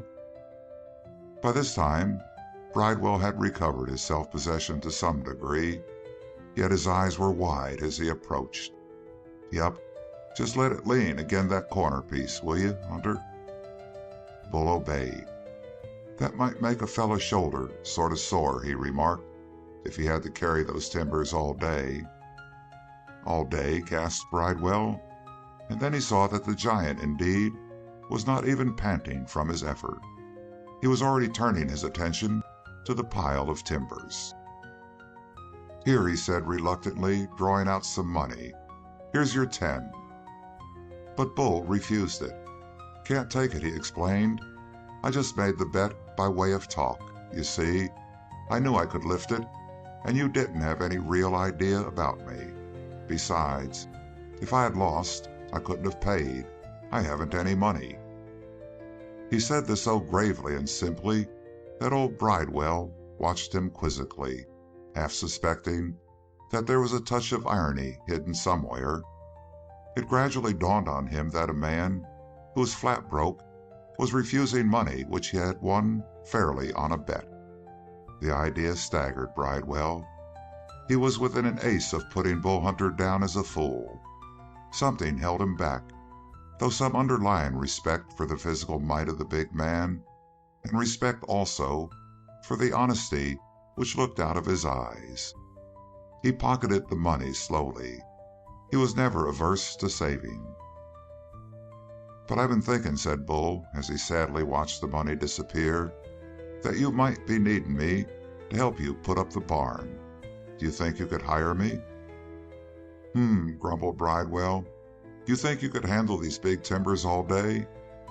"Yes," said Bull, "if none of them are any bigger than that last one. Yes, I could handle them all day easily." It was impossible to doubt that he said this judiciously and not without a desire to overstate his powers. In spite of himself, the old rancher believed. "You see," explained Bull eagerly, "you said you needed 3 men for that work. That's why I ask." "And I suppose you want the pay of 3 men." Bull shook his head. "Anything you want to pay me," he declared. The rancher frowned. This sounded like the beginning of a shrewd bargain, and his respect and suspicion were equally increased. "Suppose you say what you want," he asked. "Well," Bull said slowly, "I'd have to have a place to sleep, and I'm a pretty big eater." "I guess you are," said Bridewell. "But if you do 3 men's work, you've got a right to 3 men's food. What else do you want?" Bull considered, as though there were few other wishes that he could express. "I haven't any money," he apologized. "Do you think maybe you could pay me a little something outside of food and a place to sleep?" Bridewell blinked and then prepared himself to become angry when it dawned on him that this was not intended for sarcasm. He found that Bull was searching his face eagerly, as though he feared that he were asking too much. "What would do you?" suggested Bridewell tentatively. "I don't know," said Bull, sighing with relief. "Anything you think." It was plain that the big man was half-witted, or nearly so. Bridewell kept the sparkle of exultation out of his eyes. "You leave it to me, then, and I'll do what's more'n right by you. When do you want to start work?" "Right now." End of chapter 14. Chapter 15 of Bull Hunter by Max Brand. When Bull left the dining room that night after supper, Mrs. Bridewell looked across the table at her husband with horror in her eyes. "Did you see?" she gasped. "He ate the whole pot of beans." "Sure, I seen him," and he grinned. "But he'll eat us out of house and home. He's like a wolf." Bridewell chuckled with superior knowledge. "He ate enough for 3, he admitted, "but he's worked enough for 6. Besides, most of his wages come in food. But work, I never seen anything like it. He handled more timbers than a dozen. When it comes to spiking them in place, he's seen me swinging that 12-pound sledge and nearly breaking my back. I think it's easier this way, he says. Besides, you can hit a lot faster if you use just one hand. And he takes the hammer and sends that big spike in all the way to the head with one lick. And he wondered why I didn't work the same way. Ain't got any idea how strong he is. Mrs. Bridewell listened with wide eyes. The idea, she murmured, the idea. Where's he now? Her husband went to the back door. Is sitting over by the pump talking to Todd. Sitting talking like they was one age. I reckon he's sort of half-witted. How come? Sharply asked Mrs. Bridewell. Ain't Todd got more brains than most growed-up men? I reckon he has, admitted the proud father. And if they had put the same question to Bull Hunter, the giant would have agreed with them emphatically. He approached the child tamer of Diablo with a diffidence that was almost reverence. The freckled-faced boy looked up from his whittling when the shadow of Bull fell athwart him, with an equal admiration, also with suspicion, for the cowpunchers on the whole were apt to make game of the youngster and his grave, grown-up ways. He was therefore shrewdly suspicious of jests at his expense. Furthermore, he had seen the big stranger heaving the great timbers about and whirling the sledge with one hand. He half suspected that the jokes might be pointed with the weight of that heavy hand.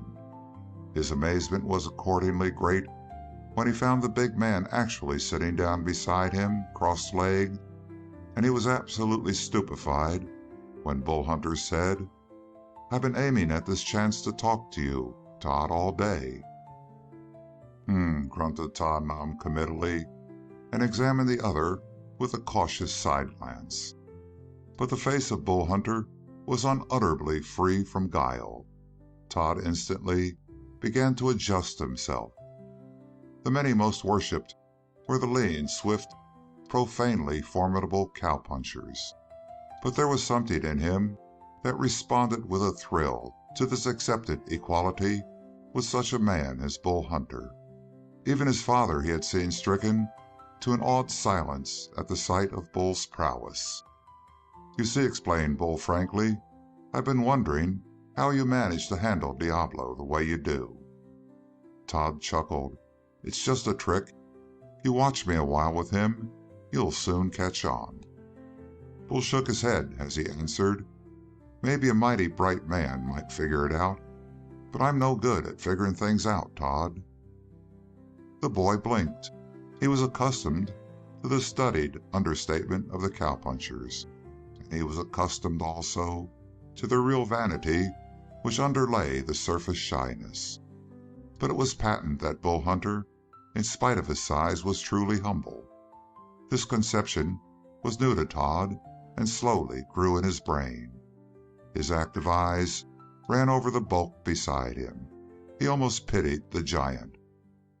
"Besides," pondered Bull heavily, "I guess there's a whole lot of bright men that have seen you handle Diablo, but they couldn't make out what you did. They tried to ride Diablo and got their necks nearly broken.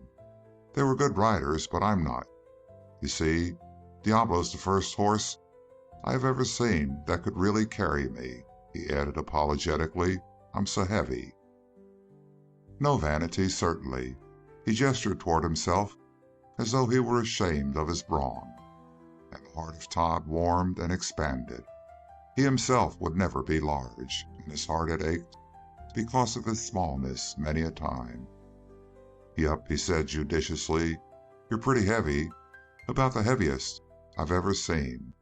I guess maybe Hal Dunbar is as big, but I never seen Hal.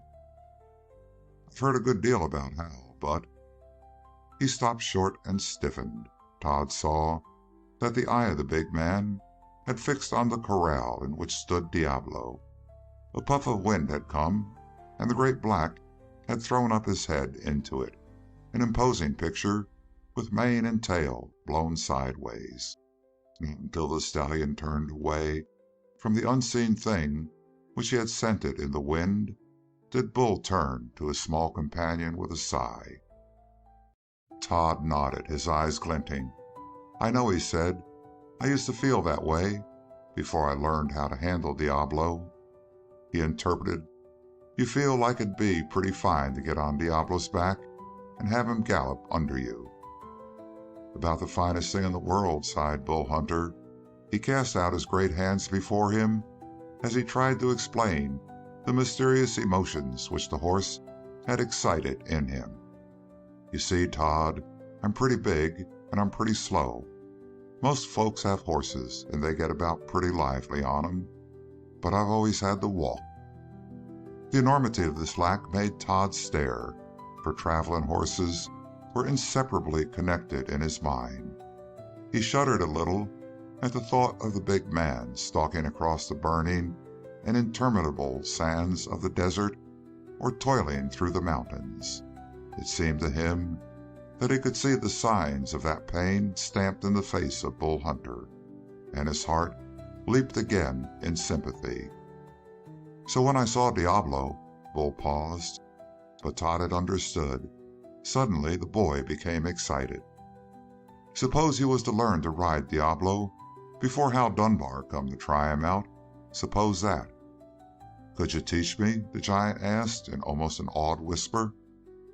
The child looked over his companion with a vague wonder. It would be a tremendous responsibility, this teaching of the giant, but what could be more spectacular than to have such a man as his pupil? But to share his unique empire over Diablo, that would be a great price to pay. No, he decided it wouldn't do. Besides, suppose even I could teach you how to ride Diablo with a saddle, which I don't think I could. What would happen when Hal Dunbar comes up to these parts and found that the horse he wanted was somebody else's? He'd make an awful fuss, and he's a fighting man, Bull." He said this impressively, leaning a little toward the giant, and he was rewarded infinitely by seeing the right hand of the giant stir a little toward the holster at his thigh. "I guess I'd have to take my chance with him," was all Bull answered in his mildest tone. Todd was beginning to guess that there was a certain amount of mental strength under this quiet exterior. He had often noted that his father, who made by far the most noise, was more easily placated than his mother, in spite of her gentle silences. The strength of Bull Hunter had a strain of the same thing about it. "You'd take a chance with Hal Dunbar?" he repeated wonderingly. He trembled a little, with a sort of nervous ecstasy at the thought of that coming encounter. "That's more than anybody else in these parts would do. Why, everybody's heard about Hal Dunbar. Everybody's scared of him. He can ride anything that's big enough to carry him, and he can fight like a wildcat with his hands, and he can shoot like—" His eye wandered toward a superlative. "Like Pete Reeve, almost," he concluded with a tone of awe. The spark of tenderness shone in the eye of Bull. "Do you know Pete Reeve?" "No, and I don't want to. Ma had a brother once, and he met up with Pete Reeve." A tragedy was inferred in that oblique reference, but Bull decided that this was a conversational topic on which he must remain silent, and yet he yearned to speak of the little withered cat-like fellow with the wise brain who had done so much for him. "When I'm big enough," mused the boy with a quiet savagery, "maybe I'll meet up with Pete Reeve." Bull switched the talk to a more comfortable topic. "But how'd you make a start with that man-eating Diablo?" Todd studied the question. "I got away with horses, you see," he began modestly. He played two brown fingers into his mouth and sent out a shrilling whistle that was answered immediately by a whinny, and a little chestnut gelding, sun-faded to a sand color nearly, cantered into view around the corner of a shed and approached them. He came to a pause nearby, and having studied Bull Hunter with large, unafraid, curious eyes for a moment, began to nibble impertinently at the ragged hat brim of the child. "Get away!" exclaimed Todd, and when the chestnut made no move to go, the brown fist flashed up at the reaching head, but the head was jerked away with a motion of cat-like deftness. "He's a terrible bother, Crackajack is," said the boy angrily, and from the corner of his eye he stole a glance of unspeakable pride at the big man. "He's a beauty," exclaimed Bull Hunter, "a regular beauty." For Crackajack combined the toughness of a mustang and the lean, strong running lines of a thoroughbred in miniature. His legs were as delicately made as the legs of a deer. His head was a little model of impish intelligence and beauty. "You and Crackajack are pals," said Bull. "I guess that's what you are." "We get on tolerable well," admitted the boy, whose heart was full with this praise of his pet. Bull continued on the agreeable topic. "And I'll bet he's fast, too. He looks like speed to me." "Maybe you don't know horses, but you sure got horse sense," Todd chuckled. "Most folks take Crackajack for a toy pony. He ain't. I've seen him carry a full-grown man all day and keep up with the best of 'em. He don't mind the weight of me no more if I was a feather. He's fast, he's tough, and he knows more than a horse should know, you might say." He changed his voice, and a brief command made Crackerjack give up his teasing and retreat. Bull watched the exquisite little creature go with a smile of pleasure. He did not know it, but that smile unlocked the last door to Todd's heart. "He was pretty near as wild as Diablo when I first got him," said the boy. "And mean. Say, he'd been kicked around all his life, but I fattened him up in the barn, and he got so he'd follow me around. And now he runs loose like a dog and comes when I whistle. He knows more things than you could shake a stick at, Crackajack does." "I'll bet he does," said Bull, with shining eyes. "Say," said the boy suddenly, "I'm going to tell you about the way I worked with Diablo." "I'll take that mighty kind," said Bull gratefully. "Do you think I'd have a chance with him, even if you showed me how?" "You got to have a way with horses," admitted the boy, and he examined Bull again. "But I think you'll get on with horseflesh pretty well. When Diablo first come, he used to go plumb crazy when anybody came near his corral. He still does if a growed man comes there. Well, they used to go out and stand and watch him, and laugh at him prancing around and kicking up a fuss at the sight of 'em. And it made me mad, made me plumb mad to see them bother Diablo when he wasn't doing any harm, when they wasn't gaining anything by it, either. I used to go out when nobody was around and stand by the bars with a bit of hay and grain heads in my hand.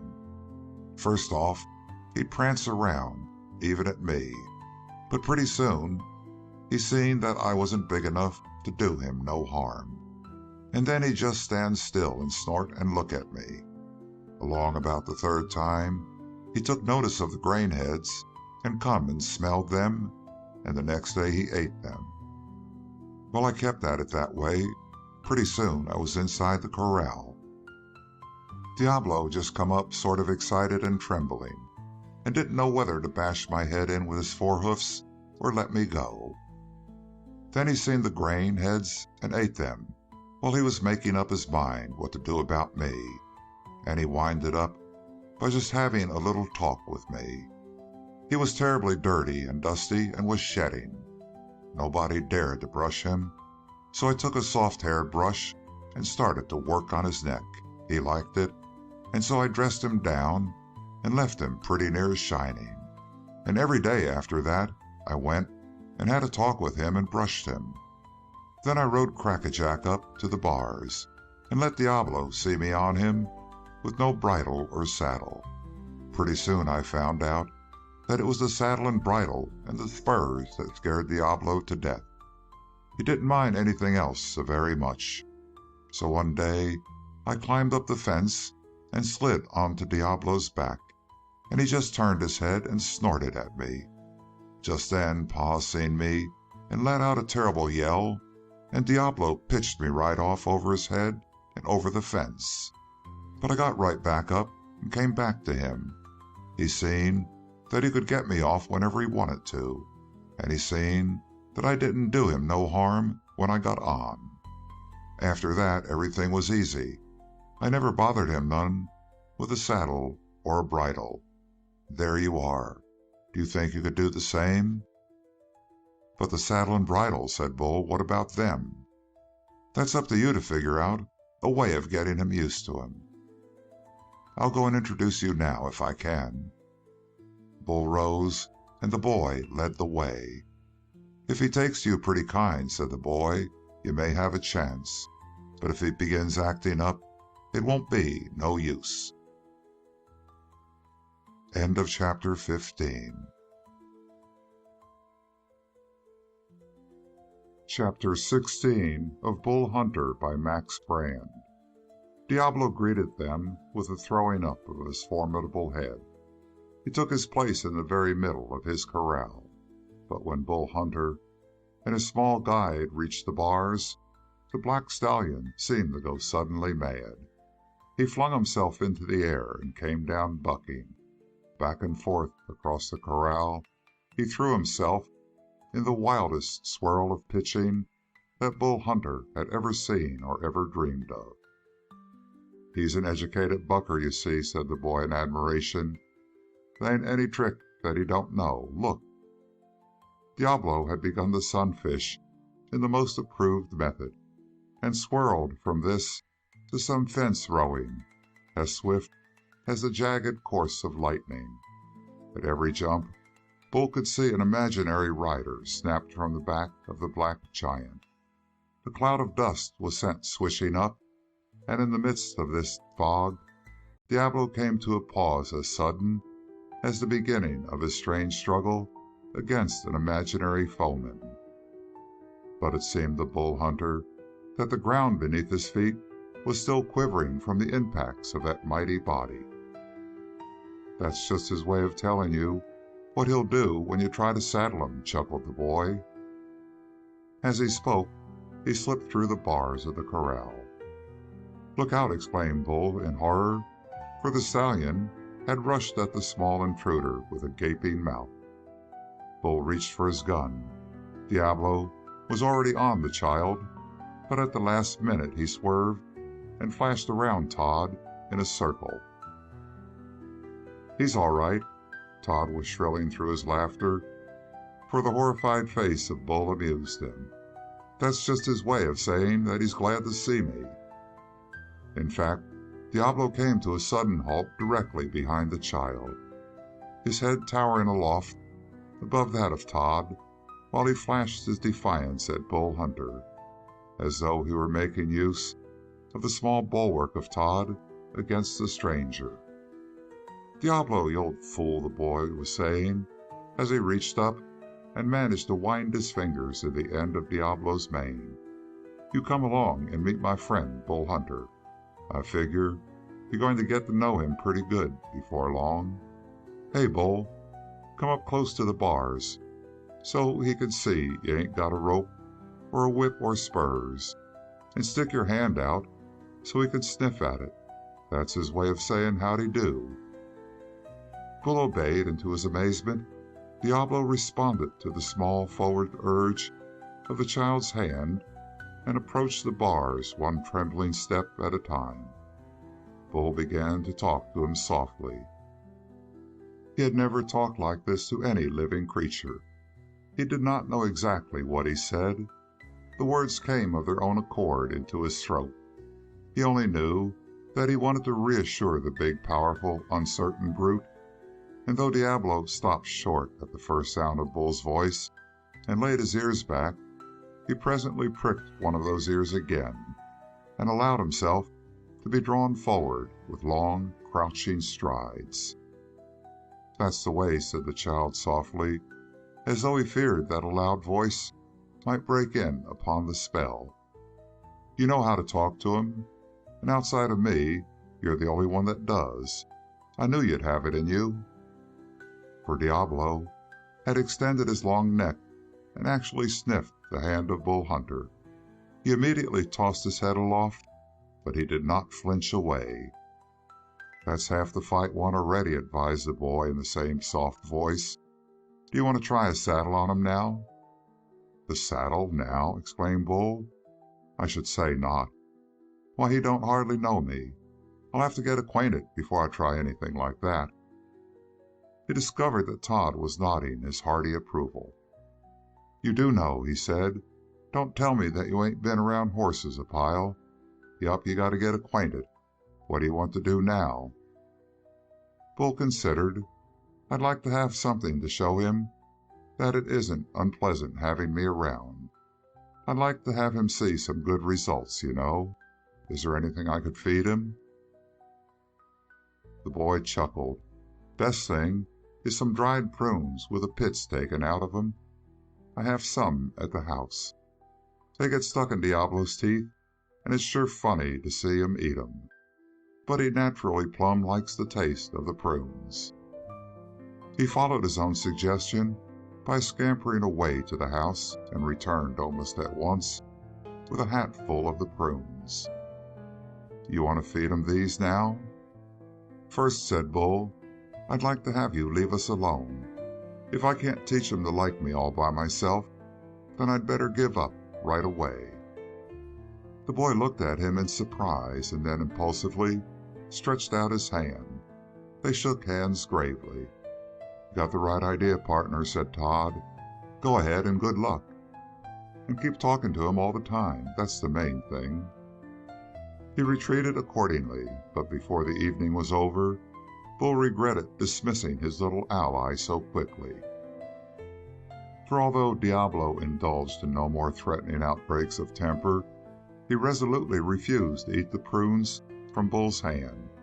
Several times he approached the bars of the corral and the patiently extended hand, but always he drew back, snorting, and sometimes he would run around the corral, shaking his head and throwing up his heels after the manner of a horse tempted but still afraid of being overruled. It was long after dark when Bull gave up the attempt. He went back to the bunkhouse, rolled up the blankets which had been assigned to him, and carried them out to the corral. Close to the fence, he laid them down, and a few minutes later he was wrapped in them and sound asleep. The last thing he remembered was the form of the great stallion standing watchfully in the exact middle of the corral, the starlight glimmering very faintly in his big eyes. Bull Hunter fell asleep and had a nightmare of the arrival of the famous Hal Dunbar the next day, the fierce conquest of Diablo, and the battle ending with the departure of Dunbar on the back of the stallion. The dream waked him, nervous, and he turned and saw Diablo standing huge and formidable in the darkness, as though he had not moved from his first position.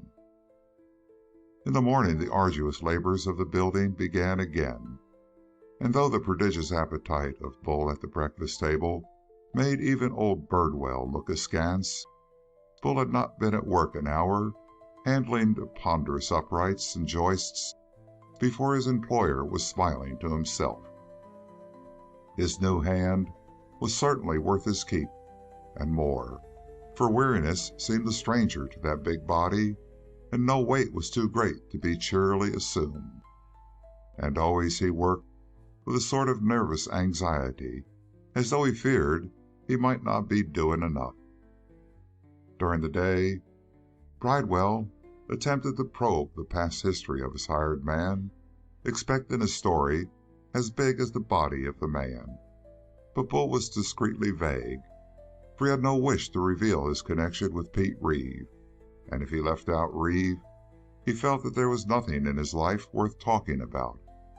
Many a time he wondered what the little gunfighter was doing, and what trail he was riding now. The dangerous trail he doubted not, and a lawless trail he greatly feared. But some day he might be able to find the terrible little man and bring him back to a truer place in society. That night he began again the long quiet struggle with Diablo, and before he ended, Diablo had gathered some of the dried fruit from the palm of his hand with a sensitive, trembling pair of lips. and he had come back for more and more. Yet it was not until the next night that Bull ventured inside the bars of the corral and sat cross-legged on the ground, with a vague feeling that Diablo would be less alarmed if his visitor bulked less large. Inside the bars, he seemed an entirely new proposition to the stallion. The big black kept discreetly on the far side of the corral, with much snorting and stamping, and it was not until the next evening that he ventured to approach the man. Still another day passed before Bull was allowed to stand and touch the neck of the black, and that, it seemed to him, was the greatest forward step toward the conquest. It was terribly slow work, and in the meantime, the skeleton frame of the barn was fast rising. Would he accomplish his purpose by the time the barn was completed, and Bridewell no longer had a use for him? Or would Hal Dunbar arrive before that appointed time? That night, however, another portentous event happened. Waking in the night, Bull heard a sound of deep, regular breathing close to him, and turning on his side, he saw that Diablo had laid down as close to him as the corral fence would allow, and there he slept, panther black, sleek in the starlight. Bull stretched out his hand. The head of the stallion jerked up, but a moment later he carelessly sniffed the extended fingers and resumed his position of repose, and the heart of Bull Hunter swelled with triumph. That event gave him a new idea, and the following evening he made a groundwork of branches in the corner of the corral itself, and put down his blankets on the evergreens. Diablo was much concerned, and walked about examining the new work from every angle. There Bull slept, and the next night he found that during the day the stallion had torn the boughs to pieces and scattered them about.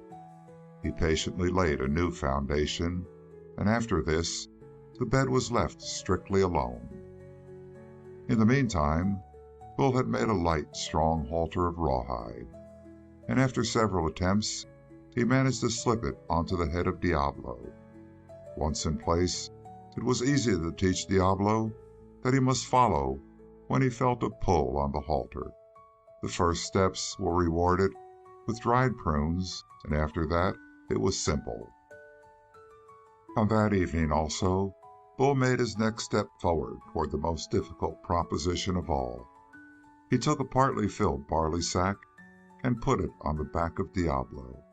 The next moment, the sack was shot into the air, as Diablo leaped up and arched his back like a cat at the height of his leap. He came down trembling and snorting, but Bull picked up the fallen sack and allowed him to smell it. Diablo found that the smell was good, and that the hateful sack even contained things very good to eat. The next time the sack was put on his back, he quivered and shrank, but he did not buck it off. After that, Bull spent his evenings in gradually increasing the weight of that sack until a full 100 pounds caused Diablo no worry whatever. And when this point had been attained, Bull decided that he might venture his own bulk on the back of Diablo. He confided his purpose to Todd, and the boy, greatly excited, hid himself at a distance to watch. In the beginning it was deceptively easy. Diablo stood perfectly unconcerned as Bull raised himself on the bars of the fence, and when the long legs of Bull were passed over his back, Diablo merely turned his head and sniffed the shoe tentatively.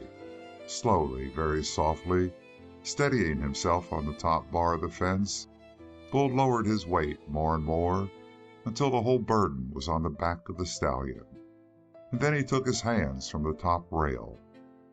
But the moment he released that grip, there was a change in Diablo, as though he realized that the man had suddenly trusted himself entirely to his mount. Bull felt a sudden wincing of all that great body. The quarter sank and trembled.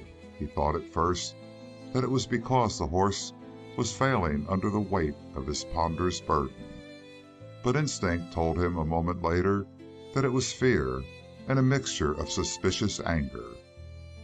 Diablo took one of his long, cat-like steps and paused without bringing up his other foot. In vain, Bull spoke to him softly, steadily. Diablo took another step, quickened to a soft trot, and stopped suddenly. That weight on his back failed to leave him. He began to tremble violently. Bull felt the sudden thundering of the great heart beneath the pressure of his knee. To the stallion, this man had been a friend, a constant companion. The touch of his hand was pleasant. Pleasanter still was the continual deep murmur of the voice, reassuring, telling him of a superior and guardian mind looking out for his interests. Now that hand was stroking his sleek neck, and that voice was steadily in his ear. But the position was the most hated one. To be sure, there was no saddle, no cutting, binding cinch, no drag of cruel Spanish curb to control his head, no tearing spurs to threaten him. But his flanks twitched where the spurs had dug in many a time, and he panted, remembering the cinches. Those memories built up a panic. He became unsure. The voice reached him less distinctly. Moreover, it was a strange time of the evening. The light of day was nearly done. The moon was barely up, and all things were ghostly and unreal in that slant light. Something of all that went through the mind of Diablo was understood by Bull Hunter. It was telegraphed to him by the twitching and vibration of great muscles, by the stiff arching of the neck, and the snorting breathing. But he was beginning to forget fear. The stallion danced lightly forward, and as the wind struck the face of Bull Hunter, he suddenly rejoiced. This was what he had dreamed of, to be carried thus lightly, easily. The weight that had crushed other horses was nothing to Diablo. It made him feel buoyant. He became tinglingly alert. On the back of Diablo, not a horse of the mountains could overtake him if he fled, and not a man of the mountains could escape him if he pursued on the back of the stallion. That thought had hardly formed in his excited mind when Diablo sprang, cat-footed, to one side. It made Bull Hunter sway, and he naturally sought to preserve his balance by gripping the powerful barrel of the horse with his knees. But at the first touch of the knee, Diablo went suddenly mad. Exactly what he did, Bull Hunter never knew. Indeed, it seemed that Diablo left his feet, shot a dizzy height into the air, and at the crest of his rising did 3 or 4 things at once. At any rate, as the stallion landed, Bull pitched from the arched back and hurled forward and to the right side. He landed heavily against the ground, his head striking a small rock, and he lay there a moment stunned. Far off he heard Todd shrilling at him. "Bull, are you hurt?" He gathered himself together and arose. "I'm all right. Stay where you are." "Don't try him again. He'll kill you, Bull." "Maybe, but I'm going to try." Diablo stood on the far side of the corral in the moonlight, a splendid figure, with haughty tail and head. Inwardly, he was trembling, enraged. He knew what would come. He had thrown men before, and usually he had tried to batter them to pieces after they fell. This man he had no desire to batter. There was no saddle, no bridle, no spurs, no quirt. Nevertheless, he must not be controlled by the hand of any man. But having thrown the fellow, now other men would run on him, swinging the accursed ropes over their heads, shouting, cursing at him in strident voices. Vitally he yearned to break through the bars of the corral and flee. But the bars were there, and he must stay in the enclosure with this friendly enemy. It was not the prostrate man he feared so much as vengeance from other men, for that had always been the way. But no one came.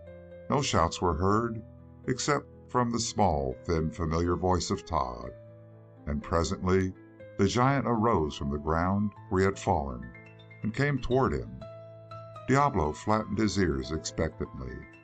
At the first throat-tearing curse, he would charge, but no curse came.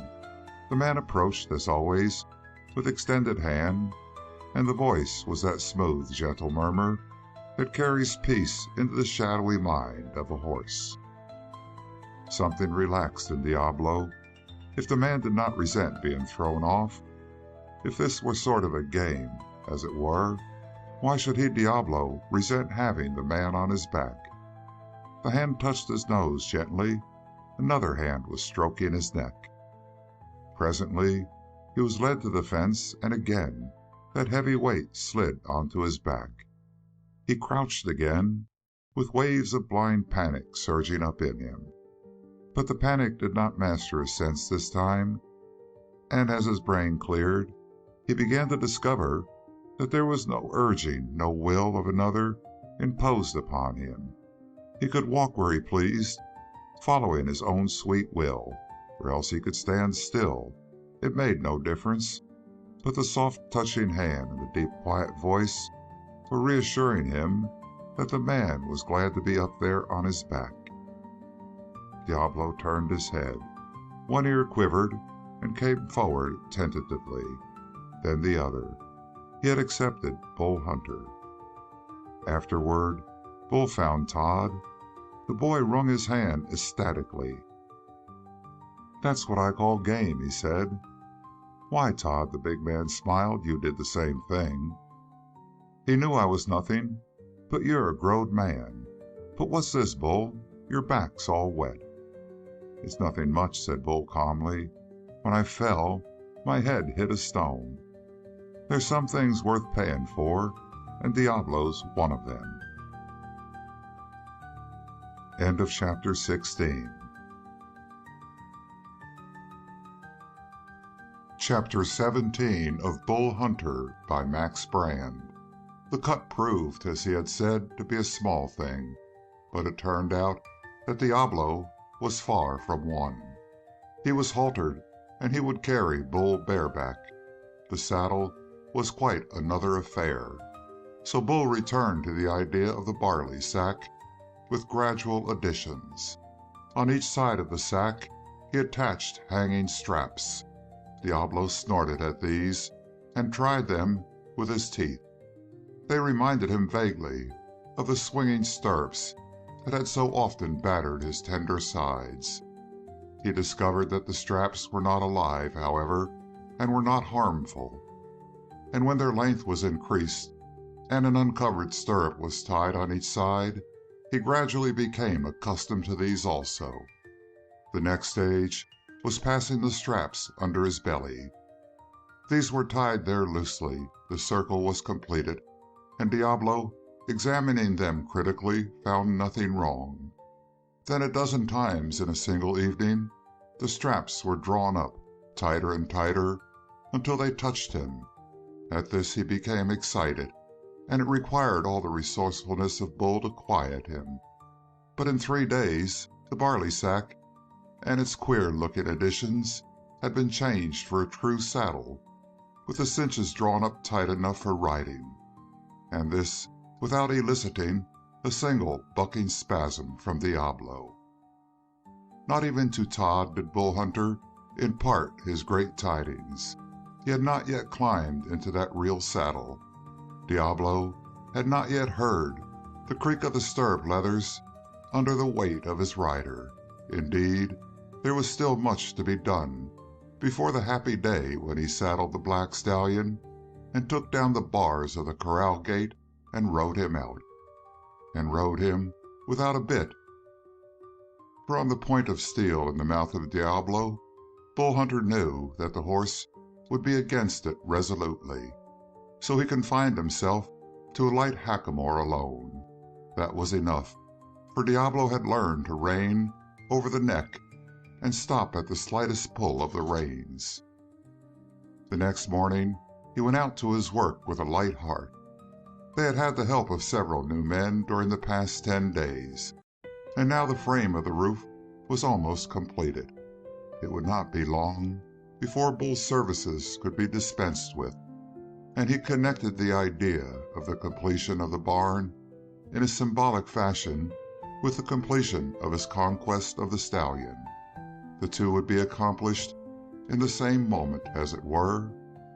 No wonder, then, that as he climbed the ladder up the side of the barn, with the ladder quaking beneath his weight, Bull Hunter began to sing, his thundering bass ringing among the ranch buildings until Mrs. Bridewell opened the kitchen window to hear the better, and old Bridewell stopped his ears in mock dismay at the thunder of Bull's voice. But the work was not 2 hours old when little Todd scampered up to his side. "Bull," he whispered, "Hal Dunbar is down yonder with a couple of men. He's come to ride Diablo. What do we do, Bull? What do we do?" "Diablo will throw him," said Bull with conviction. "But he won't. He can't," stammered the boy in his excitement. "Nothing could throw Hal Dunbar. Wait till you see him. Just wait till you see him. Gee, Bull, he's as big as you, and—" The other qualifications were apparently too amazing to be adequately described by the vocabulary of Todd. "If any other man can ride Diablo," said Bull at length, "I don't think I care about him so much. I've been figuring that I'm the only man who can get on his back. If somebody else can handle him, they're welcome to the horse as far as I'm concerned." "Are you going to let him go like that?" Todd was bitter with shame and anger. "After all our work, are you going to give him up without a fight?" "A fight would be a gunfight, and a gunfight ends up in death," said Bull gently. "I don't like bloodshed, Todd."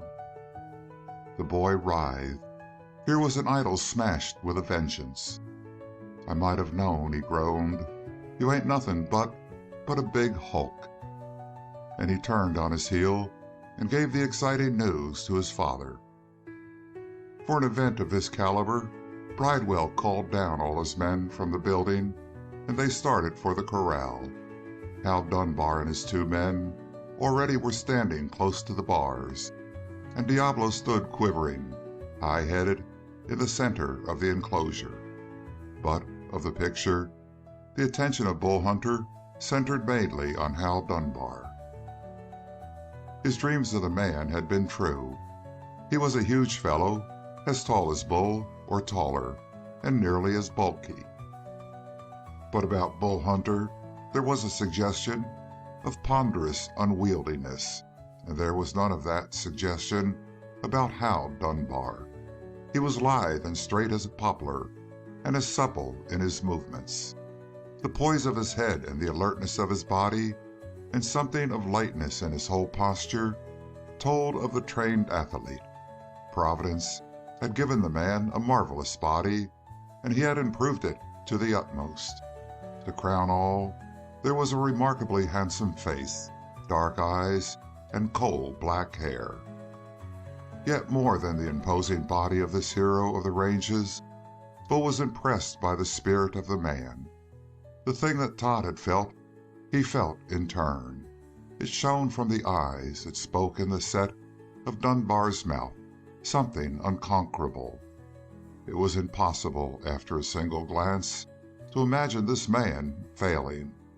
Diablo, it was true, had the same invincible air. Indeed, they seemed meant for each other, this horse and this man. They might have been picked from a crowd, and the one assigned to the other. Huge, lithe, fleet, powerful, and fiercely free. Surely Hal Dunbar was intended by fate to sit in the saddle and govern Diablo according to his will. The heart of Charlie Hunter sank. Here was the end, then, of all the love he had put into his work, of all the feminine gentleness with which he had petted Diablo and soothed him. And he discovered in that bitter moment that he had not worked merely to gain control of the horse. There would be no joy in making Diablo bend to his will. His aim was, and from the first unconsciously had been, to win Diablo so that the stallion would serve him joyously and freely out of the love he bore for him. As he thought of this, his glance rested on the long spoon-handled spurs of big Hal Dunbar. Dunbar was shaking hands with Bridewell, leaning a trifle over the little old man. "Here's one that'll be sorry to see you ride, Diablo," said Bridewell. He pointed to Hunter. "He's been working weeks trying to make a pet out of the horse." "A pet out of him? A pet?" echoed Dunbar. He measured Bull Hunter with a certain bright interest. The sleeves of Bull were rolled up to the elbow, and down the forearms ran the tangling masses of muscle. But the interest of Dunbar was only momentary. Presently his lips curled slightly, and he turned his haughty head toward the great stallion. "I'll do something more than pet him. I'll make something useful out of the big brute. Saddle him, boys." He gestured carelessly, and his two attendants started toward the corral, one with a heavy saddle and one with a rope. As he stood rolling his cigarette and watching negligently, he impressed Bull as a veritable knight of the ranges, a baron with baronial adherents. It came partly from his splendid stature and more from his flauntingly rich costume. The heavy gold braid on the sombrero, the gilded spurs, the brilliant silk shirt would have been out of place on another man, but they fit in with Hal Dunbar. They were adjuncts to the pride of his face. Bull's attention wavered to Todd. Are they going to rope Diablo?" Todd flashed a half-disgusted, half-despairing glance up at his companion. "What do you think they're going to do? What do you think?" Bull turned away, sick-hearted. He could not bear the thought of the great stallion struggling helplessly in the snaky coils of the rope. But of course there was no other way. Yet his muscles tightened, and the perspiration poured out on his forehead as he heard a shout from one of the men, then a brief drumming of Diablo's hoofs, and finally the heavy thud as the stallion struck full length on the ground. The sound stunned Bull as though he had received a blow himself. Every nerve in him was tingling, revolting against the brutality. They were idiots, hopeless fools, to dream of conquering Diablo by brute force. And if they succeeded, they would have a broken-spirited horse on their hands, worse than useless, or else a treacherous man-killer to the end of his days. He looked again. Diablo, saddled and blindfolded, was being driven out of the corral. A man held him on either side, and his mouth, dragged out, was already bleeding from the cruel Spanish bit. At that, Bull Hunter saw red. When his senses returned to him, he went hurriedly to Dunbar. "Friend," he said, earnestly pleading, "will you let me make a suggestion?" The insolent dark eyes ran over him mockingly. "Oh, you're the fellow who tried to make a pet out of Diablo. Well, what's the suggestion?" "If you wear those spurs, you'll drive him mad. Take 'em off, Mr. Dunbar." Dunbar stared at him in amazement, and then looked to the others. "Did you hear that? The wise one wants me to try to ride without spurs. Who taught you to ride, huh?" "I don't know much about it," confessed Bull humbly, "but I know you're apt to cut 'em up badly with those big spurs." "And what the devil difference does it make to you?" cried Dunbar, with heat. "And what do you mean by all these fool suggestions? I'm riding the horse." Bull drew back, down-headed. Hal Dunbar cast one contemptuous glance toward him, and then stepped to the side of Diablo. The stallion was quivering and crouching with fear and anger, and shaking his head from time to time to get clear of the bandage which blinded him and made him helpless. Now and then he reared a little and came down on prancing forefeet, and Bull noted the spring and play of the fetlock joints. The whole running mechanism of the horse, indeed, seemed composed of coiled springs. Once released, what would the result be? And the first hope entered his mind, the first hope since he had seen the proud form of Hal Dunbar. Now the big man set his hand upon the pommel and vaulted into the saddle with a lightness that Bull admired hugely. Under the impact of that descending bulk, the stallion crouched almost to the earth. But he came up again with a snort and a strangled neigh of rage. "Are you ready?" called Dunbar, gathering the reins and giving the string of his quirt another twist around his right hand. One of his men had mounted his horse with a rope, the noose end of which was around Diablo's neck. This would serve as a pivot block to keep Diablo running in a circle. If he tried to run in a straight line, the running noose would stop him and choke him down. He would have to gallop in a circle for his bucking, and to help keep him in that circle, the spectators now grouped themselves loosely in a wide rim. But Bull Hunter did not move. From where he stood, he could see all that he wished. "All ready?" called the man with the rope. "Let her go, then." The bandage was torn from the eyes of the stallion by Dunbar's second assistant, and the fellow leaped aside as he did so. Even then, he barely escaped.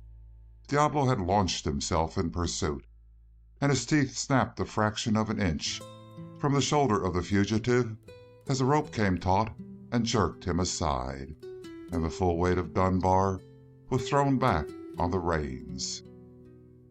That mighty wrench of back and shoulder and arm would have broken the jaw of an ordinary horse.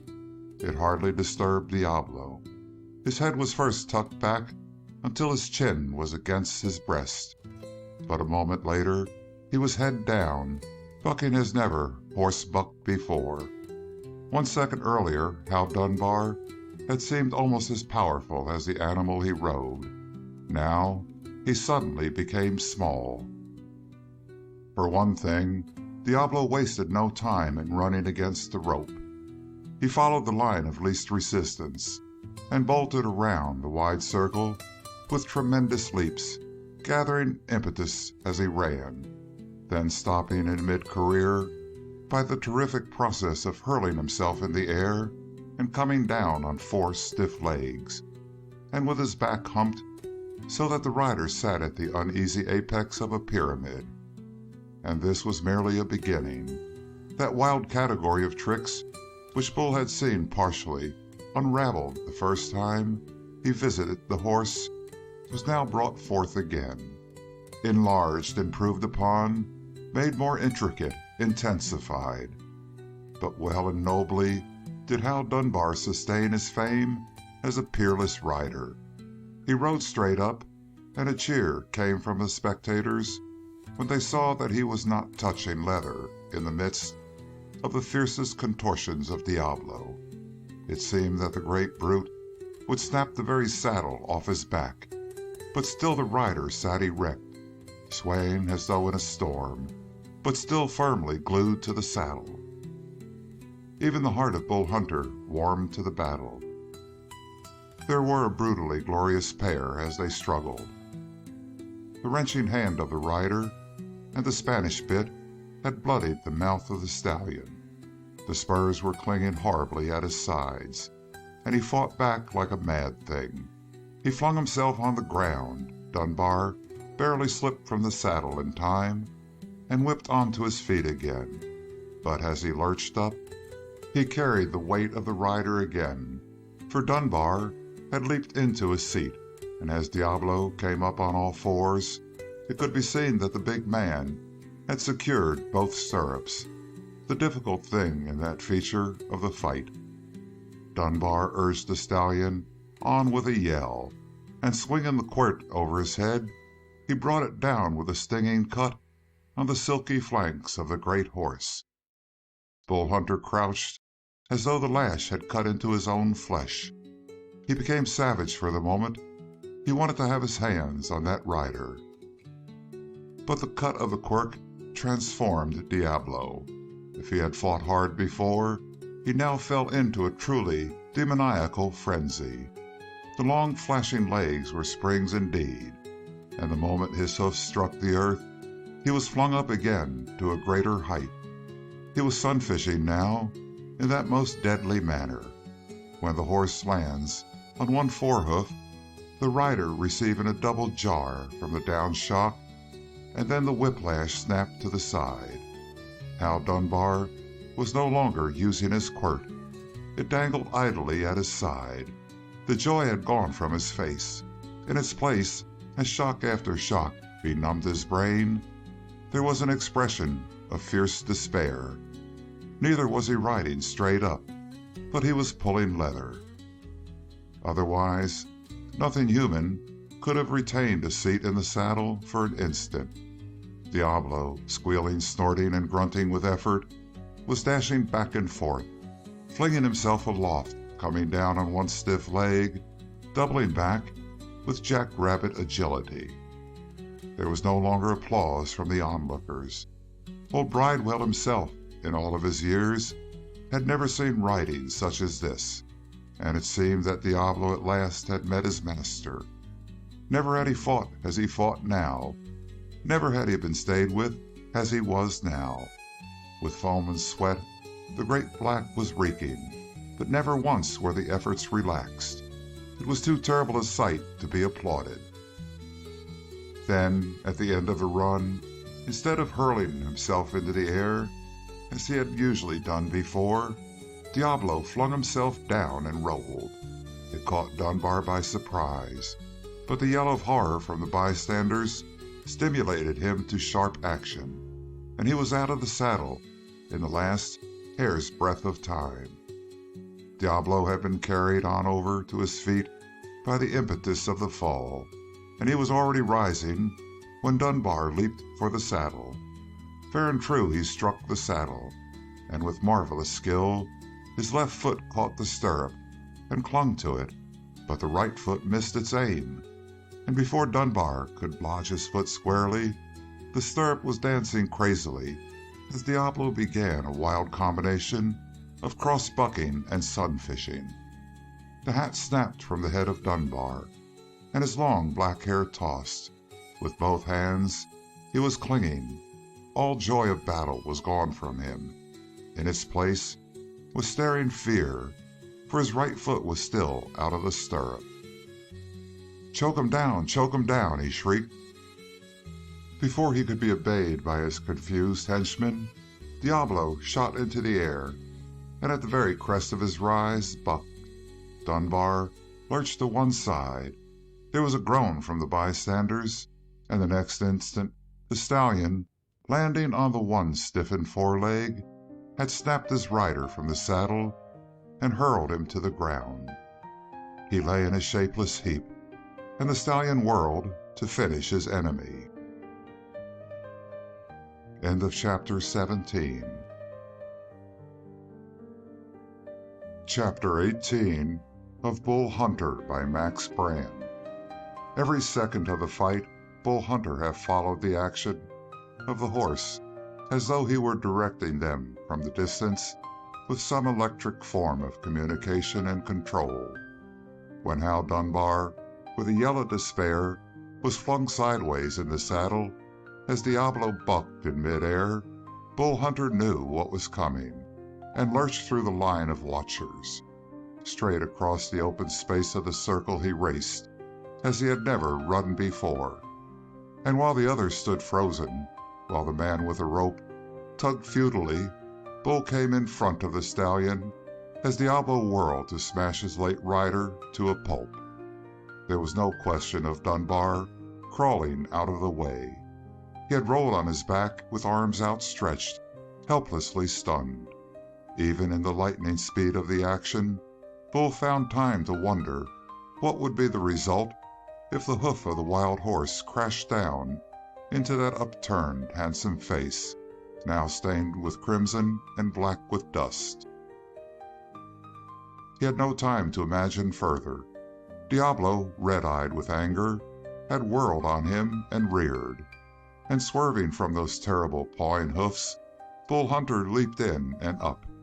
His goal was not the tossing bridle rein, but the stout strap which circled the head just above the bit, and his big right hand jarred home on this goal. All his weight was behind his stiffened arm, and under the blow the stallion lurched higher. A down sweep of a forefoot gashed Bull's shoulder, and tore his shirt to shreds. But he pressed, expecting every instant the finishing blow on his head. In he went, with all his weight behind the effort, and felt the stallion stagger on his hind legs, then topple, lose balance, and fall with a crash on his side. Bull followed him in the fall for half a step, then whirled, scooped the nerveless body of Hal Dunbar in his arms, and rushed staggeringly under the burden to the edge of the circle. Diablo had regained his footing instantly, but as he strove to follow, the rope had drawn taut about his throat, and he was checked. As for Bull Hunter, he laid the senseless burden down in safety and turned toward the stallion. One haunting fear was in his mind. Had Diablo been sufficiently blinded in the excitement of the battle to fail to recognize him, or had the great horse known the hand that toppled it back? In the latter case, Bull Hunter could never come near the black without peril of his life. In a gloomy quandary, he stared at the trembling, shining giant, who stood with his head high, his tail flaunting, and all the fierce pride of victory in his eye. One knot of people had gathered over the fallen Hal Dunbar, but some remained, dazed and gaping, looking at the form of the conqueror. The wild temptation came to Bull to test the horse even in this crisis of excitement, with every evil passion roused in him. He stepped out again, his right hand extended, his voice soft. "Diablo!" The stallion jerked his head toward the voice, but the head was twitched away as the man with the rope brought it taut again. "You fool!" he shouted. "Get back, or the horse will nail you." Unreasoning rage poured thrilling through Bull Hunter. He shook his great fist at the other. "Slack away on that rope, or I'll break you in two." There was a moment of amazed silence. Then, with a curse, the rider threw the rope on the ground. "Get your head broken, then." Bull Hunter had forgotten him already. He had resumed that approach. At his voice, the stallion turned that proud and terrible head, with the ears flattened against his neck. It gave him an ominous, snake-like appearance about the head, but still Bull went steadily and slowly toward him, with his hand out, that ancient gesture of peace and goodwill. There were shouts and warnings from the others. Hal Dunbar, his senses returned, had staggered to his feet. He had received no injury in the fall, and now he gaped in amazement at this empty-handed man approaching the stallion, and Diablo was no longer controlled by the rope. But all the outcries meant nothing to Bull Hunter. They faded to a blur. All he saw was the head of the stallion. Had he known and remembered that fall, and the hand that forced him to it? He could not tell. There might be any murderous intent in that quivering, crouching form. Just that name over and over again, very softly. "Diablo! Steady, Diablo!" Now he was within 2 paces, within a yard. His fingers were close to the terrible head, and the ears of Diablo pricked forward. "Ah, Diablo, they'll never touch you with the spurs again." The stallion made a long step, and with his head raised, he looked over the shoulder of Bull Hunter and snorted his defiance at all other men in the world. And down his neck, the big gentle hand was running, soothing his quivering body, and the steady voice was bringing infinite messages of reassurance to the troubled brain. That hand was loosening now the rope which was burning into his neck, loosening it, drawing it off, and now the bridle followed, and Diablo's mouth was free from the cruel taint of the steel. The head of the stallion turned. Great soft eyes looked into the face of Bull Hunter, and accepted him as a friend forever. Hal Dunbar, groggy from the shock of the fall, staggered toward them. "Get away from the horse," he commanded. "Hey, Riley, grab Diablo for me again."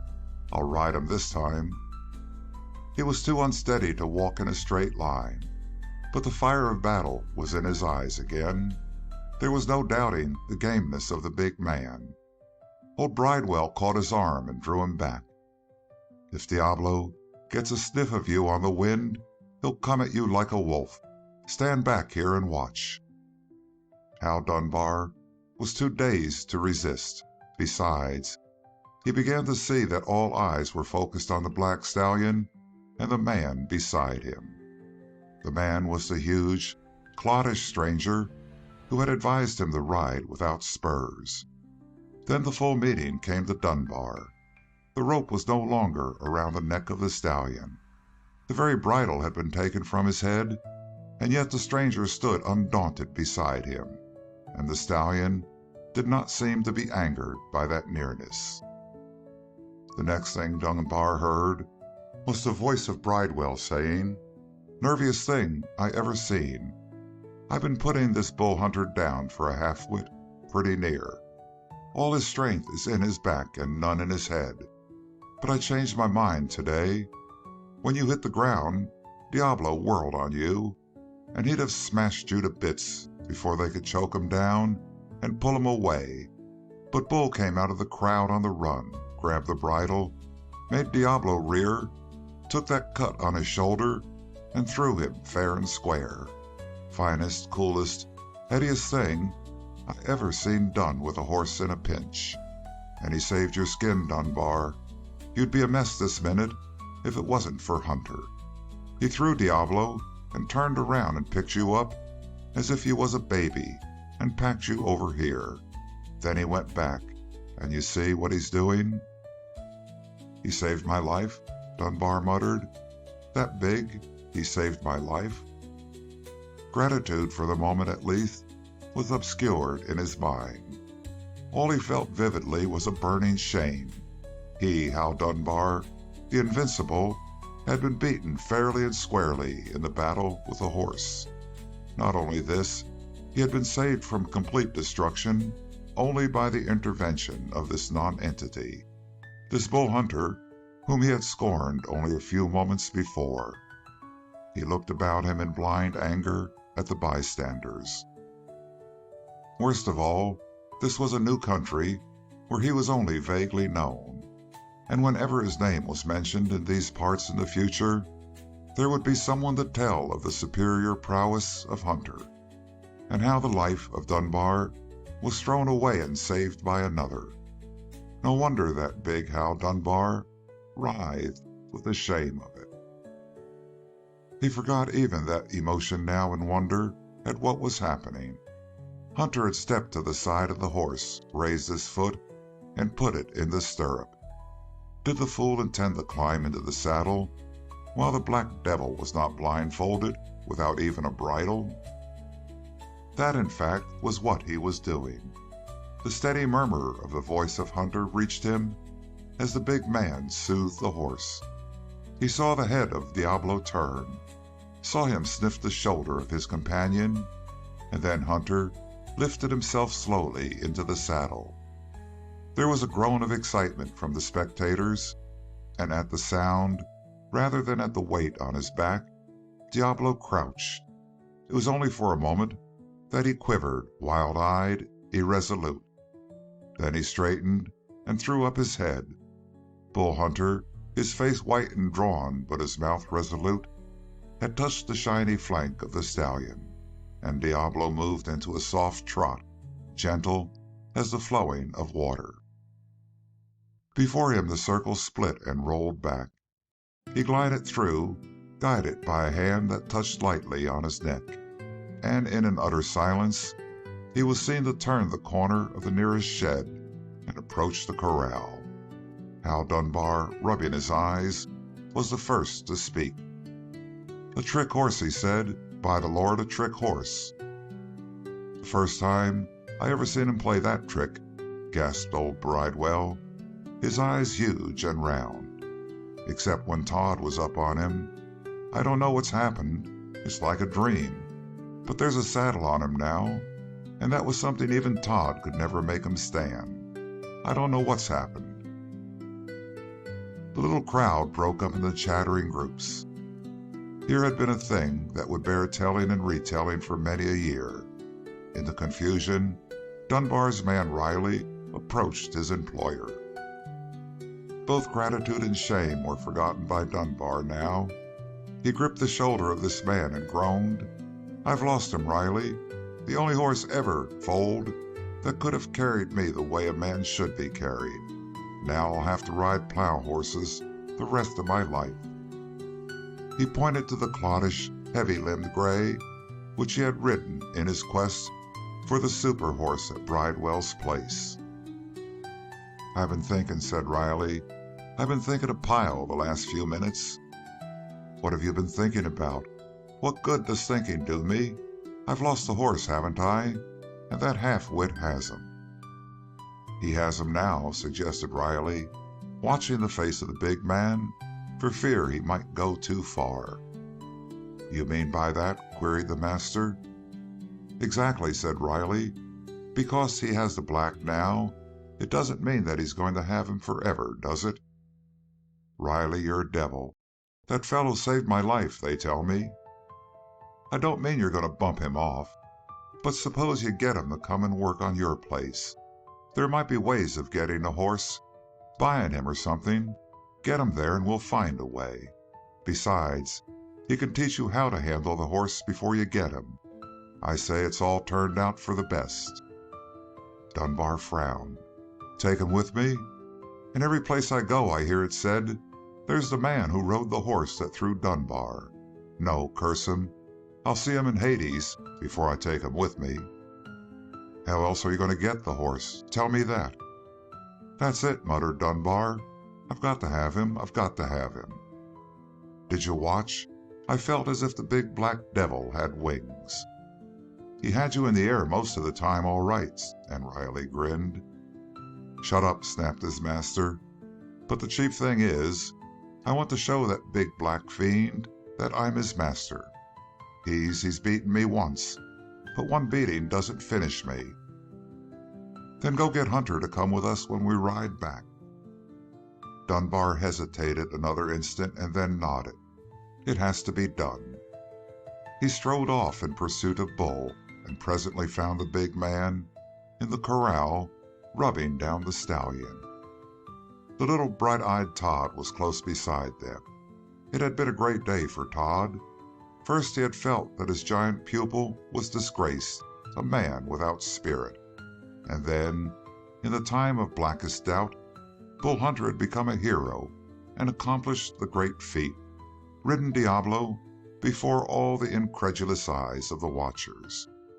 All of Todd's own efforts had been repaid 1,000-fold when he heard Bull say to one of those who followed with questions and admiration, "It's not my work.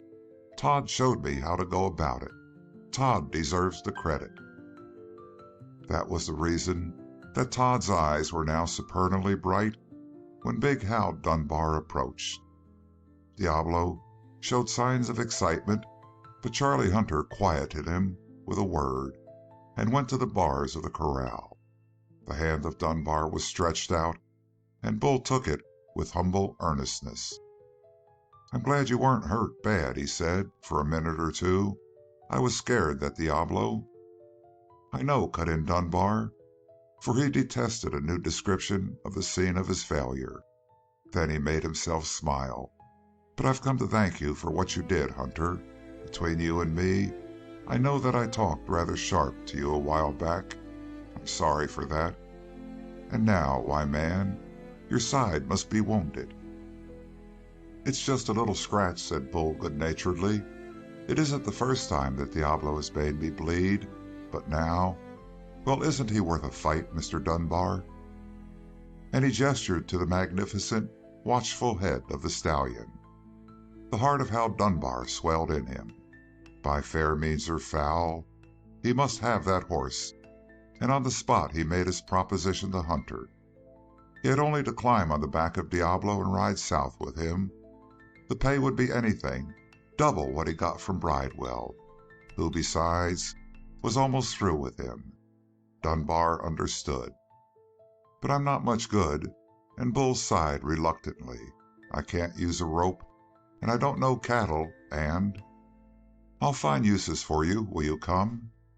So it was settled. But before Bull climbed into the saddle and started off after Dunbar, little Todd drew him to one side. "There ain't any good in Dunbar. Watch him, and remember me, Bull." End of chapter 18. Chapter 19 of Bull Hunter by Max Brand. The ride to the southern mountains seemed to Bull Hunter to mark a great point of departure between his old life and a new life. He had not heard Riley, fox-faced and wicked of eye, say to his master, "What this big fool needs is a little kidding. Make him think that we figure him to be a big gun." He had not seen Hal Dunbar make a wry face before he nodded. All that Bull Hunter could know was that the three men, Riley, Dunbar, and Joe Castor, were all exceedingly pleasant to him on the way. Of all the men in the world, only Pete Reeve had treated him as these men were now doing, and it was sweet beyond measure to Bull Hunter to be treated with considered respect, to have his opinion asked, and to be deferred to and flattered. As for the thousand little asides with which they made a mock of him, they were far above his head. It seemed only patent to Bull Hunter that he had been accepted freely into the equal society of men. He drew a vague comparison between that success and his mastery of Diablo. The big stallion was like a kitten under his hand. It required much coaxing during the first half day of riding to bring Diablo within speaking distance of the other men, but gradually he discovered that they could do him no harm, so long as the gentle voice of Hunter was near him. Thereafter he was entirely amiable to reason. One could see that the stallion was learning difficult lessons, but he was learning them fast. Eye and ear and scent told him that these creatures were dangerous. Old experience told him that they were dangerous, and only a blind trust in Bull Hunter enabled him to conquer the panic which surged up in his brain time and again. But he kept on trying, and the constant struggle against men which had featured his life made him astonishingly quick to pick up new facts. The first step had been the hard one, and it seemed to Bull Hunter that the close-knit, smooth-flowing muscles beneath him were carrying him onward into the esteem of all men. To Diablo he gave the praise, and after Diablo, to little freckled Todd, and to Pete Reeve the fighter. As for taking any credit for himself, the idea never came to him for a moment. The long trip took 2 days. They crossed the green, rolling hills. They passed the foothills, and climbing steadily, they came onto a broad, high plateau. It was a natural kingdom, this ranch of the Dunbars. The fence around it was the continuous range of mountains skirting the plateau on all sides, and in every direction, up those blue summits as far as the eye carried, stretched the land which owned Hal Dunbar as master. To Bull Hunter, when they reached the crest, and the broad domain was pointed out to him, this seemed a princely stretch indeed, and Hal Dunbar was more like a king than ever. It was easy to forgive pride in such a man, and a certain asperity of temper. How could so rich and powerful a man be like others? The ranch house was worthy of such a holding. A heavy growth of beautiful silver spruce swept up the slope of some hills, and riding through the forest, one caught the first glimpse of the building. It was spread out carelessly, the foundations laid deep to cover the irregularities of the ground.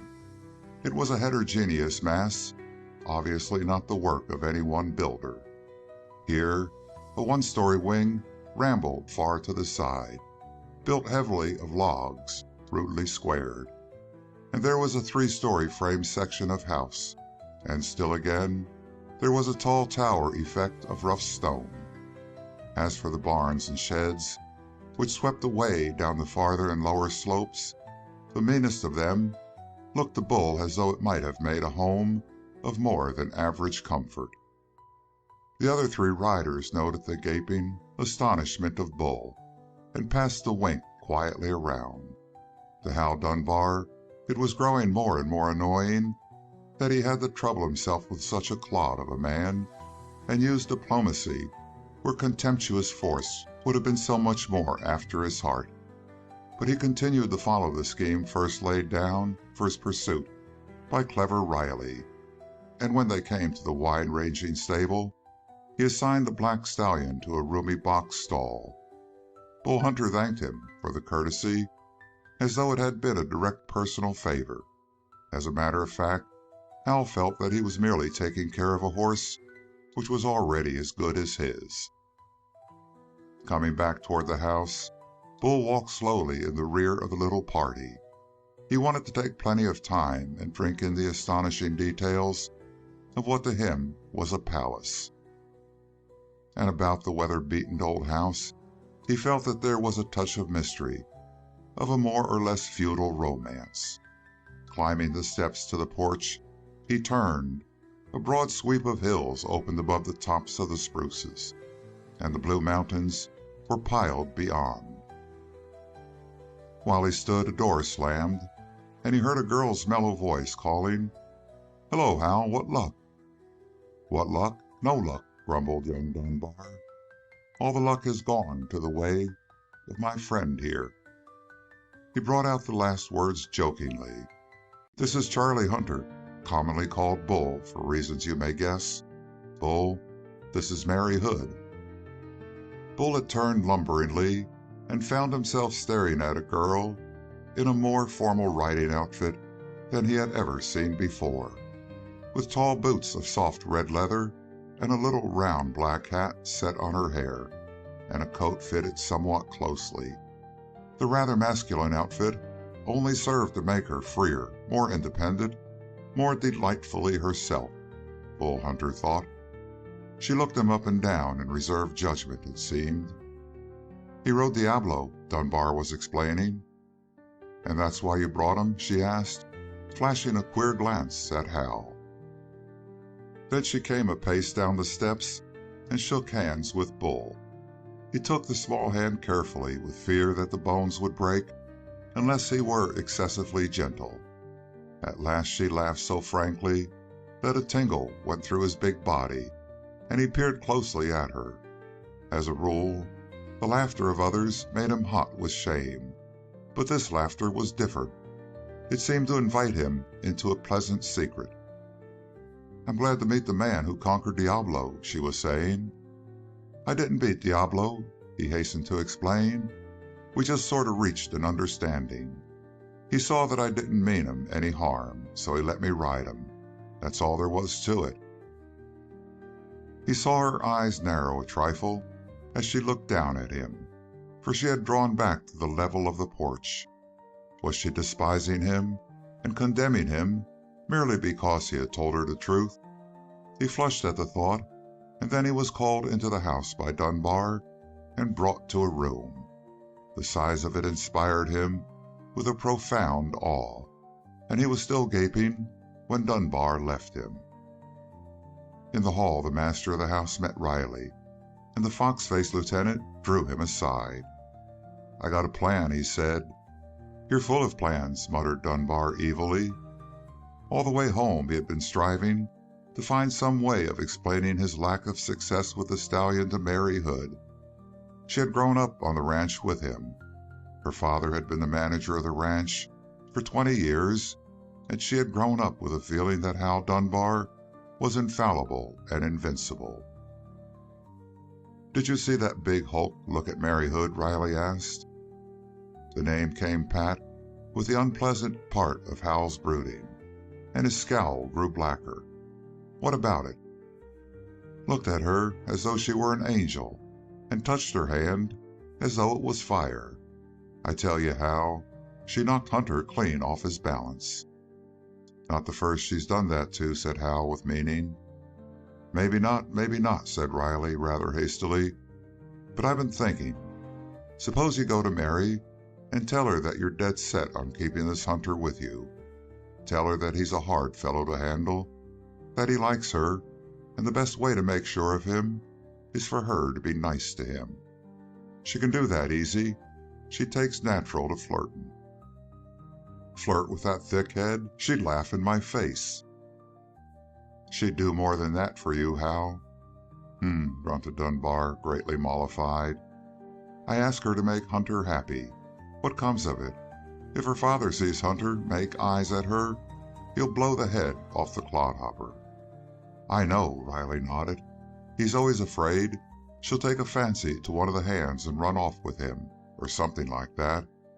He's dead set agin her saying 2 words to anybody like me, say. He gritted his teeth and flushed at the thought. Then he continued. But that's just what you want. You want to get Hunter's head blown off, don't you? Dunbar caught the shoulder of Riley and whirled him around. Are you talking murder to me, Riley? I'm talking sense, said Riley. By the Lord, growled Dunbar. You're a plain bad one, Riley. You like deviltry for the sake of deviltry itself. You want me to get? How much do you want the black horse, Chief? Dunbar sighed. You can't touch him after him saving your life, and I can't touch him because everybody knows that I'm your man. But suppose you get the girl and Hunter planted. Then when Jack Hood rides in this afternoon, I'll take him where he can see 'em together. Leave the rest to me, will you? I'll have Jack Hood scared she's going to elope before morning, and Jack will do the rest. You know his way. Suppose Hood gets killed. Killed by that? Jack Hood? Why, you know he's near as good as you with his gat. Dunbar nodded slowly. After all, the scheme was a simple one. Well, whispered Riley. You and the devil win, said Hal. After all, what's this Hunter amount to? Nothing. And I need the horse. He executed the first step of the scheme instantly. He went downstairs and found the girl still on the veranda. She began to mock him at once. You'll go to heaven, Hal, giving a home to the man who beats you. He managed to smile, although the words were poison to him. He had loved her as long as he could remember, and sooner or later she would be his wife. But the period remained indefinitely in the future, as the whims of the girl changed. It was for that reason, as Hal very well knew, that her father became furious when she smiled at another man. The rich marriage was his goal, and when a second man stepped onto the stage, old Jack Hood was ready to fight. Hal saw a way of stopping her jibes and proving his good intentions toward Hunter all in a breath. He saved my life, Mary. I lost a stirrup, and the devil of a horse threw me. Briefly he sketched in the story of the rescue, and how Bull Hunter, afterward, had ridden the horse without spurs, without a bridle. Before he ended, her eyes were shining. That's what he meant when he said he hadn't beaten Diablo. I understand now. At the time, I thought he was a little simple, Hal. He's not exceptionally clever, Mary, said Hal, and that's where the point comes in of what I want you to do. Hunter is apt to take a fancy that he isn't wanted here, that he's being kept out of charity because he saved my life. Nothing I can say will convince him. I want you to give him a better reason for staying around. Will you do it as a great favor?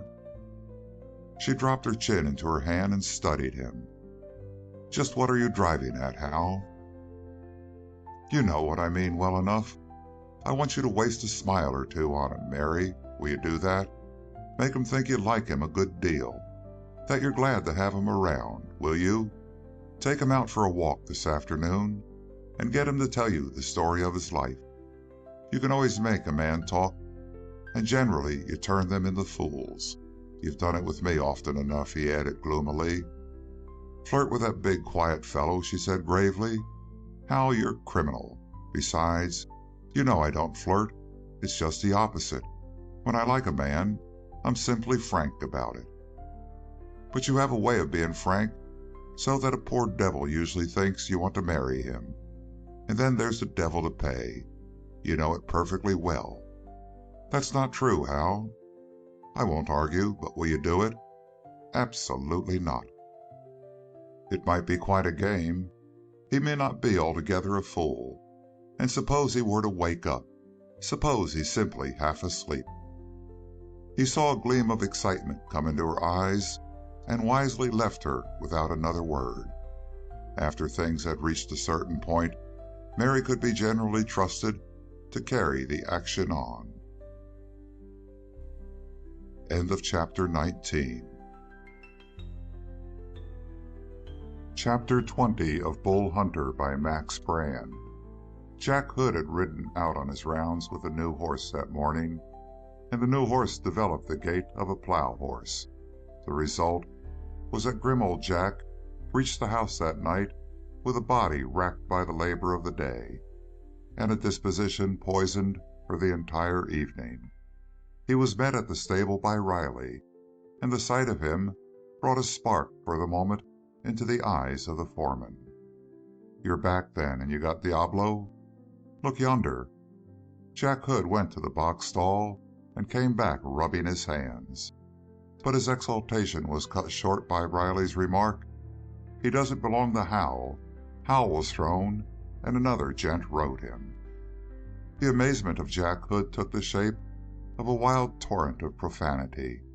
He was proud of the ranch, which he had controlled for so long, and still prouder of his young master.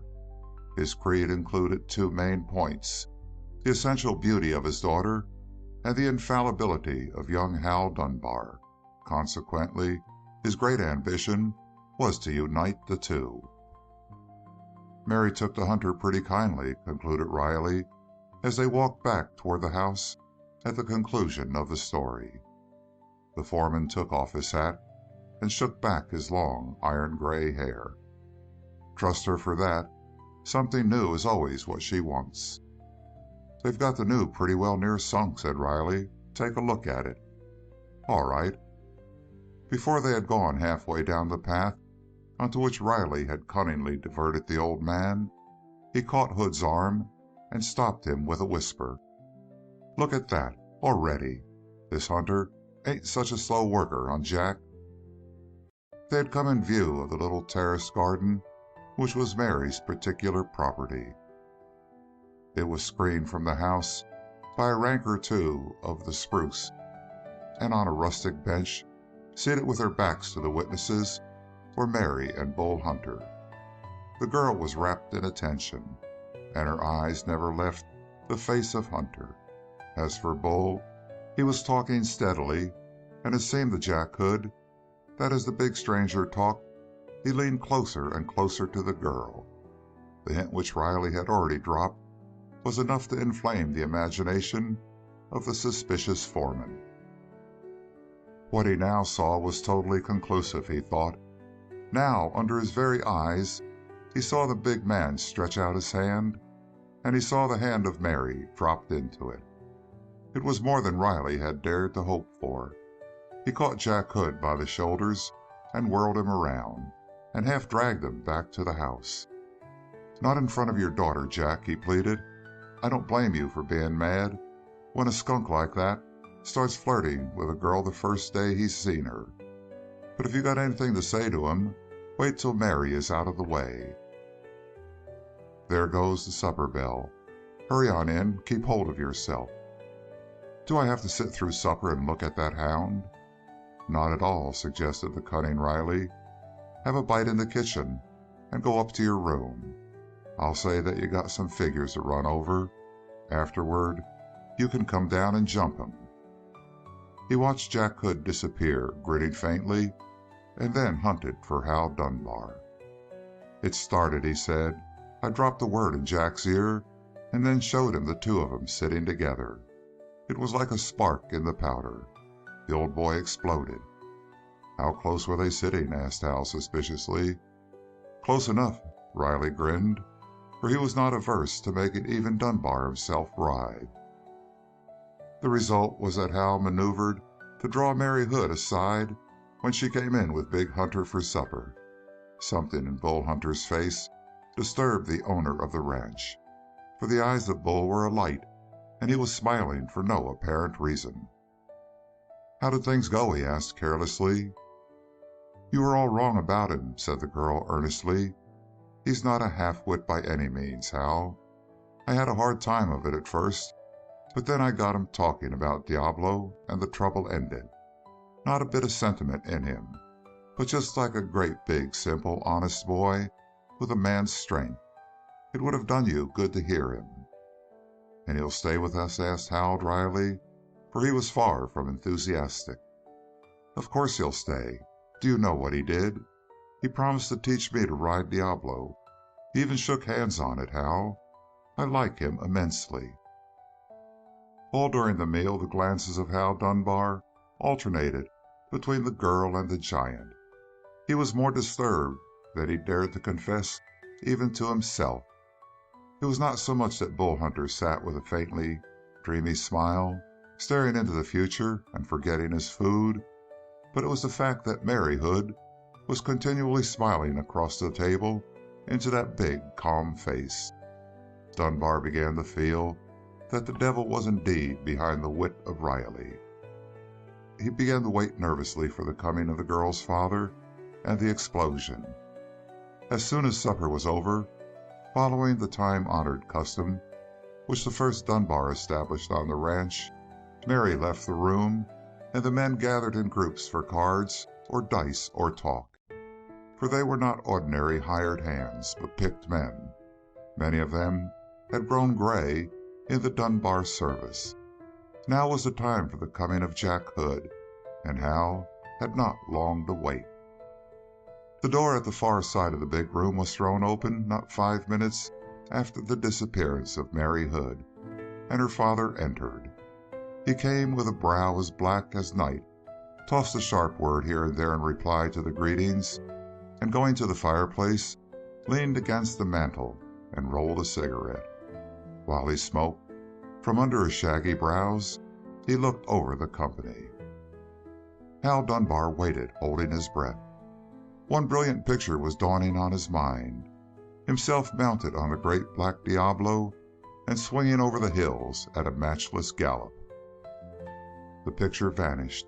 Jack Hood had left the fireplace and was crossing the room with his alert, quick step.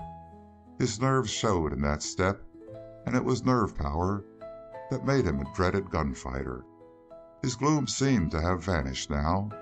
He smiled here, he paused there for a cheery word, and so he came to where Bull Hunter sat, with his long legs stretched before him and the unchanging, dreamy smile on his face. Over one of those long legs Jack Hood stumbled. When he whirled on the seated man, his cheer was gone, and a devil was in his face. "You damn lummox," he said. "What do you mean by tripping me?" "Me?" gasped Bull, the smile gradually fading and blank amazement taking its place. It was at this moment that a man stepped out of the shadow of the kitchen doorway, a very small, withered man.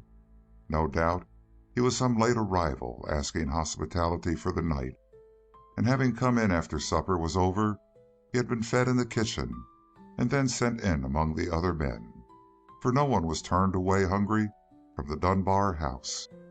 He was so small, so light-footed, that he would hardly have been noticed at any time, and now that the roar from Jack Hood had focused all eyes on Bull Hunter, the newcomer was entirely overlooked. He seemed to make it a point to withdraw himself farther, for now he stepped into the dense shadow near the wall where he could see and remain unseen. Jack Hood had shaken his fist under the nose of the seated giant. "I meant it," he cried. "You tripped me, you skunk, and Jack Hood ain't old enough to take that from no man." Bull Hunter cast out deprecatory hands. The words of this fire-eyed fellow were bad enough, but the tigerish tenseness of his muscles was still worse. It meant battle, and the long black leather holster at the thigh of Hood meant battle of only one kind. It had come so suddenly on him that Bull Hunter was dazed. "I'm sorry," he said. "I sure didn't mean to trip you, but maybe my foot might have slipped out a little and—" "Slipped out?" sneered Hood. He stopped, panting with fury. That a comparative stranger should have dared to speak familiarly with his daughter was bad enough. That a blank-faced coward should have dared flirt with her, dared take her hand, was maddening. "You infernal sneak," he growled. "Are you going to try to get out of it now that you've seen you can't bluff me down? That I won't stand for your tricks?" Bull Hunter rose, slowly unfolding his great bulk until he towered above the other, and yet the condensed activity of Hood was fully as formidable. There were panther-like suggestions of speed about the arm that dangled beside his holster. The withered little man in the shadow by the kitchen door took one noiseless step into the light, then shrank back as though he had changed his mind. "It looks to me," said Bull Hunter mildly, "that you're trying to force a fight on me, stranger. I can't fight a man as old as you are." Perhaps it was tactless speech, but Bull was too dazed to think of grace in words. It brought a murderous snarl from the other. "I'm old enough to be Jack Hood. Maybe you've heard of me. And I'm young enough to polish off every unlicked cub in these parts. Now, curse you, what do you say to that?" "I can only say," said Bull miserably, feeling his way, "that I don't want to fight." With an oath, Hood exclaimed, "A coward! They're all like that, every one of the big fellas. A yellow-hearted sneak." "Easy, Jack," broke in one of the men. "Let Jack alone," called the commanding voice of Hal Dunbar. "I saw Hunter trip him." "But," pleaded Bull Hunter, "I give you my word—" "Shut up. I've heard enough of your talk." Bull Hunter obediently stopped his talk. A sickening quiet drew through the room. Men bowed their heads or turned them away, for such cowardice was not pleasant to see. The little man in the shadow raised one hand and brushed it across his face. "I'll let you off one way," said Jack Hood. "Stand up here and face the crowd and tell 'em you're a liar, that you're sorry for what you done." Bull faced the crowd. A shudder of expectancy went through the men, and they saw that his face was working, not with shame or fear, but with a mental struggle. And then he spoke. "Gents, it seems like I may be wrong. I may have tripped him, which I didn't mean to. But not knowing that I tripped him, I got to say that I can't call myself a liar. I can't apologize." They were shocked into a new attention. They saw him turn and face the frown of Jack Hood. "You're forcing this fight, stranger, and if you keep on, you'll drop, sir. I promise you that." The sudden change in affairs had astonished Jack Hood. Now his astonishment gave way to a sort of hungry joy. "I never was strong on words. I got two ways of talking, and here's the one I like best." As he uttered the last word, he reached for his gun. The little man glided out of the shadow, crouched intense. It seemed to him that the hand of Bull Hunter hung motionless at his side while the gun flashed out from Hood's holster. He groaned at the thought, but in the last second there was a move of Hunter's hand that no eye could follow, that singular convulsive twitch which Pete Reeve had taught him so long before. Only one gun spoke. Jack Hood spun sideways and crashed to the floor, and his gun rattled far away. By the time the first man had rushed to the fallen figure, the gun was back in Bull's holster. The little man in the shadow heard him saying, "Partners, he's not dead. He's shot through the right shoulder, low beneath the joint. That bullet won't kill him, but get him bandaged quick." A calm, clear voice. It rang through the room. The little man slipped back into his shadow and straightened against the wall. "He's right," said Hal Dunbar, stepping back from the cluster. "Riley and Jerry, get him up to his room and bandage him quick. The rest of you, stay here. We've got a job." Hood's gun hung in the holster, and this fellow shot him down. A murdering, cowardly thing to do, you hear? A murdering, cowardly thing to do. Obviously he was wrong, and obviously not one of his henchmen would tell him so. For some reason the boss intended to take up the lost battle of Jack Hood. Why was not theirs to reason, though plainly the fight had been fair and Hood had been wrong from the first. They shifted swiftly, a man to each door, the others along the wall with their hands on their weapons. There was a change in Bull Hunter. One long leap backward carried him into a corner of the room. He stood erect, and they could see his eyes gleaming in the shadow. "I think you got me here to trap me, Dunbar," he called in such a voice that the little man in the shadow thrilled at the sound of it. "But you'll find that you're trapped first, my friend. Touch that gun of yours, and you're a dead man, Dunbar. Curse you, I dare you to go for it." Could this be Bull Hunter speaking? The little man in the shadow thrilled with joyous amazement.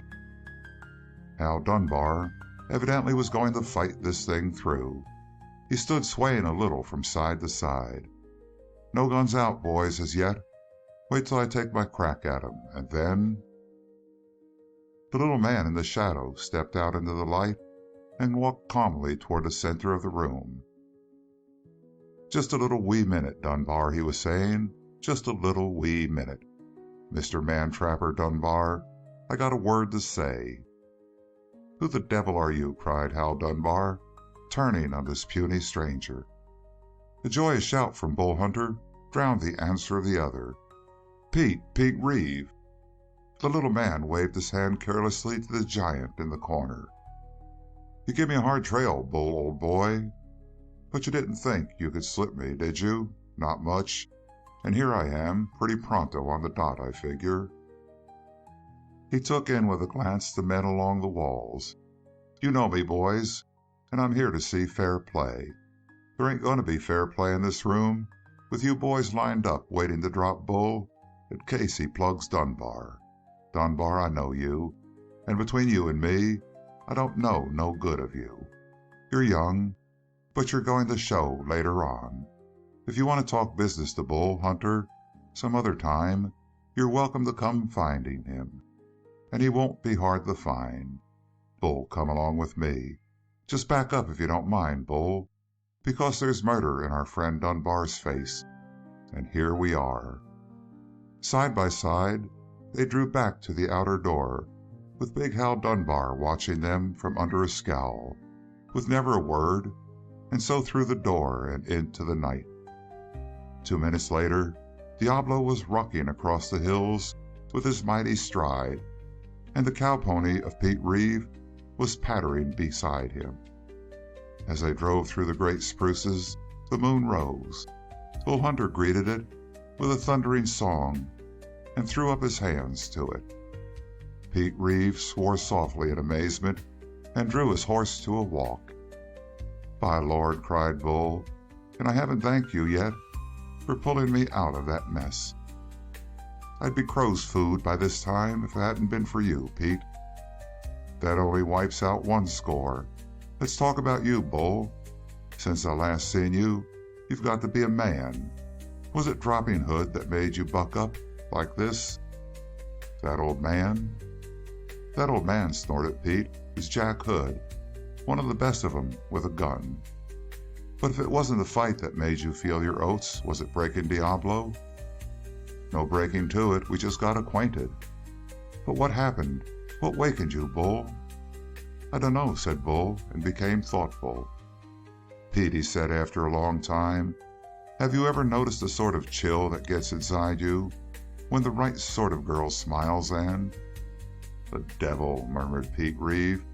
"It's the girl that happened to you, huh? You forget her, Bull. I'm going to take you on the trail with me and keep you from thinking. It's a new trail for me, Bull. It's a trail where I'm going straight. I can't take you with me while I'm playing against the law, so I'm going to stay inside the law with you." "Maybe," and Bull Hunter sighed, "but no matter how far that trail leads, I think that someday I'll ride in a circle and come back to this place where we started out together." He turned in the saddle. The outline of Dunbar's house was fading into the night. End of Chapter 20. Recording by Richard Kilmer. End of Bull Hunter by Max Brand. We hope you enjoyed tonight's sleep audiobook. If you liked this audiobook and want to listen to more, please check out our channel at Sleep Audiobooks.